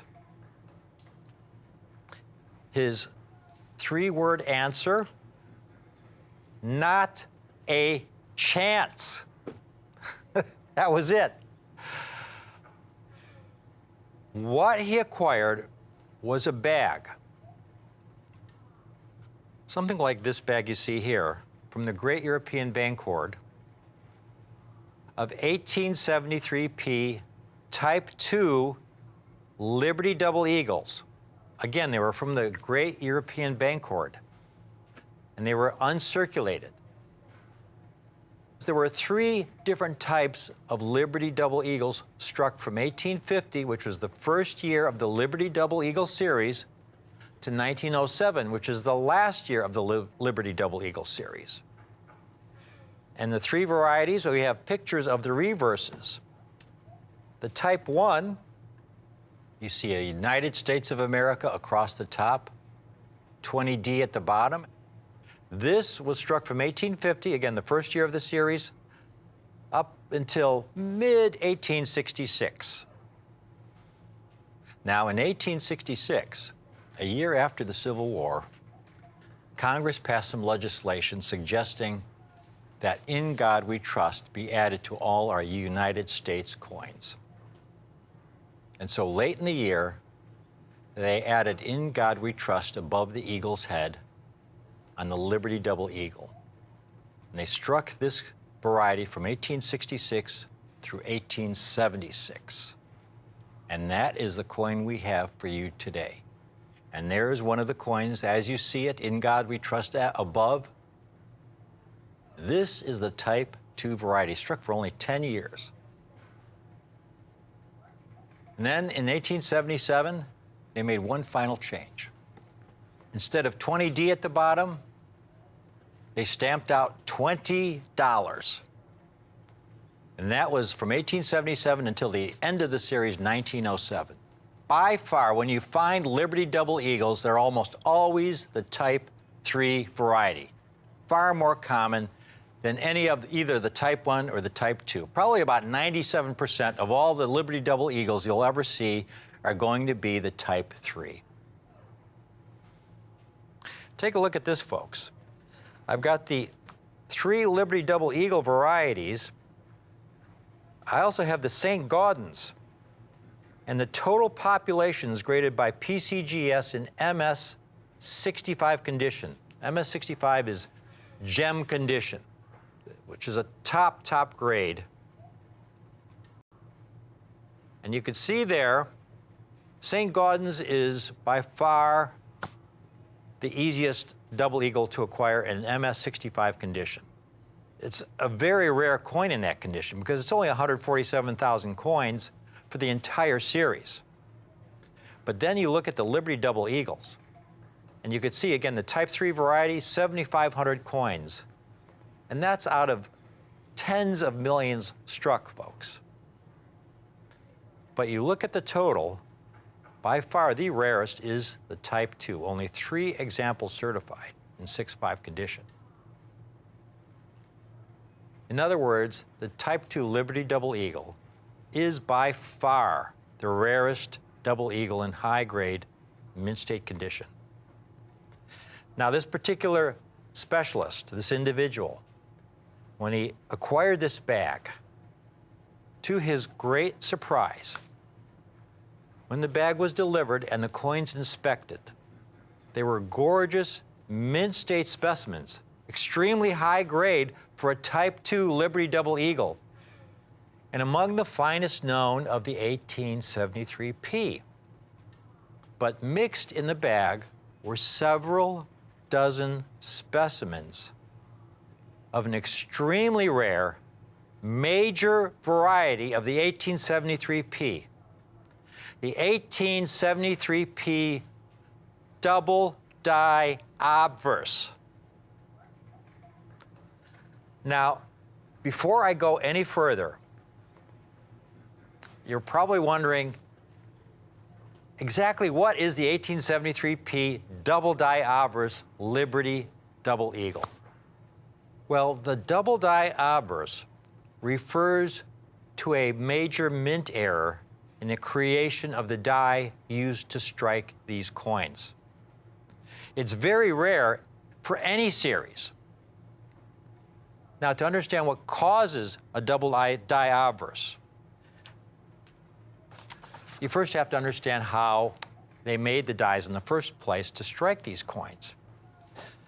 Here's a picture of the steel cones that would eventually be used to make the dies striking United States coins. Here's a picture of a working hub that was made from a master die, and this working hub was used to strike these steel cones in the eventual creation of the obverse and reverse of a coin. And this is the process the mints have used since the early 1800s. Now, during this era, in order to create a working die, these steel cones required at least 2 strikes. Now, after the first strike, what they typically did back then, after the first strike, was to remove the steel cone after it was struck once and reheat the steel cone to soften the metal, and then put the steel cone back in place, and then strike it a second time to create that deepest possible impression. On very rare occasions, when they replaced that steel cone, it was shifted ever so slightly. So the second strike came down, and you could see the shift in the lettering and the detail of the coin. And that's what we refer to as a double die. In this case, the double die is on the obverse of the coin. Now, the most famous double die obverse is unquestionably the 1955 double die obverse Lincoln cent. You can see in the lettering, "In God We Trust" at the top there, you could see the doubling in the lettering of the coin. When collectors discovered the doubling on some of these Lincoln cents dated in 1955, it changed numismatics forever. Error collecting became a major field of collector interest. 1955 double die obverse Lincoln cents that were initially selling for $5 in 1956 are now selling for tens of thousands of dollars in their higher states of preservation. Here's a 1955 offered for sale in MS65 RB condition, which means red-brown. In other words, it has some darkening of the surfaces. If it was RD or fully red, it would be valued much higher, but it's red-brown, so it's got some toning, and it's a $27,000 coin. Here's one lower grade, 6.3 red-brown again, and it's a $41, $200 coin. But here's one that's cleaned, folks. AU details and it's cleaned. In other words, it's a damaged coin. It's still well over $3,000. Decades later, there was another double die obverse Lincoln cent that appeared. It was the 1995 double die obverse Lincoln cent. And once again, there was a frenzy among collectors. And we've got a close-up of the doubling of that 1995. And you can see at the top there, when we zoom in, you could see the doubling in the letters of "In God We Trust." Now, this 1995, being more recently struck, there were original rolls that surfaced, and finer examples can sell for $1,000 and more. Now, in a minute, folks, I'm going to show you a blow-up picture of the double die obverse 1873 Liberty Double Eagle. But before I do, I want to show you a chart that details how rare this coin is compared to those Lincoln cents you just saw comparables of. Take a look at this. 1955p, very rare coin, total certified by PCGS in all grades. Almost 5,400 coins. In high-grade condition, 6.4 red, 6.5 red, they're extremely rare. But you saw that even AU examples, circulated examples, sell for $3,000, $4,000, or $5,000. 1995p, not as rare as the 55p, but also more available in the higher grades. You saw a comparable of one in MS68 that was $1,000. 2,800 have been certified by PCGS. Now we look at the 1873p Double Eagle. Now, the normal variety, without the doubling, there have been approximately 9,500 examples certified. But the double die obverse, folks, 205 coins. 205 coins certified by PCGS. And it doesn't even exist in MS64 in higher condition. And we have MS62s today. This 1873p Liberty Double Eagle, the double die obverse, ranks among the rarest double dies known.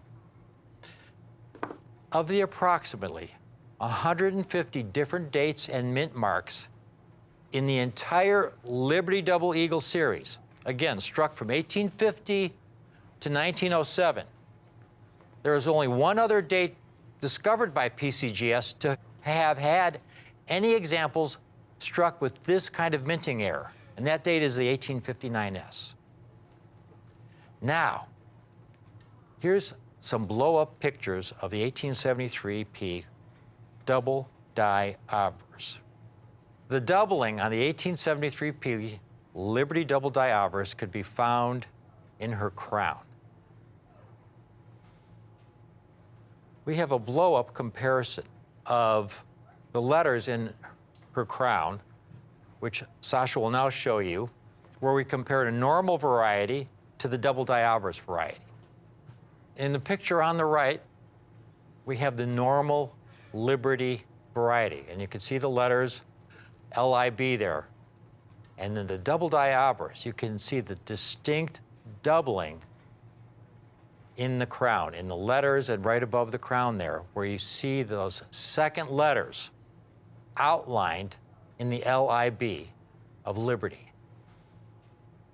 Now, it's a major variety, folks, because it's something you can see with your naked eye. It's really, really an obvious variety, and it is so rare. Now, for comparative purposes, here's a list of double eagles that I've been able to offer over the past several years to you folks watching today, our viewers. From the most common dates to some of the rarest dates. And these are graded by PCGS. And you can see there in the St. Gaudens series, the most common is the 1924P, over 300,000 certified.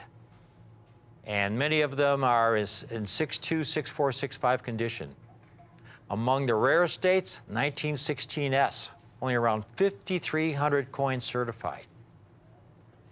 Then when you get down to the Liberty double eagles, by far the most common is the 1904P, around 200,000 certified. I mean, when you find a Liberty double eagle, about 30% of the time it's going to be a 1904P. There isn't a close second.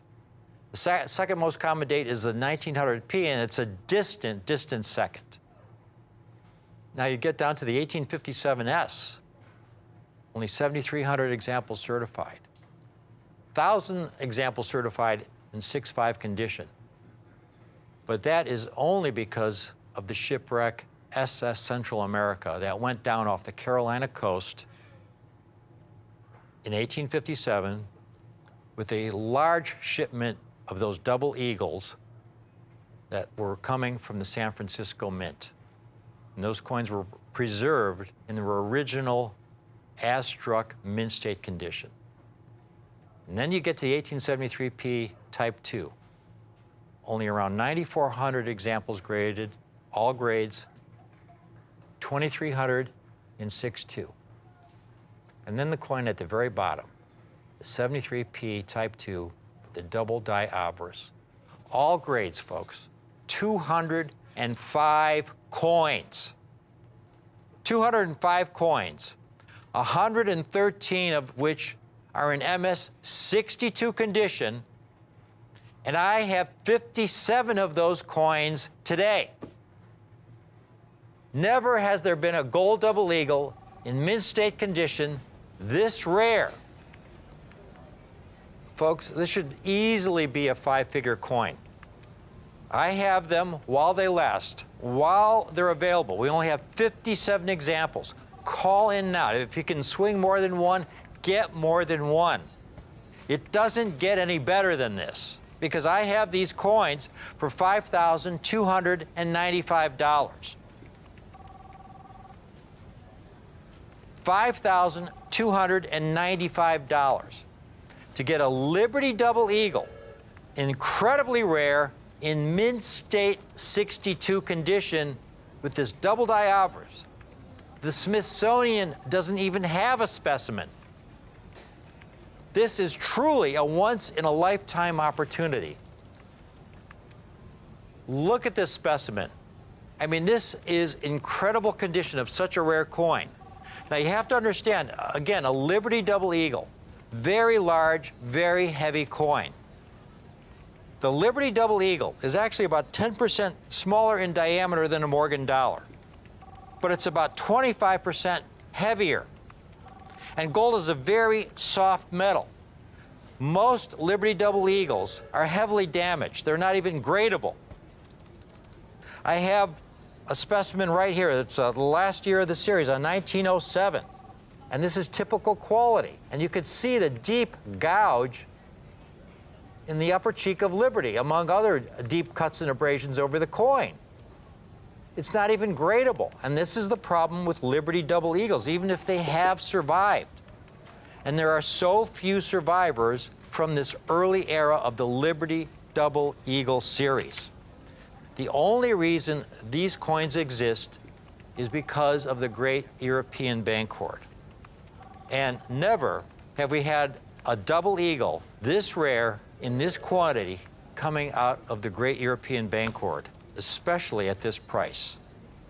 Now, what is the great European bank hoard? Well, it really all started with the Great Depression. It was economic devastation in our country. In 1933 alone, it was estimated that there were approximately 4,000 bank failures. Now, back then, there was no federal deposit insurance. So if your bank failed, you weren't covered. Imagine going to the bank one day and you have 20 or 30 years of your life savings in that bank. And you go to the bank and it's shut down. It was a bank failure. You were wiped out. And this was happening to millions of Americans. Now, in response to that, Americans began to pull their money out of the banks. Those banks that were still solvent began to pull their money out and to buy gold coins. Because, you know, the paper money, the way the economy was at that time, who knows what condition our economy would be in the years ahead. So people were buying gold coins because gold always, throughout human history, has value across all cultures going back thousands and thousands of years. And they were buying gold coins with their paper money. Well, this created an additional stress on our banking system. So in 1933, then President Franklin Roosevelt passed Executive Order 6102, making the ownership of over $100 worth of gold, which again, gold double eagles was worth $20, so you could own a maximum of 5 of these. Anything over that amount, you had to return to the government, to the Treasury, in exchange for paper money. And the government then proceeded to take all those gold coins and melt them back down into gold bars.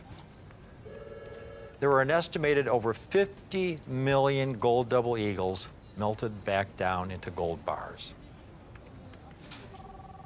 There were some citizens of means who said to themselves, okay, I'm kind of stuck between a rock and a hard place. If I leave my money in the bank, that bank could go under tomorrow and I'll be wiped out.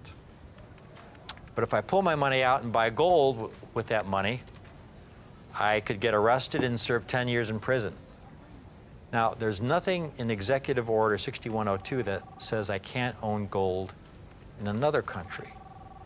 So what they began to do was buy large amounts of gold and have them shipped to banks in Europe. And they've been stored in these banks since 1933 and earlier.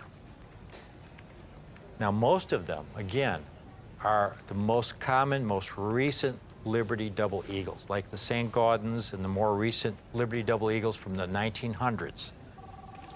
Never have we had something like this 1873P with the double die obverse. And again, because we got it at such a great price, folks, to put it in perspective, here's a rarity chart comparing this coin to the rarest Morgan dollars. Now, the rarest Morgan dollar in any condition is the 1893S. PCGS has only certified around 6,600 examples in all grades. You can see the 1873P Type 2 Open 3 variety that we have, only around 9,500 coins certified. But the double die obverse, 205 coins. It would be so much easier for me to get a stand full of 1893 S. Morgan dollars, but they wouldn't be the best opportunity for you. When you go on the market and look for 1893 S. Morgan dollars, some of the higher grade specimens, here's one in MS 63 condition. It's over $300,000. Here's one in MS 60 condition, the lowest possible mint state grade. It's sold in auction for over $100,000. The 1873P with the normal variety in mint state condition, there's one for $6,300. There's one MS62, again, open 3, but not the double die obverse. $5,875 in MS62 condition. The only double die obverse I could locate. Here's one in AU55, circulated for $5,500. Again, a dealer with 100% positive feedback. These coins, which rank among the finest known in uncirculated mint state condition, they never made it out of the bag from the mint. In MS62, the difference between an AU55 and an MS62 is several fold. This really is truly a once in a lifetime opportunity. This is such a small window of opportunity, folks. You will never see anything like this with these double die obverse Liberty Double Eagles. Once these are gone, that will be it. Now, if you're wondering what the open 3 is versus the closed 3, that simply has to do in the spacing between the date.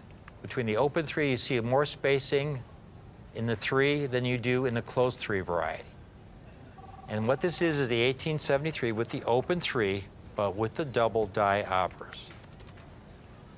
NGC and PCGS combined, only 291 examples certified. Both services combined, folks, in all grades. And these are MS62s. In gold value alone, this is almost $2,000 in gold. And here you've got one of the rarest Liberty Double Eagles in incredible condition. Now, these coins, they are available on the 3 payment option. So if you would like to acquire one of these, but you can't swing the entire $52.95 today, what we're able to do, folks, just call in, put $1,765 down, and we'll hold one of these coins for you. And that's so very, very important, because again, once these 57 are sold, that's it. We won't be able to offer them again. So $1,765, we'll hold one of these coins for you with your name on it, make the second payment in 30 days, the final payment in 60 days. And you will own one of the greatest opportunities in United States gold. Again, this is an incredibly important coin. The major double die obverse, extremely rare for the Liberty Double Eagle.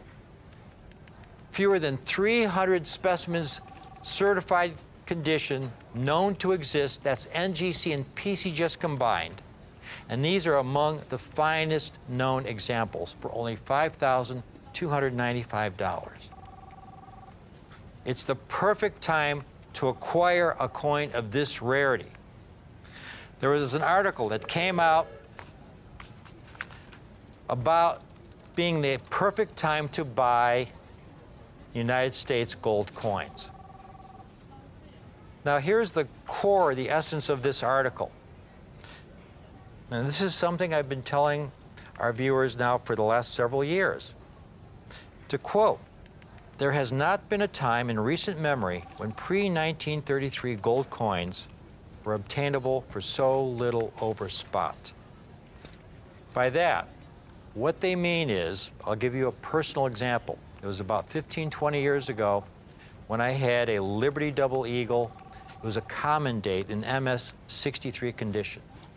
Now, back then, gold was about $350 to $400 an ounce. And I remember selling the coin to a dealer for $3,500, or about 10 times the gold value.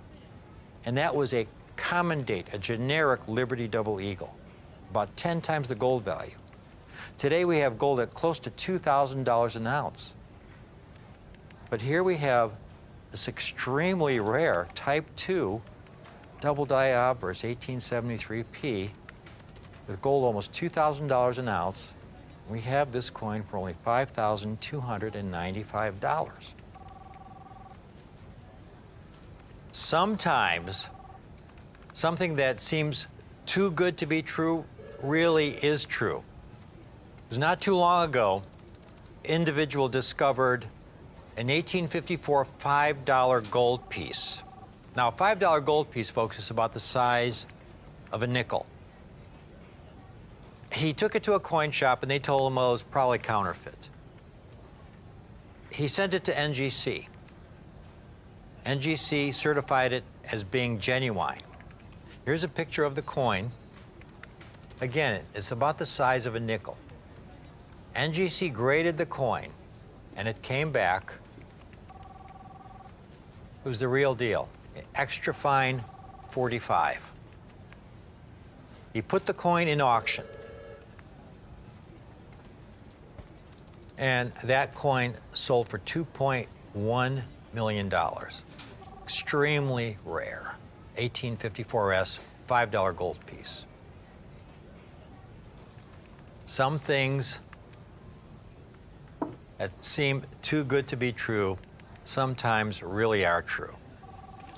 These 1873P Liberty Double Eagles, double die obverse, are the real deal, folks. This, folks, is as good as it gets, and I hope you take advantage of it. Thank you for watching.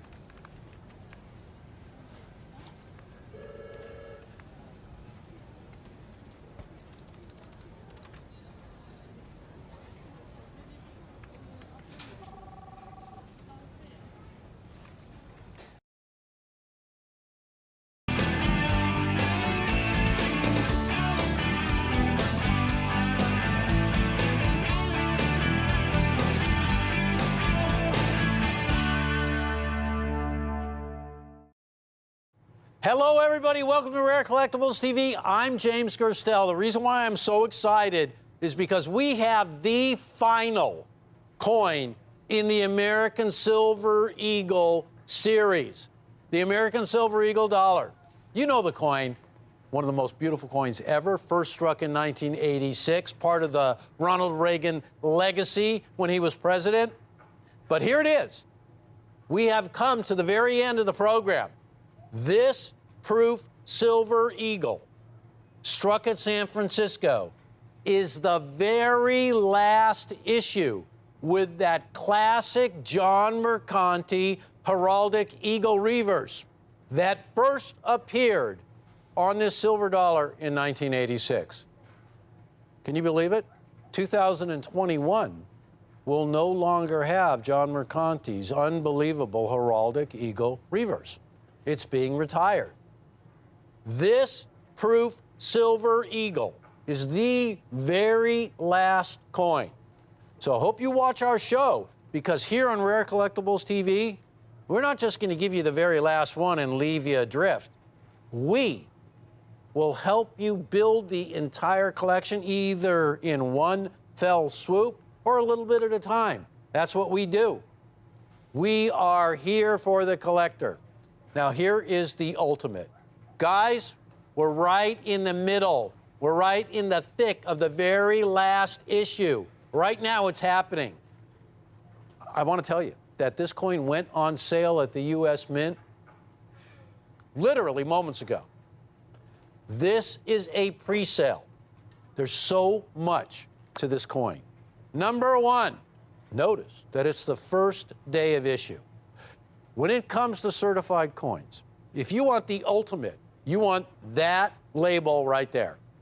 First of all, it is the last American Silver Eagle dollar to bear the Mercanti reverse, and this one is struck at San Francisco. And unlike the 2020 W, it has a cap on the mintage of 200,000. Its first day of issue. Now, you ask any collector, the ultimate designation on a label, it's not early release, It is first day of issue. So this coin, having just been released, folks, this is a pre-sale. And I want to show you what you are getting. First day of issue, a perfect Proof 70 Ultra Cameo, struck at the San Francisco Mint. There is no higher designation than first day of issue. Now, I love early release, but you can't beat first day of issue. The Proof Silver Eagle. It's the collector's version of the mint state coin we all know and love so well. It's a lot harder to get. One of the reasons why it's harder to get is because they just don't make anywhere near as many as they do of the mint state coin. Since 1986, the United States of America has struck this American Silver Eagle dollar in a business strike to the tune of nearly 540 million coins. The proofs, on the other hand, which have been struck since 1986, have been issued in far, far smaller quantities. In fact, the whole entire program, there were only 24 million coins. Now, they did skip 2009 because of a silver shortage that year. Not only are the Proof American Silver Eagles produced in minuscule quantities compared to the regular issues, it goes through a completely different striking process.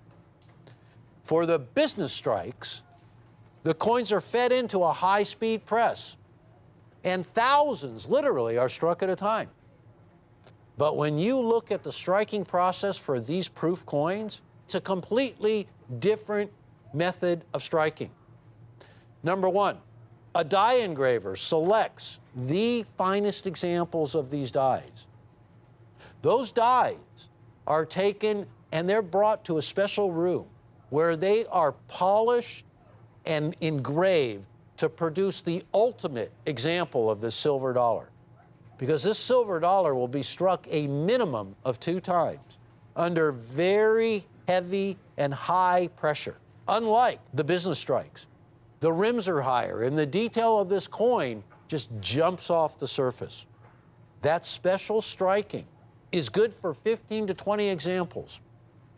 And then the coining press is shut down, the dies are removed, and a new pair of dies are installed. And the striking process begins again for a very limited amount of coins.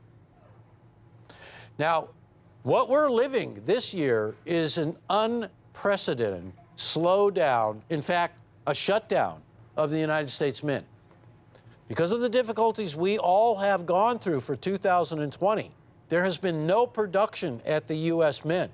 So the coin that you are looking at right now is the very last issue of this American silver dollar before it's retired forever. And a new design for the reverse will take place. This is the final issue, and we're able to offer it in the ultimate version. Ladies and gentlemen, $229 a coin. $229 per coin. This is the ultimate version of the most popular silver dollar in the world today. The largest silver dollar the U.S. Mint ever struck. Do you realize this coin is bigger than a Morgan dollar?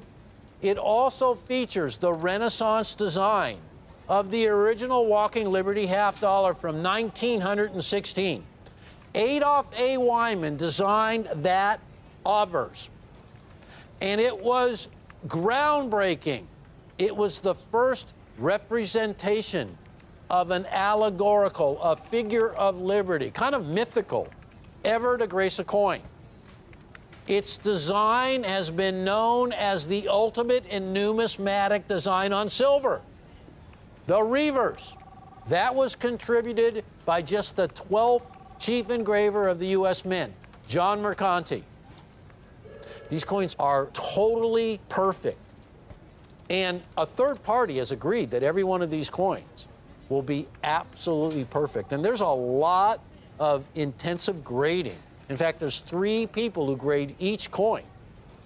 So you get the ultimate in accuracy, and in this instance, you get the first day of issue, the highest grade attainable, a Proof 70, the highest designation of mirror and contrast, known as Cameo. In this case, Ultra Cameo. When you take a look by year, it really illustrates how many collectors there are of these coins. Take a look at all of these figures relating to each and every year that the coin was produced.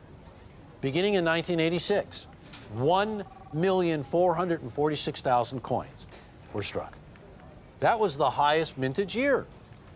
And demand for the coin, now naturally, first year is always going to be, people are going to, just the first dollar ever made of this sort. But take a look every year.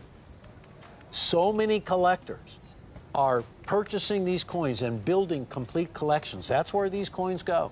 The dream is to get a perfect graded coin, a perfect grade. Now, it's not very often that the Mint will say, we're only going to strike 200,000 of these coins. Generally, the mintages are open until the window closes, the period of time closes that they can be sold. In this instance, a cap has been put on the mintage. There will be no more than 200,000 coins issued.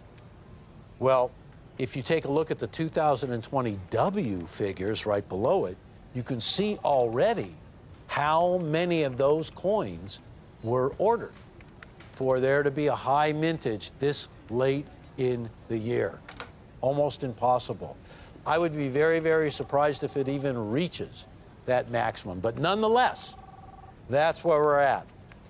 This is a pre-sell at $229 for a very special release. First day of issue. There is a really short period of time by which your coins can be submitted to the grading service. There's only one way that it works. For you and me, it would be very difficult to do because number one, you got to get in line at the U.S. Mint. You got to buy enough Silver Eagle 2020 S's to even submit to get one in a perfect grade. So you got to buy a lot of multiples. You got to wait for them to come from the U.S. Mint. Don't forget, just started selling these. We're guaranteed to get first day of issue, Proof 70 Ultra Cameo for the very last coin of its kind, $229. I want to let all of you know why this coin is so special. The reverse is going away, but you know what is staying? This exclusive label. Because Rare Collectibles TV owns this label that we call the Reagan Mercanti label. It's exclusive to our network, and it really means a lot. Ronald Reagan was the father of the American Silver Eagle because he signed the bill into law, authorized the U.S. Treasury to start striking these coins, and that was in 1985. It was known as the Liberty Coin Act. It had two parts to it. The first part was not the American Silver Eagle. It was the 1986 Statue of Liberty Centennial Celebration. A silver dollar, incidentally, Mr. Mercanti was responsible for that silver dollar as well. A silver dollar was issued, and what they call a rider to the bill, an addendum, if you will, was also signed into law.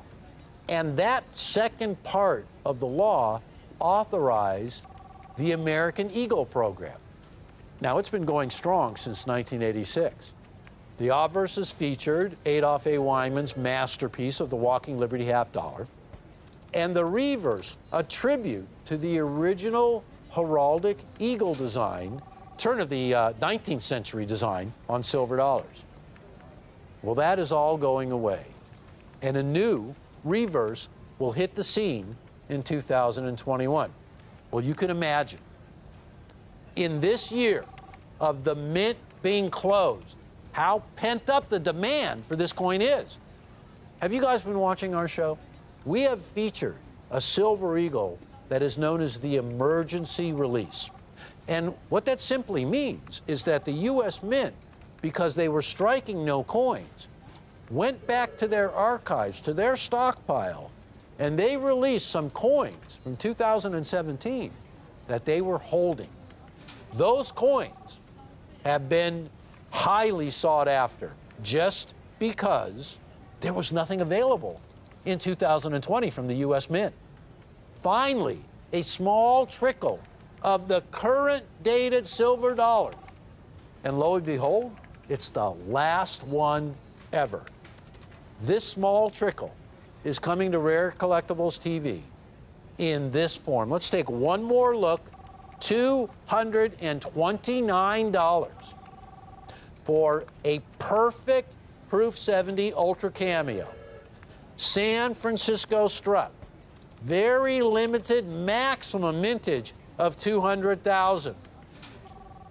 When you look at the 1994, that mintage was 372,000. And a 1994 in a perfect Proof 70 grade with an autograph by John Mercanti is nearly $4,000. That mintage is substantially higher than the cap on the mintage of the 2020S. Have you guys ever heard of the term registry set or a registry coin?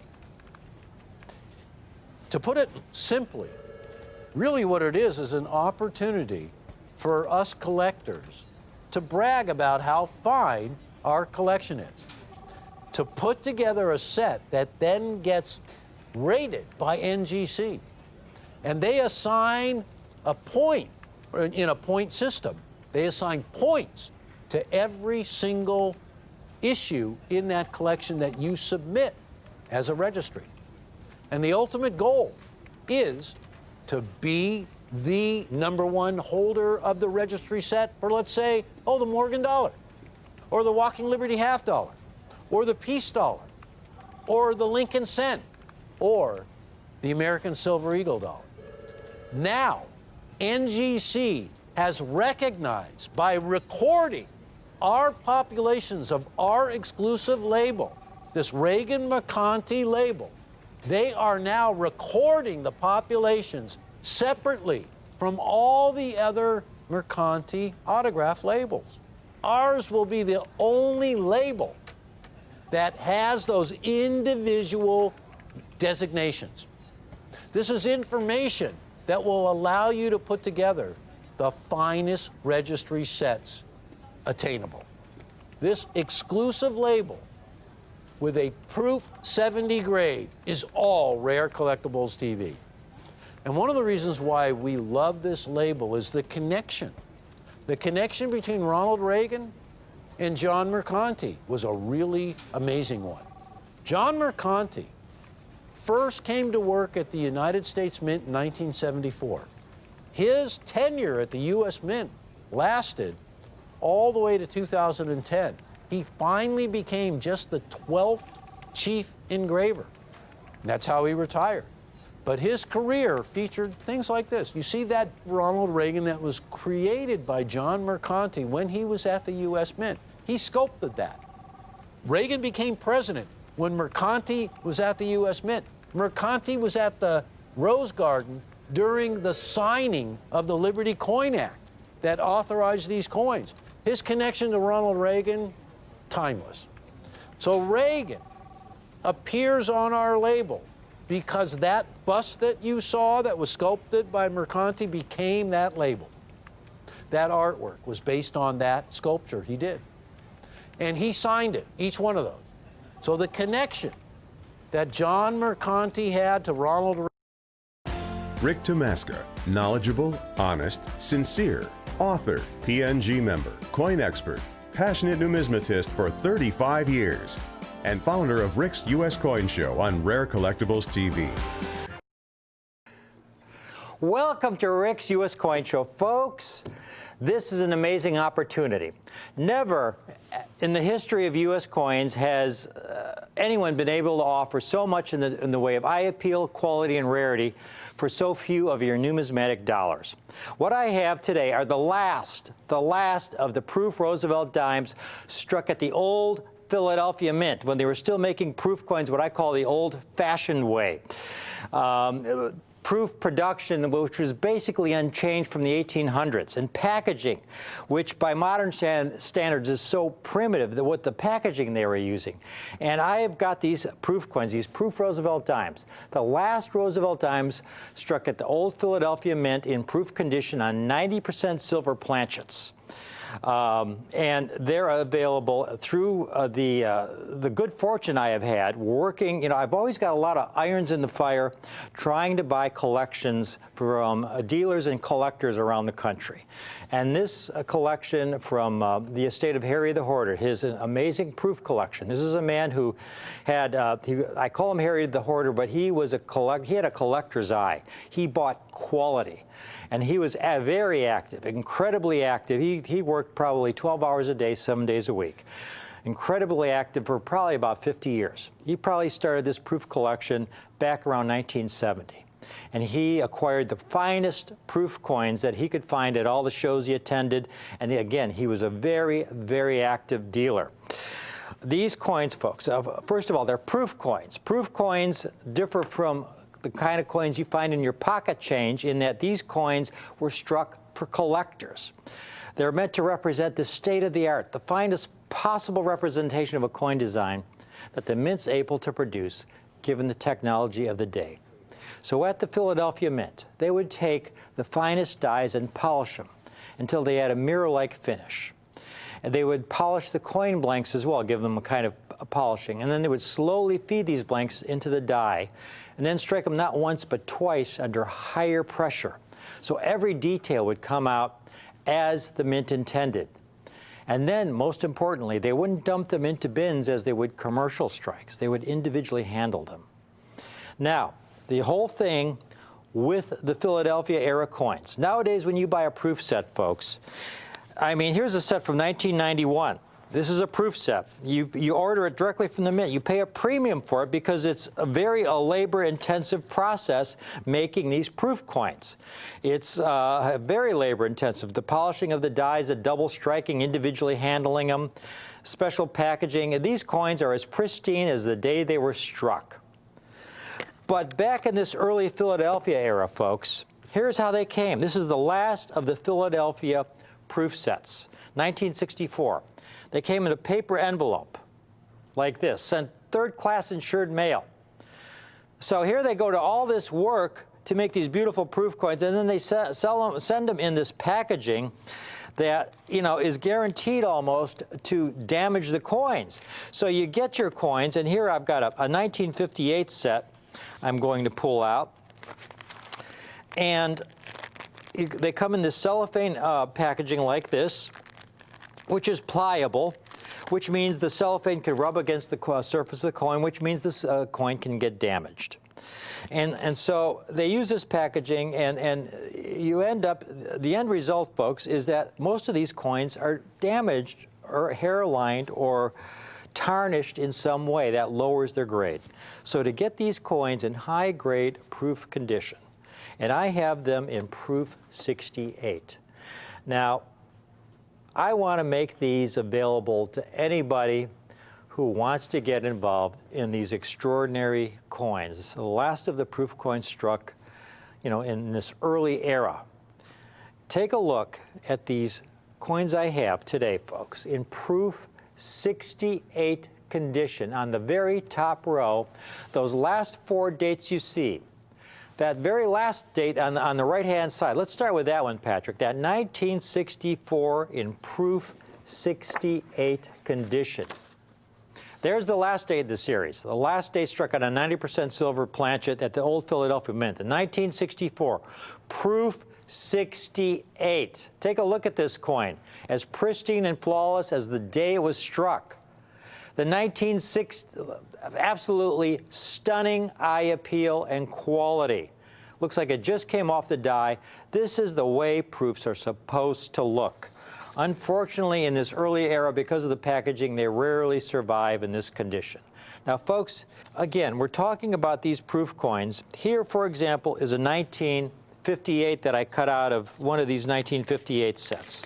I mentioned the hairline problem. Another problem they had at the Philadelphia Mint was spotting. We call them milk spots. But their quality control was not what it is today. They would wash the planchets in a soap solution to supposedly clean them, but more often than not, they would leave some of that solution on the blank instead of washing it all off. And when that soap residue is left on the blank, as that blank went into the die, and that die came down with, close to 100 tons of pressure for the proof dimes, that residue was struck into the coin. You see that spot right by Roosevelt's eye there? That won't come off. It's part of the coin. And then you have the hazy toning in back of his head. So it's understandable when dealers get nice proof coins from this era. Here's a 1963 in proof 67, $99. Here's a 62 in proof 67. Much better price, only $45. It's a proof 67.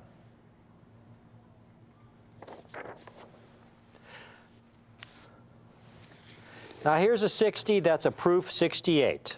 Here we go. Proof 68. Now this is a top-rated seller. A top-rated seller on eBay, $75.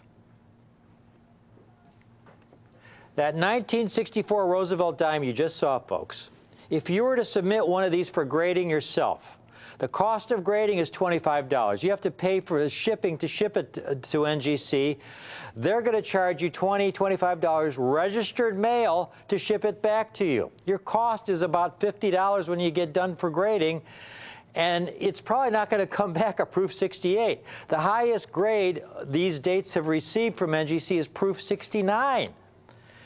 Here you have a proof 68, folks. If you just want this 1964 or this 1963 you have, see here, or the 1962, or the 1961, any one of these 4 dates, take your pick. They're only $29 a coin in proof 68. That would be a great price for a proof 67. So take your pick, any one of these, $29 a coin.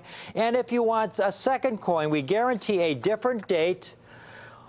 Again, pick your date, also $29 a coin. What we cannot do is have somebody, however, I will say, order 50 or 60 of one date.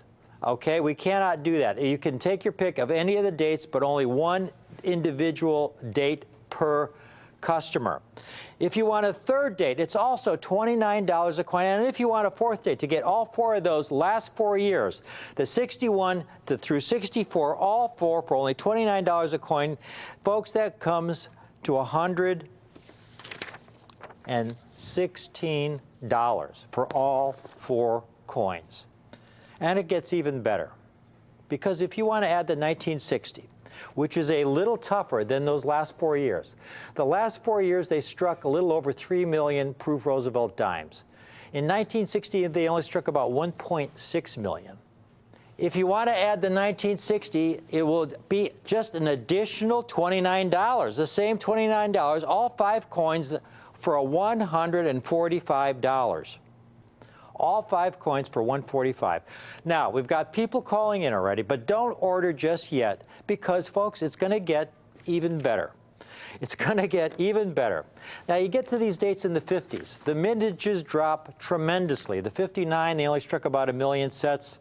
The 58, about 875,000. 56, they only struck about 670,000. 55, only 370,000.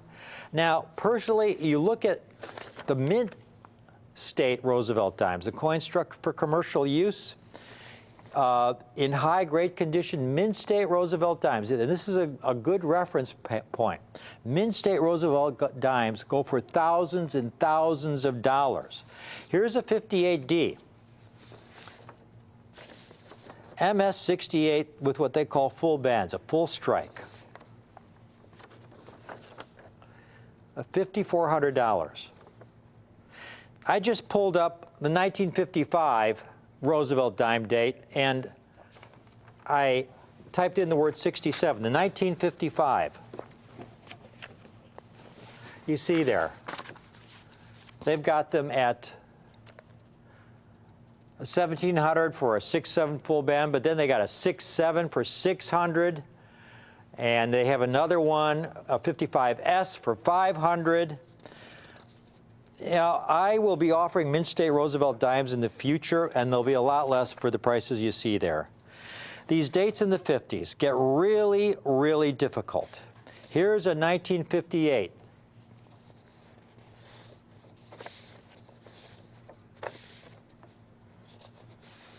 Basically $100 in proof 68. Now, if you want to add these 4 dates that I have here, here's what I'm going to do. Here's what I'm going to do. If you want the set of 9 from 1956 to 1964, all 9 coins, at $29 a coin, folks, that would be $261. Now, the 56, 57, 58, and 59 should be a lot more than $29. But I'm going to give you all 9 coins for $249 for all 9 coins. That comes to $27.60 a coin, which includes those rare dates from 56 to 59. But now we got people calling in. Here's the one you want to get. Get the 10 coin set. I'm adding the 1955 at the very bottom in proof 68 condition. I'm adding the 1955 in proof 68 condition. Here's an eBay seller with a 1955 in proof 67 condition for $159. Here's a proof 68 for $249. I've added up a lot of the top-rated sellers of Roosevelt dimes in proof. Got proof 68 prices here. You add all those up, that comes to $905. Now, if you shopped around and looked for best price, you could chop off a few $100s off that price, I am sure, and get a set for, you know, maybe $500 to $600. I'm offering the 10 coin set, all 10, including the 1955 at the very bottom. Sasha, let's give them a hand shot of this last coin. This coin here, where they only struck 378,000 proof sets total. And here's the rarest of them all in this 10 coin set in proof 68, where dealers are selling just this one coin for $249. You can own the entire 10 coin set, compliments of this incredible hoard from Harry, folks, where, again, he hand-selected the very nice sets, the very nicest sets, the finest sets. And because of the grades I got on these sets, I'm able to offer the entire 10 coin set for $27.90 a coin. $279 for the entire 10 coin set. Now, I did say that you can't order more than one of any one date. In other words, you can't order 10 or 20 1962 Roosevelt dimes all by itself. However, you can order more than one set. The price is going to be $279, but you can order more than one set. I would encourage you to do so at these kinds of prices. The ability to get these coins becomes more difficult with each passing month. We're talking about coins with very limited mintages. Most of the sets have been picked through at this point in time. It's the fact that I was able to finally acquire this collection from Harry, a man I've known for, I don't know, 15 years at least. He passed away in 2014. I was able to acquire most of the finest elements from his estate. These proof sets were the last. They were kind of the crown jewel of his estate. I was finally able to get these. And the coins are of such quality that I'm able to offer them for only $279. Now, again, if you were to get, by some miracle, find fabulous proof Roosevelt dimes of this caliber, of these 10 years, and submit them yourself, your grading and shipping costs alone would be upwards of $500. Okay, so this is, again, this is where I am able, because of my experience in this field, the time I put in, my, you know, the years and years of what I call being in the trenches, looking at millions and millions of proof coins from this era, and getting to select the very finest surviving specimens, where I am able to offer you the very finest coins at the very best prices.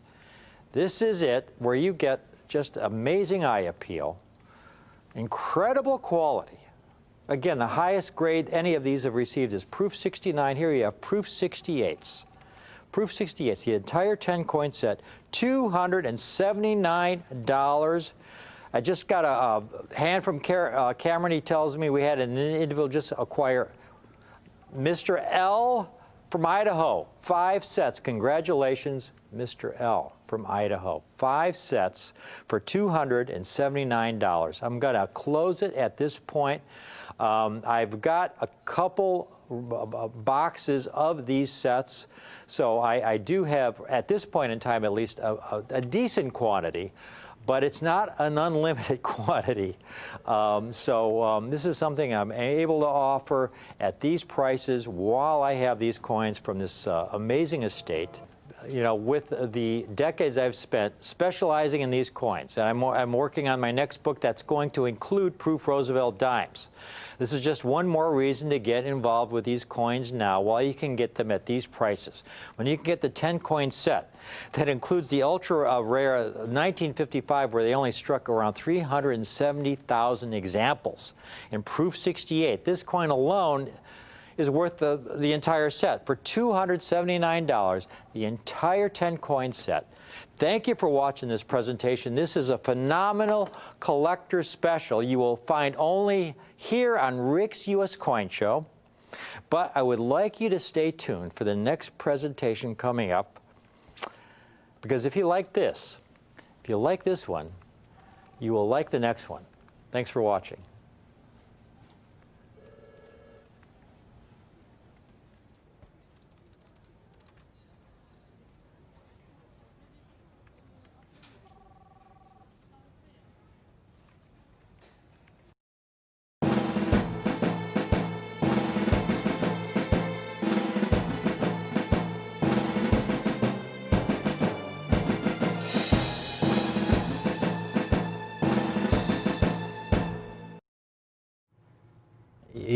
You've seen some of those extraordinary Proof 68 Roosevelt dimes that we have for you folks. 1955 to 1964 in Proof 68. There are no Proof 70s from this early era in proof making at the Philadelphia Mint. They didn't have the technology. Proof 69 is the highest grade, and there are very few of those. Now, out of this incredible collection of coins, we had those beautiful Proof 68s. At a price that's absolutely the best. It's the best opportunity you'll find in Roosevelt dimes anywhere in the country. But I also then, it's taken some time, we put together a small group of these coins in Proof 69. Now Kim has a little chart to show you, just to give you the approximate rarities of all of these coins. We got the 55 to 64. You see the populations in Proof 69 for those years. You can see how rare they are. It really doesn't begin to jump up. 63, you see 744 graded, and in 1964, you see it jump to 3,300 coins. But most of these, 400 or 500 coins graded. I've got the complete set. We have a handful of these. This has got to be a short presentation because, again, I don't have very many of these sets. But every coin in the highest grade, beginning with the 1955, take a look at this set. Folks,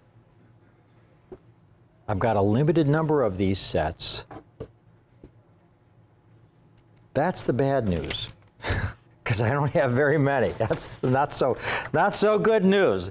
But the really good news is that I have this entire set that you're looking at. The last 10 years of the Philadelphia Mint. Kim, is it this? Would you say $79.50 a coin? Is it, you know, for the highest grade?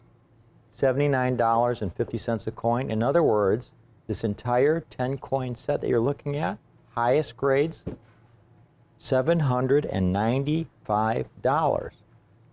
$700. All of a sudden, we have just had what, five of our customer service people answering the phone lines on this. So again, this is going to be a short presentation. The lines have started ringing on this. $795. Kim, we need to give them just a few hand shots. They need to see the first year of the series that we have here, the 1955. I mean, only about 405 examples graded. Very, very rare coin. The 1955 alone, you see people selling them in proof 68. In proof 68 for $250. In proof 68, not proof 69. $795 for the entire set. Only have a limited number of these. If you called in earlier and acquired a proof 68 set and want to upgrade to one of these proof 69 sets, call right in. We'll handle it for you, no problem. But, you know, maybe I would say it's probably a good idea to hold on to one of each. You don't want to, I would not want to sell this 69 set at any time in the near future. You know, coins, proof coins from this early era are getting harder to find by the month.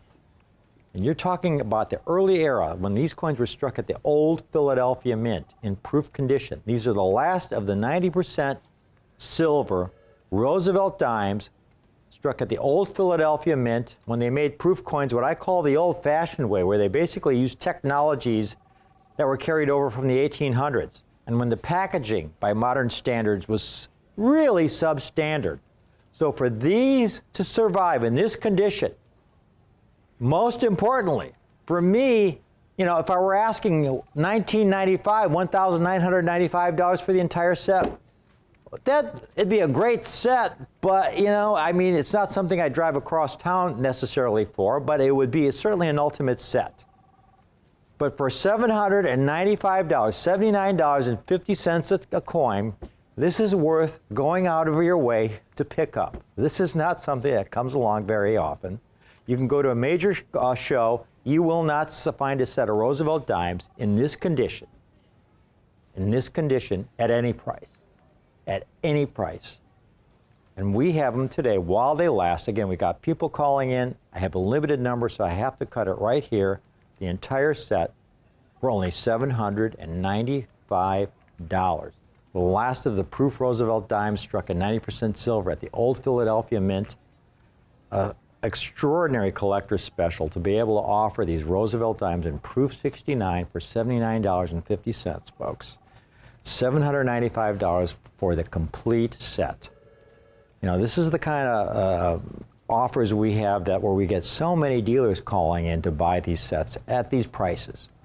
Because again, we buy the collections ourselves, we do all the work, we look at the thousands and thousands of coins, all the hairline coins, all the spotted coins, to cherry pick that occasional diamond in the rough, to get it graded, so we can offer you these kinds of deals. It's a lot of work, but that's what we love to do. We're collectors, and it's a real joy to be able to offer this kind of eye appeal, quality, and rarity in this proof Roosevelt dime series for this extraordinary, extraordinary price, $795. Thank you for watching.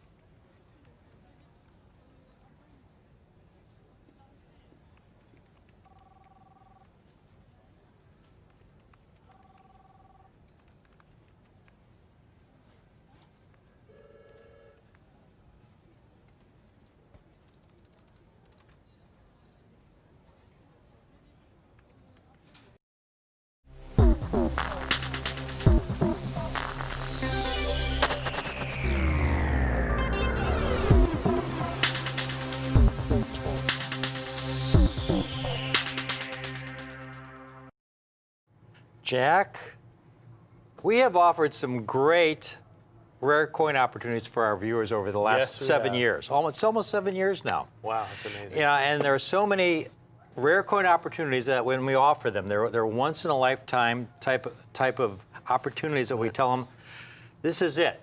Right. Because once these are gone, you know, we won't be able to offer them at this price ever again.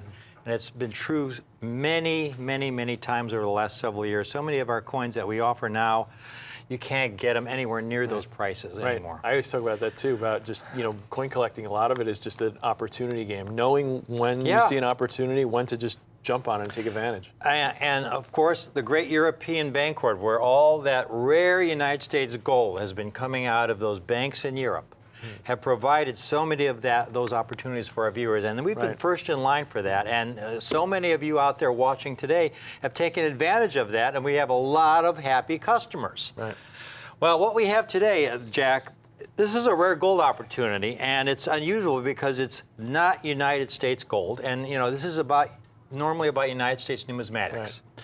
We love the symbolism of the United States coins, the history, what they stand for. It's all about our country. But we've got some coins today from our dear neighbors to the north. Right. Yep. Canada. And these are really historic gold coins from Canada. There's so much history. And you'll hear there are so many different storylines going on with these coins. The more I have studied these, it is so exciting, folks. If you never buy a single Canadian numismatic coin of any kind, whether it's a maple leaf, whatever you want to call it, this is the one coin we would most highly recommend that we have for you today. These coins were struck back in 1914. They've been stored in the Treasury in Canada for about a century. Yeah, till 2012. Yeah. And they were recently released. They're 1914 $10 gold pieces. They were only struck for 3 years. Yep. From 1912 to 1914. This is the largest denomination struck by the Canadian Mint. They were the first gold coins ever struck by the Canadian Mint. Right. Canada didn't have their own coins until this is the first Canadian gold coin, Canadian design, Canadian gold, Canadian everything. It came about because of the Klondike Gold Rush. Right. Our equivalent of the California Gold Rush. Right. The Klondike Gold Rush took place in 1896, and they had all this gold. But they only struck them for 3 years because then World War I happened. Right.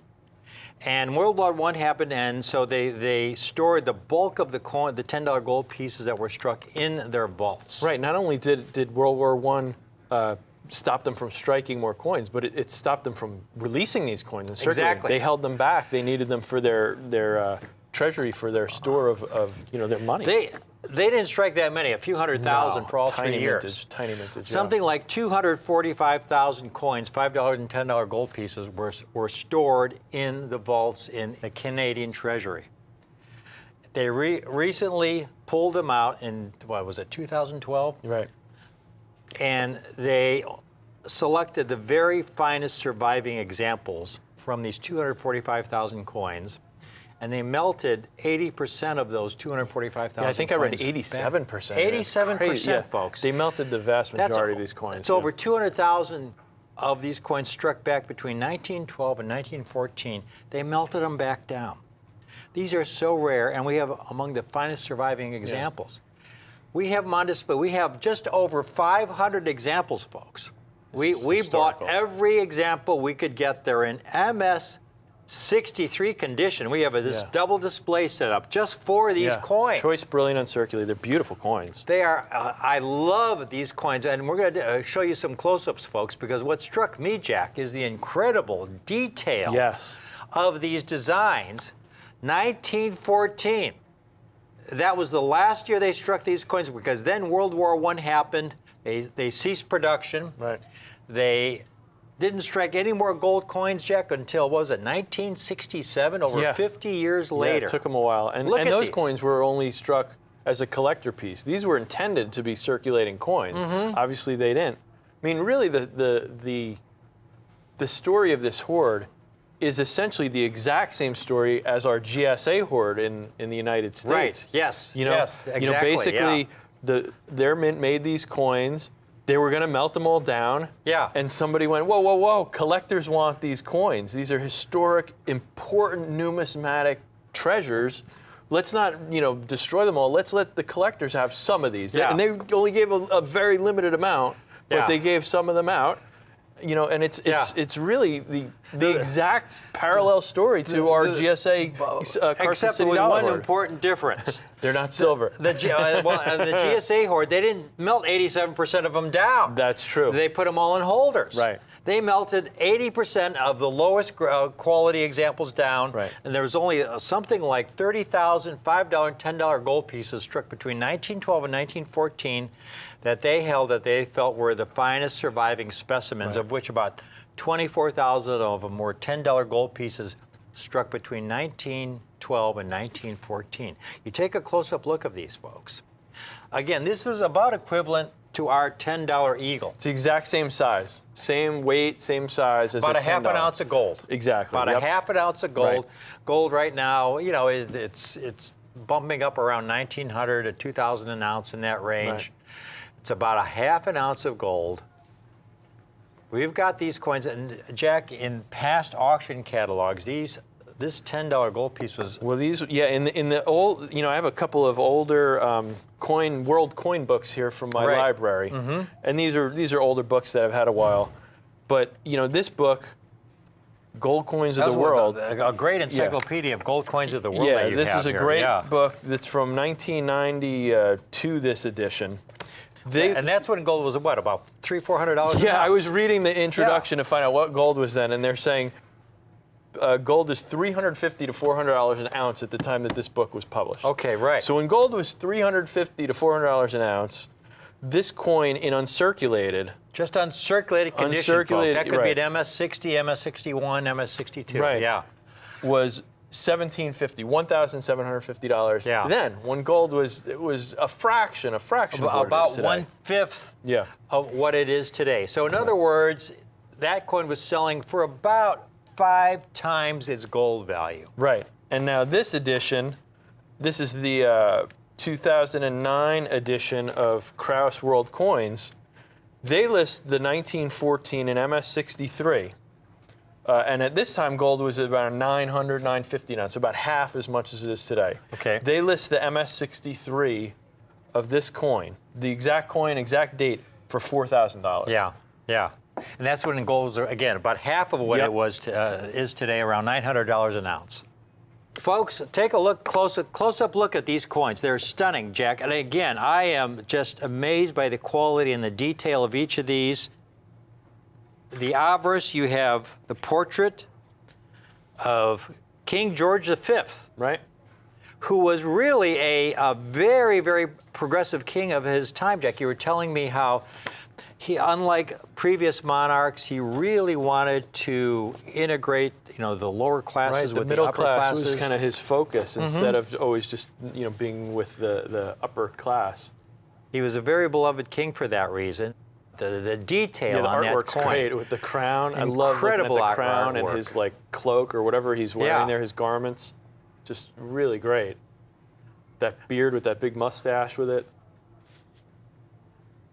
And then you've got the reverse, Right. Canada, $10, 1914, with the coat of arms. And again, the first, you know, purely Canadian gold coin. You know, the design with, you see those maple leaves, you know, maple branches behind that shield there, and the shield representing the different provinces of Canada. Now that's Canada's coat of arms as it first appeared in May 26, 1868.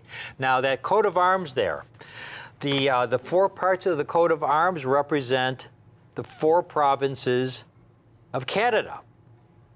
Ontario is depicted in the upper left-hand corner with 3 maple leaves. That's the Ontario province. The 3 maple leaves are right below the St. George cross, right at the top there in the upper left.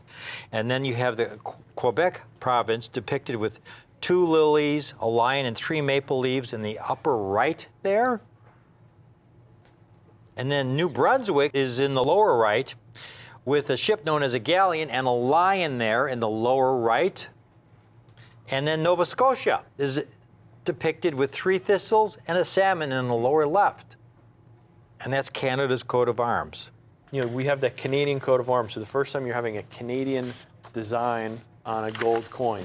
The gold comes from that area of Canada. So it's gold produced in Canada in that Yukon territory. You know, it's So Now- there's a lot going on here. Now, those words there on the obverse, those Latin words, So the first word, de gratia, is the grace of God. Rex is king. Et India Imperator is emperor of India. And you see even George is spelled in the Latin Georgius, and the V Yes. is for the Roman numeral 5. Now, Jack, here we have the official statement from the Royal Canadian Mint when they released these coins, okay? When they first released these coins in 2012. Here's the official statement. The 1912 to 1914 $5 and $10 Canadian gold coins are at the source of the Royal Canadian Mint's reputation as a world-class refiner and producer of gold coins. And we are delighted that these pieces of our history are back in the spotlight after a nearly century-long absence, said Ian E. Bennett, President and CEO of the Royal Canadian Mint. And he goes on to say, by creating this unique opportunity to purchase Canada's first gold coins, proudly displaying national emblems, the Mint is excited to share these important artifacts with Canadians and collectors worldwide with the help of the Bank of Canada and the Department of Finance. That's what it's all about, folks. These are artifacts, the earliest products from the Royal Canadian Mint, the largest gold coin. They only struck them for 3 years. Take a look at the original mintage of this coin compared to some $10 gold coins from the U.S. Mint of the same era, folks. Right. These 1914 $10 gold pieces, the original mintage was only 140,000 coins. That's it. That's what's amazing, Jack. And then again, the great majority of that original mintage was melted down. Right. They had 245,000 gold coins. Unfortunately, but in a sense, fortunately, they melted 80% of them down, which make these coins so much rarer. I mean, they're already rare. Right. But now when you melt so many down, we're maybe talking about 20 to 30,000 survivors at most. Right. And these are among the finest surviving specimens. Yeah, and you have to keep in mind, too, of that original mintage of 140,000, a small amount was released at the time in 1914. This coin was virtually unknown in Mint State before now. Those coins all went into circulation. They were so, it's not like there was, they were put away or something, or they, like were sent to European banks like U.S. coins. That wasn't the case. These are coins that, the very few that were released circulated, so they're worn out. Yeah, and again, just like the California gold rush, how that great influx of gold into our economy created our first double eagles. You had that Klondike, the Yukon gold rush. We got a great picture from that era. So right on that border area of Canada, Western Canada, and Alaska, you have that Klondike gold rush in the Yukon and in Alaska, and much like you said, like the gold rush in San Francisco and California. You had thousands of enterprising young men going to try and strike it rich and strike gold. Yeah, it was on August 16th, 1896. It was an American prospector by the name of George Carmack. They discovered gold in Bonanza Creek, which was then called Rabbit Creek. So now Canada had all this gold. Permission was granted to create a Canadian branch of the Royal Mint in 1901. But they had no refinery to refine the gold. Right, and that was still for England, though, as the Royal Mint. They were operating this mint under the auspices of the British Empire still. So Canada, they began work on a refinery in 1909. And the work on the refinery was completed in 1911. And they were supposed to start striking these gold coins in 1911. But then King Edward VII passed away in 1910, delaying the release of these coins. And he was succeeded by King George V. And they began striking these coins in 1912. 1912 was the same year of the sinking of the Titanic. And these coins struck in 1914, folks, $10 gold pieces. And they were to be minted for many years after, but then World War I hit, and so they ceased production. And Canada got involved in World War I. Here's a poster from that era from Canada. Your chums are fighting, why aren't you? A recruitment poster for Canadians. And we didn't get involved until later in 1917. So there weren't any gold coins then struck from 1915, and they didn't strike any, resume the striking of gold coins in the Canadian Mint until 1967. Yeah. So these truly are artifacts, folks, from the early years of the Canadian, Royal Canadian Mint. We've got these coins today. There's only a few thousand that have survived, several thousand. I would estimate maybe 20 to 30,000 total that have survived. Most of them were melted down. Yeah. And these are among the finest surviving specimens. This is a coin that today we could offer for $3,900 when gold is double the value it was 10, 11 years ago, and they'd be getting a great deal. But like all these opportunities that we get first crack on them, we buy the entire deal, we get them at a great price when we're first in line. Right. And we pass those savings on to our viewers. This is a coin we could offer for $3,900, it would be a great deal. At $2,900, it would be truly a spectacular opportunity. We have these incredible numismatic rarities, rare in every sense, not just the sense of condition rarity, but in any condition, Jack, there's perhaps 20 to 30,000 survivors of this date. That's it. Right. Yeah. That's it. We have them for $1,995 a coin while we have them. $1,995 a coin. If you can't swing the total amount today, you can just put half down. Half down of $997.50 and pay the balance in 30 days. Call in now. Call in now, folks. If there's one coin that we would most highly recommend from the Canadian Mint, it is the coin we have for you today, the largest gold coin ever struck by the Canadian Mint in those early years. So few survivors. Yeah. Most of them were stored in the treasury in Canada for about a century. World War I happened, they stored them in the treasury for just about 100 years. 2012, they brought 245,000 coins out. That 245 number, which to start would be a tiny, tiny number. Yeah. But that's counting 6 different issues of coins. Right. 1912 Exactly. to 1914, both $5 and $10 denominations. So you can get an idea of just how few of this particular coin there are. And then on top of it, they melt down 80+% of what was there.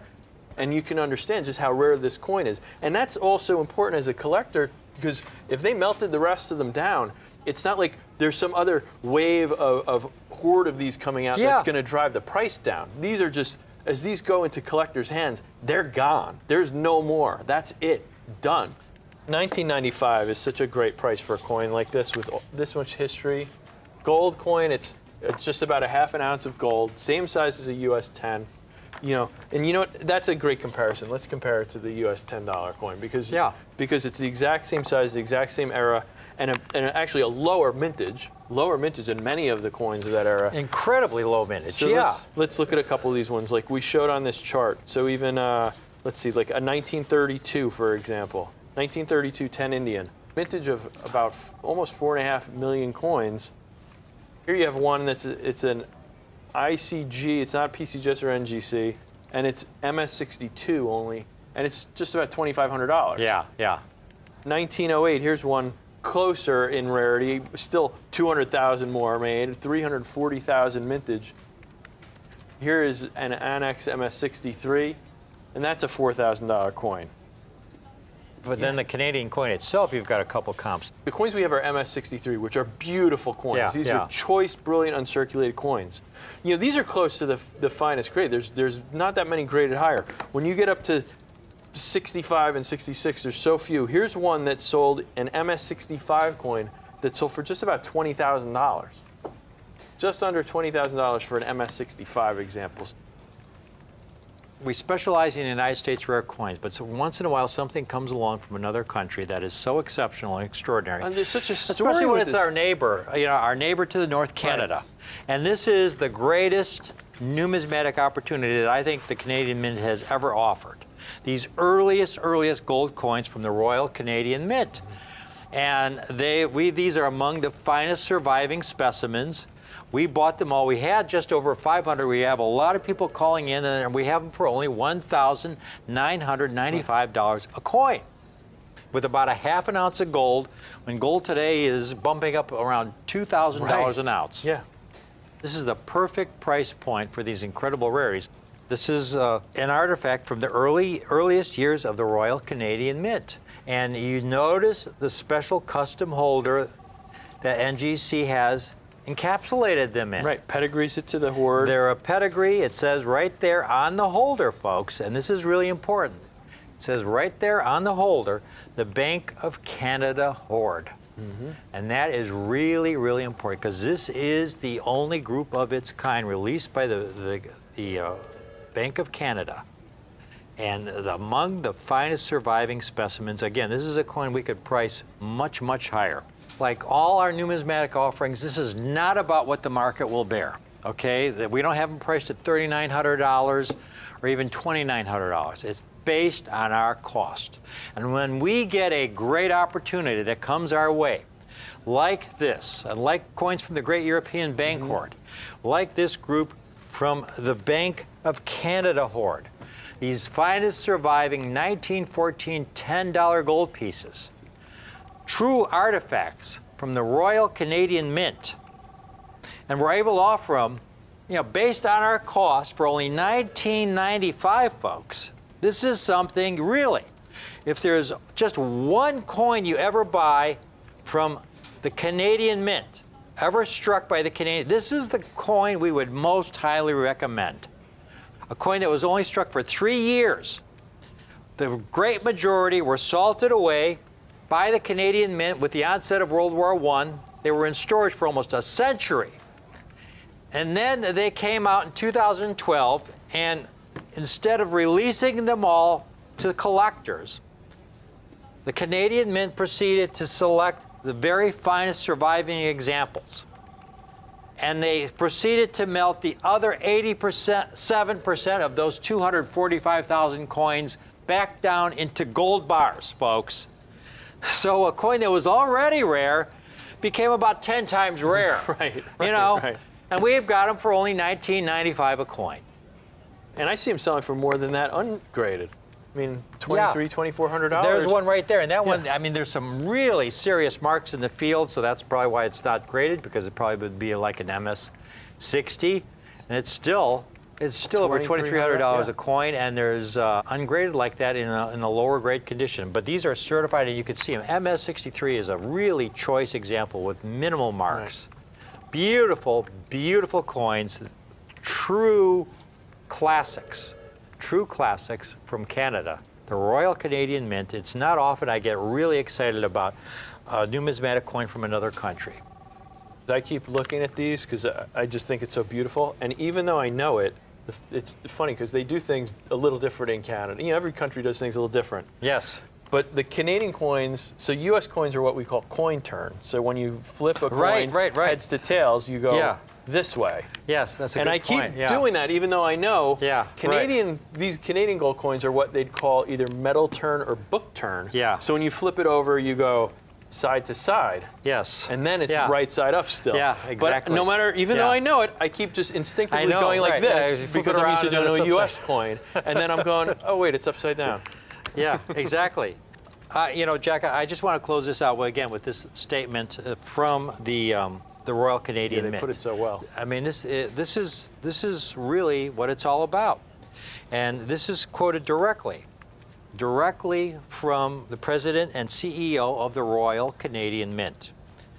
And here it is, this final sentence: by creating this unique opportunity to purchase Canada's first gold coins, proudly displaying national emblems, the Mint is excited to share these important artifacts with Canadians and collectors worldwide.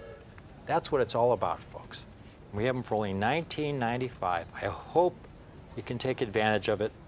From Jack and I, the Coin Guys, I'm Rick. I'm Jack. It's been a thrill to be able to offer these greatest Canadian numismatic artifacts to you today, folks. At such a great price. from Jack and I, thanks for watching. Thank you.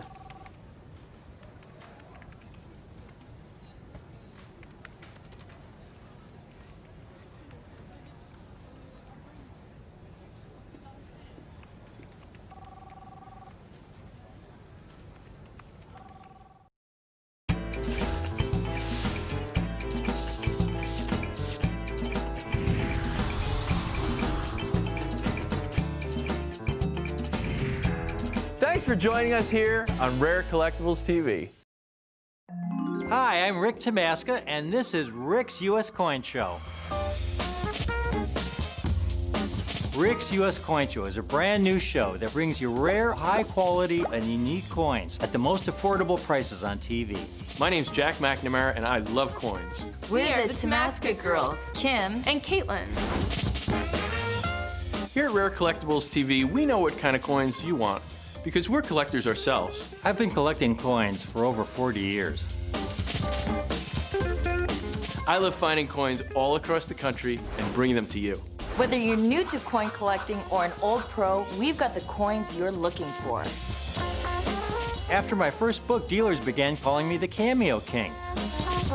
Coin rarity and quality are what matter most to me. Now that's eye appeal. I do love Franklin's and Kennedy's. Rare unique coins. At the most affordable prices. Coins are in my blood. Now that's a beauty. My goal is to bring you the ultimate in superb rare coins. Do you want the best?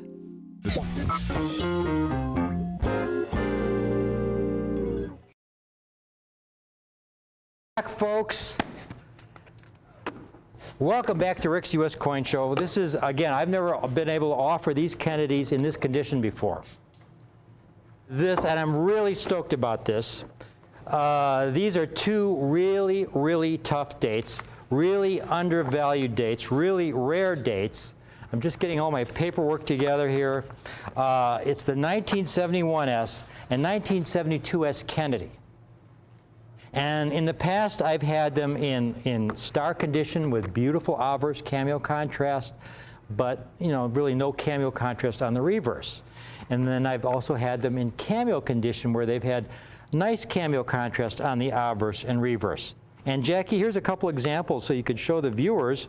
Here, for example, is a 71S in cameo, where you could see it has nice contrast, nice but not outstanding contrast on the obverse.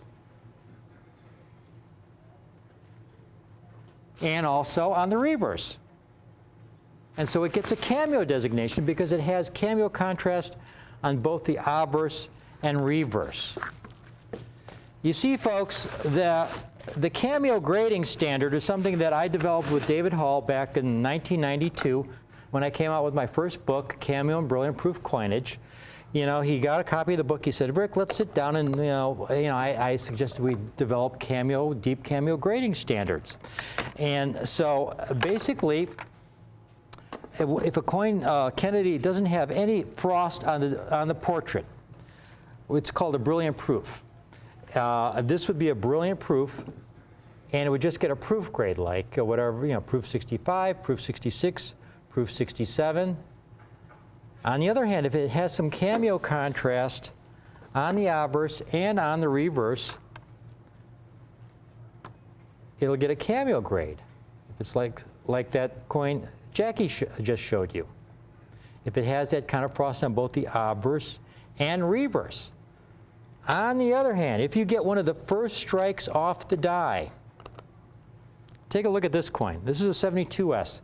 And this is a 6/8 star because the obverse has what we call a deep cameo or ultra cameo obverse. You look at that, look how frosted it is.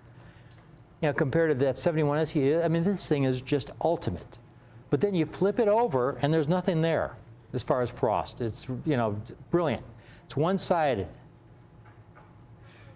Now, if it had frost like that on the reverse, it would be a deep cameo. Here's a deep cameo. Again, there's a blow up in the PCGS grading set. Their deep cameo looks something like this, but it would be that way on both obverse and reverse. Now, folks, what makes the 71S and 72S so special is that they were the first Kennedy half dollars struck on clad planchets. Up through 1970, the half dollars were struck on silver planchets. Silver planchet was a little bit softer than the clad planchet in 1971. So what happened is, because of the way they prepared cameo dies back then, and it was a very different process compared to today, because of the delicate nature of those cameo dies, when they were used to strike these Kennedy dollars with the clad planchets, the dies, cameo dies, wore very quickly, and as a result, very few cameos were struck in 71 and 72. They didn't begin striking more cameos until 73, a lot more cameos until 73, when they introduced a new kind of process to create cameo coins. In 1973, to create a cameo coin, they actually began to sandblast the die. And then they would buff the fields, and then they would actually use a chrome plating process to give that die extra durability. And they began that using that technology in 1973. They didn't really get it perfected, though, until the late 70s. So, and by 1990, and then you still had packaging problems where the packaging, the coins would tone, and you'd get coins that were beautiful, deep cameos, but they would tone in the packaging. 1990, they really got it all sorted out, where here's a 1990 set. If you went to a coin shop or a coin show, and you went to buy 20 1990 proof sets, every one would likely look like that. Beautiful cameo. Here's a set that's 25 years old, and the coins look like they were struck yesterday. They're all beautiful, incredible, deep cameos. When Jackie flips it around, you can see that the reverse is as nice as the obverse. They're all like this. And that's because of the technology that the Mint uses today to make the coins. This chrome, this sandblasting and chrome plating technology, where they can strike hundreds and hundreds of beautiful, deep cameos before the dies would begin to wear. And then as soon as they would begin to wear, it's economical for them to replace the die with a new die, because this technology allows them to strike so many more cameo coins. Before 1973, they didn't have that technology. The gentleman who instructed me and taught me about this was a very nice man. I give him attribution in all my books. His name was Don Weaver. And he ended up, he started out as just a general helper at the U.S. Mint at the proof facility, but he ended up as the chief of the coining division. And he told me that back then, you know, they tried to make cameo proof coins, but the way they did it back then was to take the die and dip it in a bath of 5% nitric acid, 95% alcohol. And they called it pickling, okay? They pickled the die, and then they would take the die out and buff the fields. And they put the die in place, and the first coin struck off that die would have this beautiful cameo transferred to the coin blank. Unfortunately, these cameo dies, these acid-dipped cameo dies, were very delicate.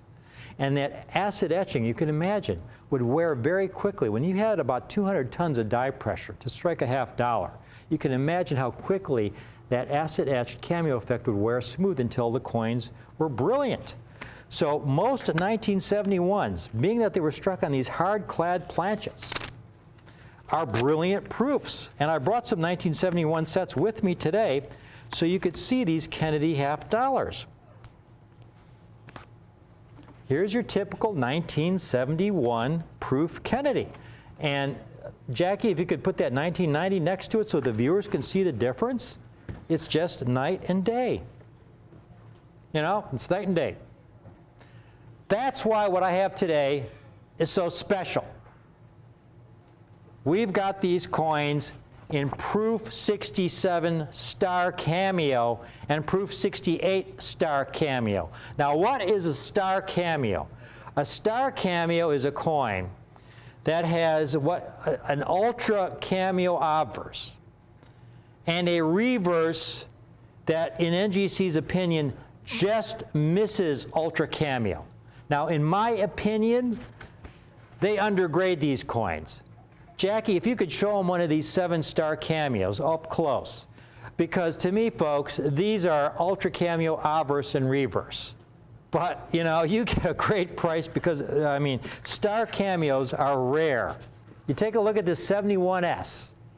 They've only graded 98 in Proof 67 star cameo. 98. Now, star cameo, because when you flip it over, you're going to see a nice cameo. It's really nice. It's amazing. I would have graded it Ultra Cameo. And the 72S, 7-star cameo. 72S, they've only graded 114 in 7-star cameo. Amazing Ultra obverse. And then again, you flip it over. Amazing reverse. And then in the row above, I have these star cameos in Proof 68. The 71S is only 207 graded in 6/8 star cameo. You can see that 72S, and then we have the 71Ss. That's amazing. Look at that coin. Jackie, could you take, where is that 71S, so the viewers can see the obverse and reverse? This is just incredible quality, folks. Now, they call it star cameo. It looks fully Ultra Cameo. Take a look at it. Beautiful, beautiful reverse frost. To show you how rare these coins are, here are the first 6 years of the Kennedy series, the Ultra Cameo populations, okay? You've got the first year of the series, the 1964 Kennedy. Okay, 297 graded in 6/7, 341 in 6/8, 111 in 6/9, 68, 69, 70, all are a little easier to get. Then you get to the clad 71 and 72, and all of a sudden this huge drop. That's why a 71, if you get a 71 and 9 Ultra, it's like a $3,500, $4,000 coin. Now, the 71s and 72s I have for you today, folks. Here's how rare they are. You're going to love the price on these. Call in now. I've got the 71Ss in 6/7 star cameo. 98 graded, 6/7 star cameo, $69. The 72Ss in 6/7 star cameo, $39. And if you buy the pair, you can own both for only $99. Now, if you want these coins in 6/8 star cameo, there's the 71S 68 star cameo, $109. And the 72S is only $59.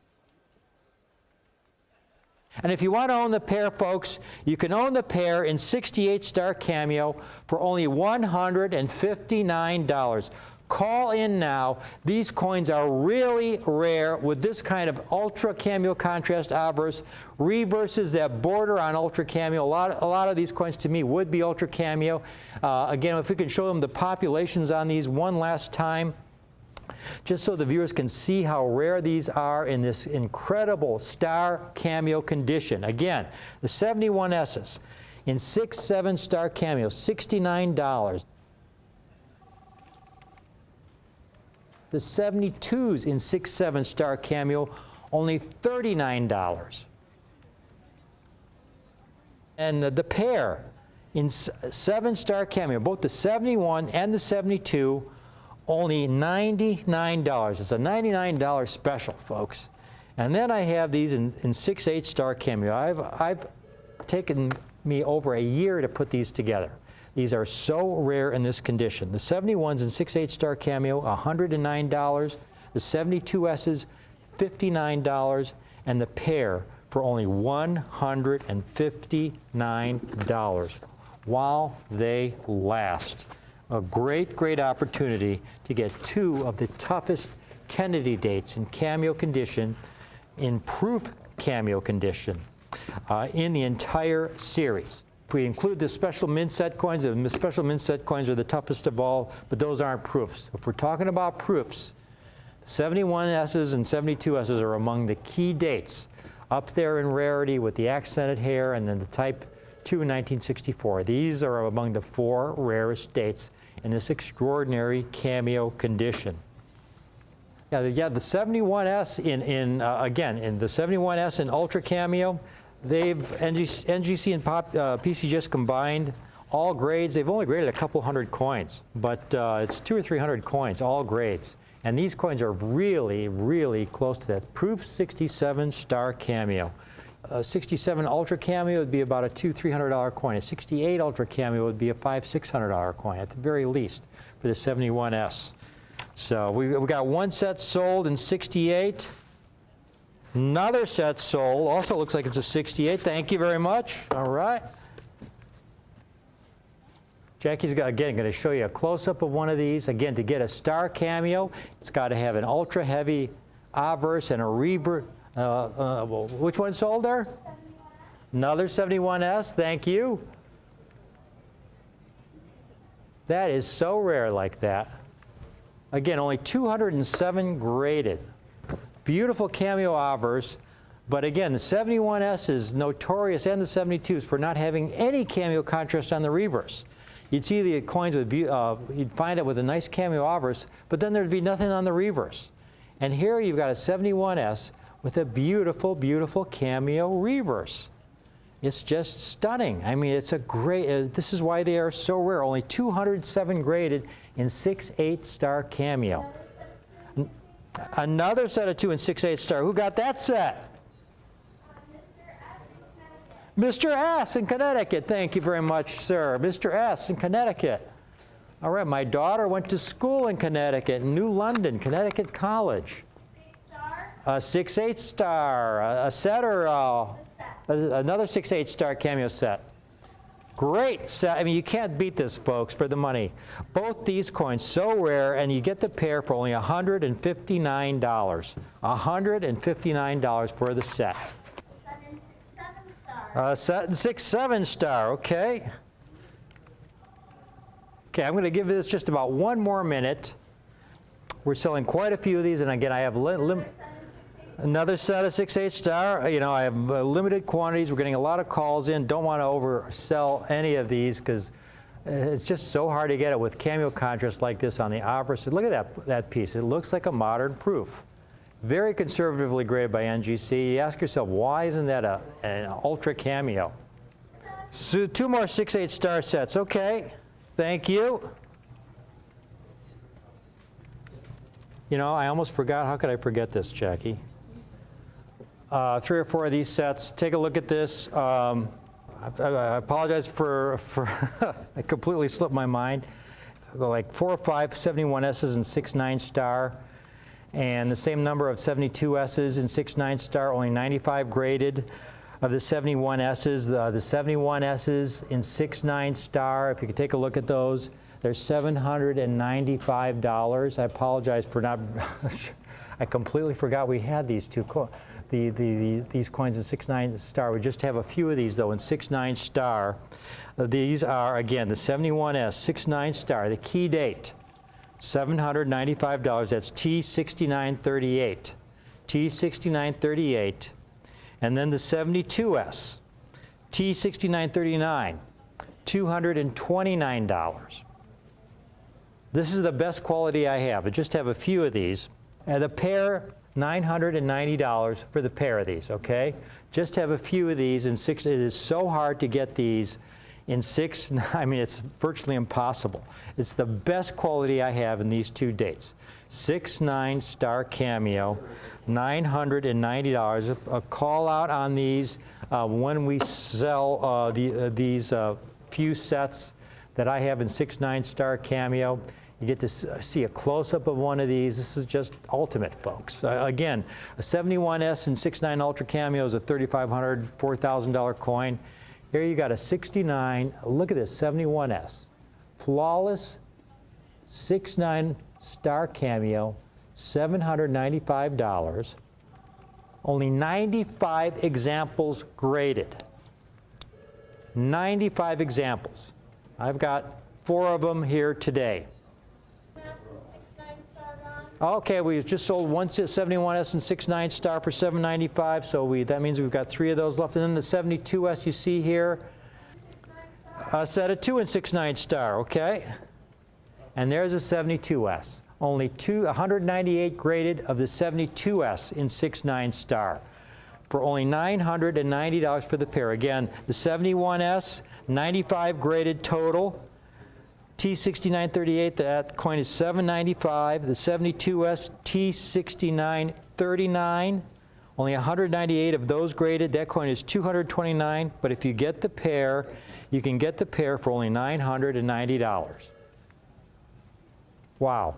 Why not Ultra Cameo? That's just a mind-boggling coin.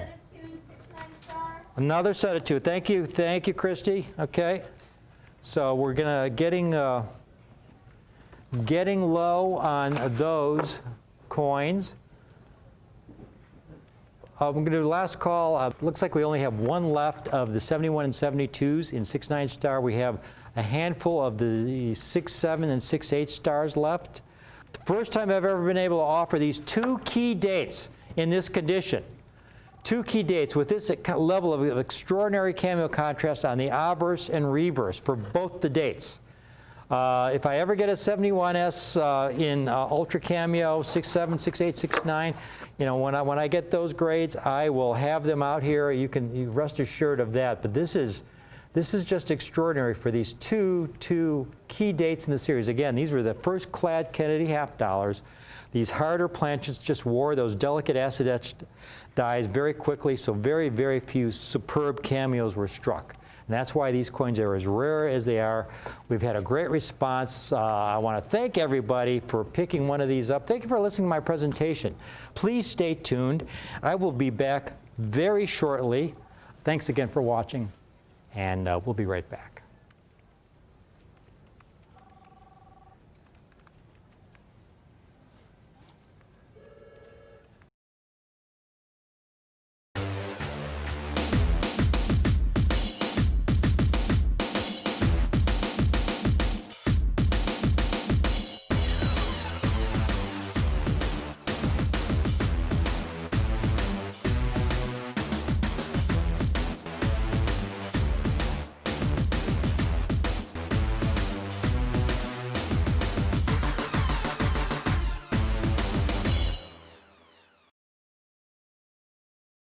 James Gerstel, this is Rare Collectibles TV. I'm really excited, more excited than usual, because this is a monumental event right here, ladies and gentlemen.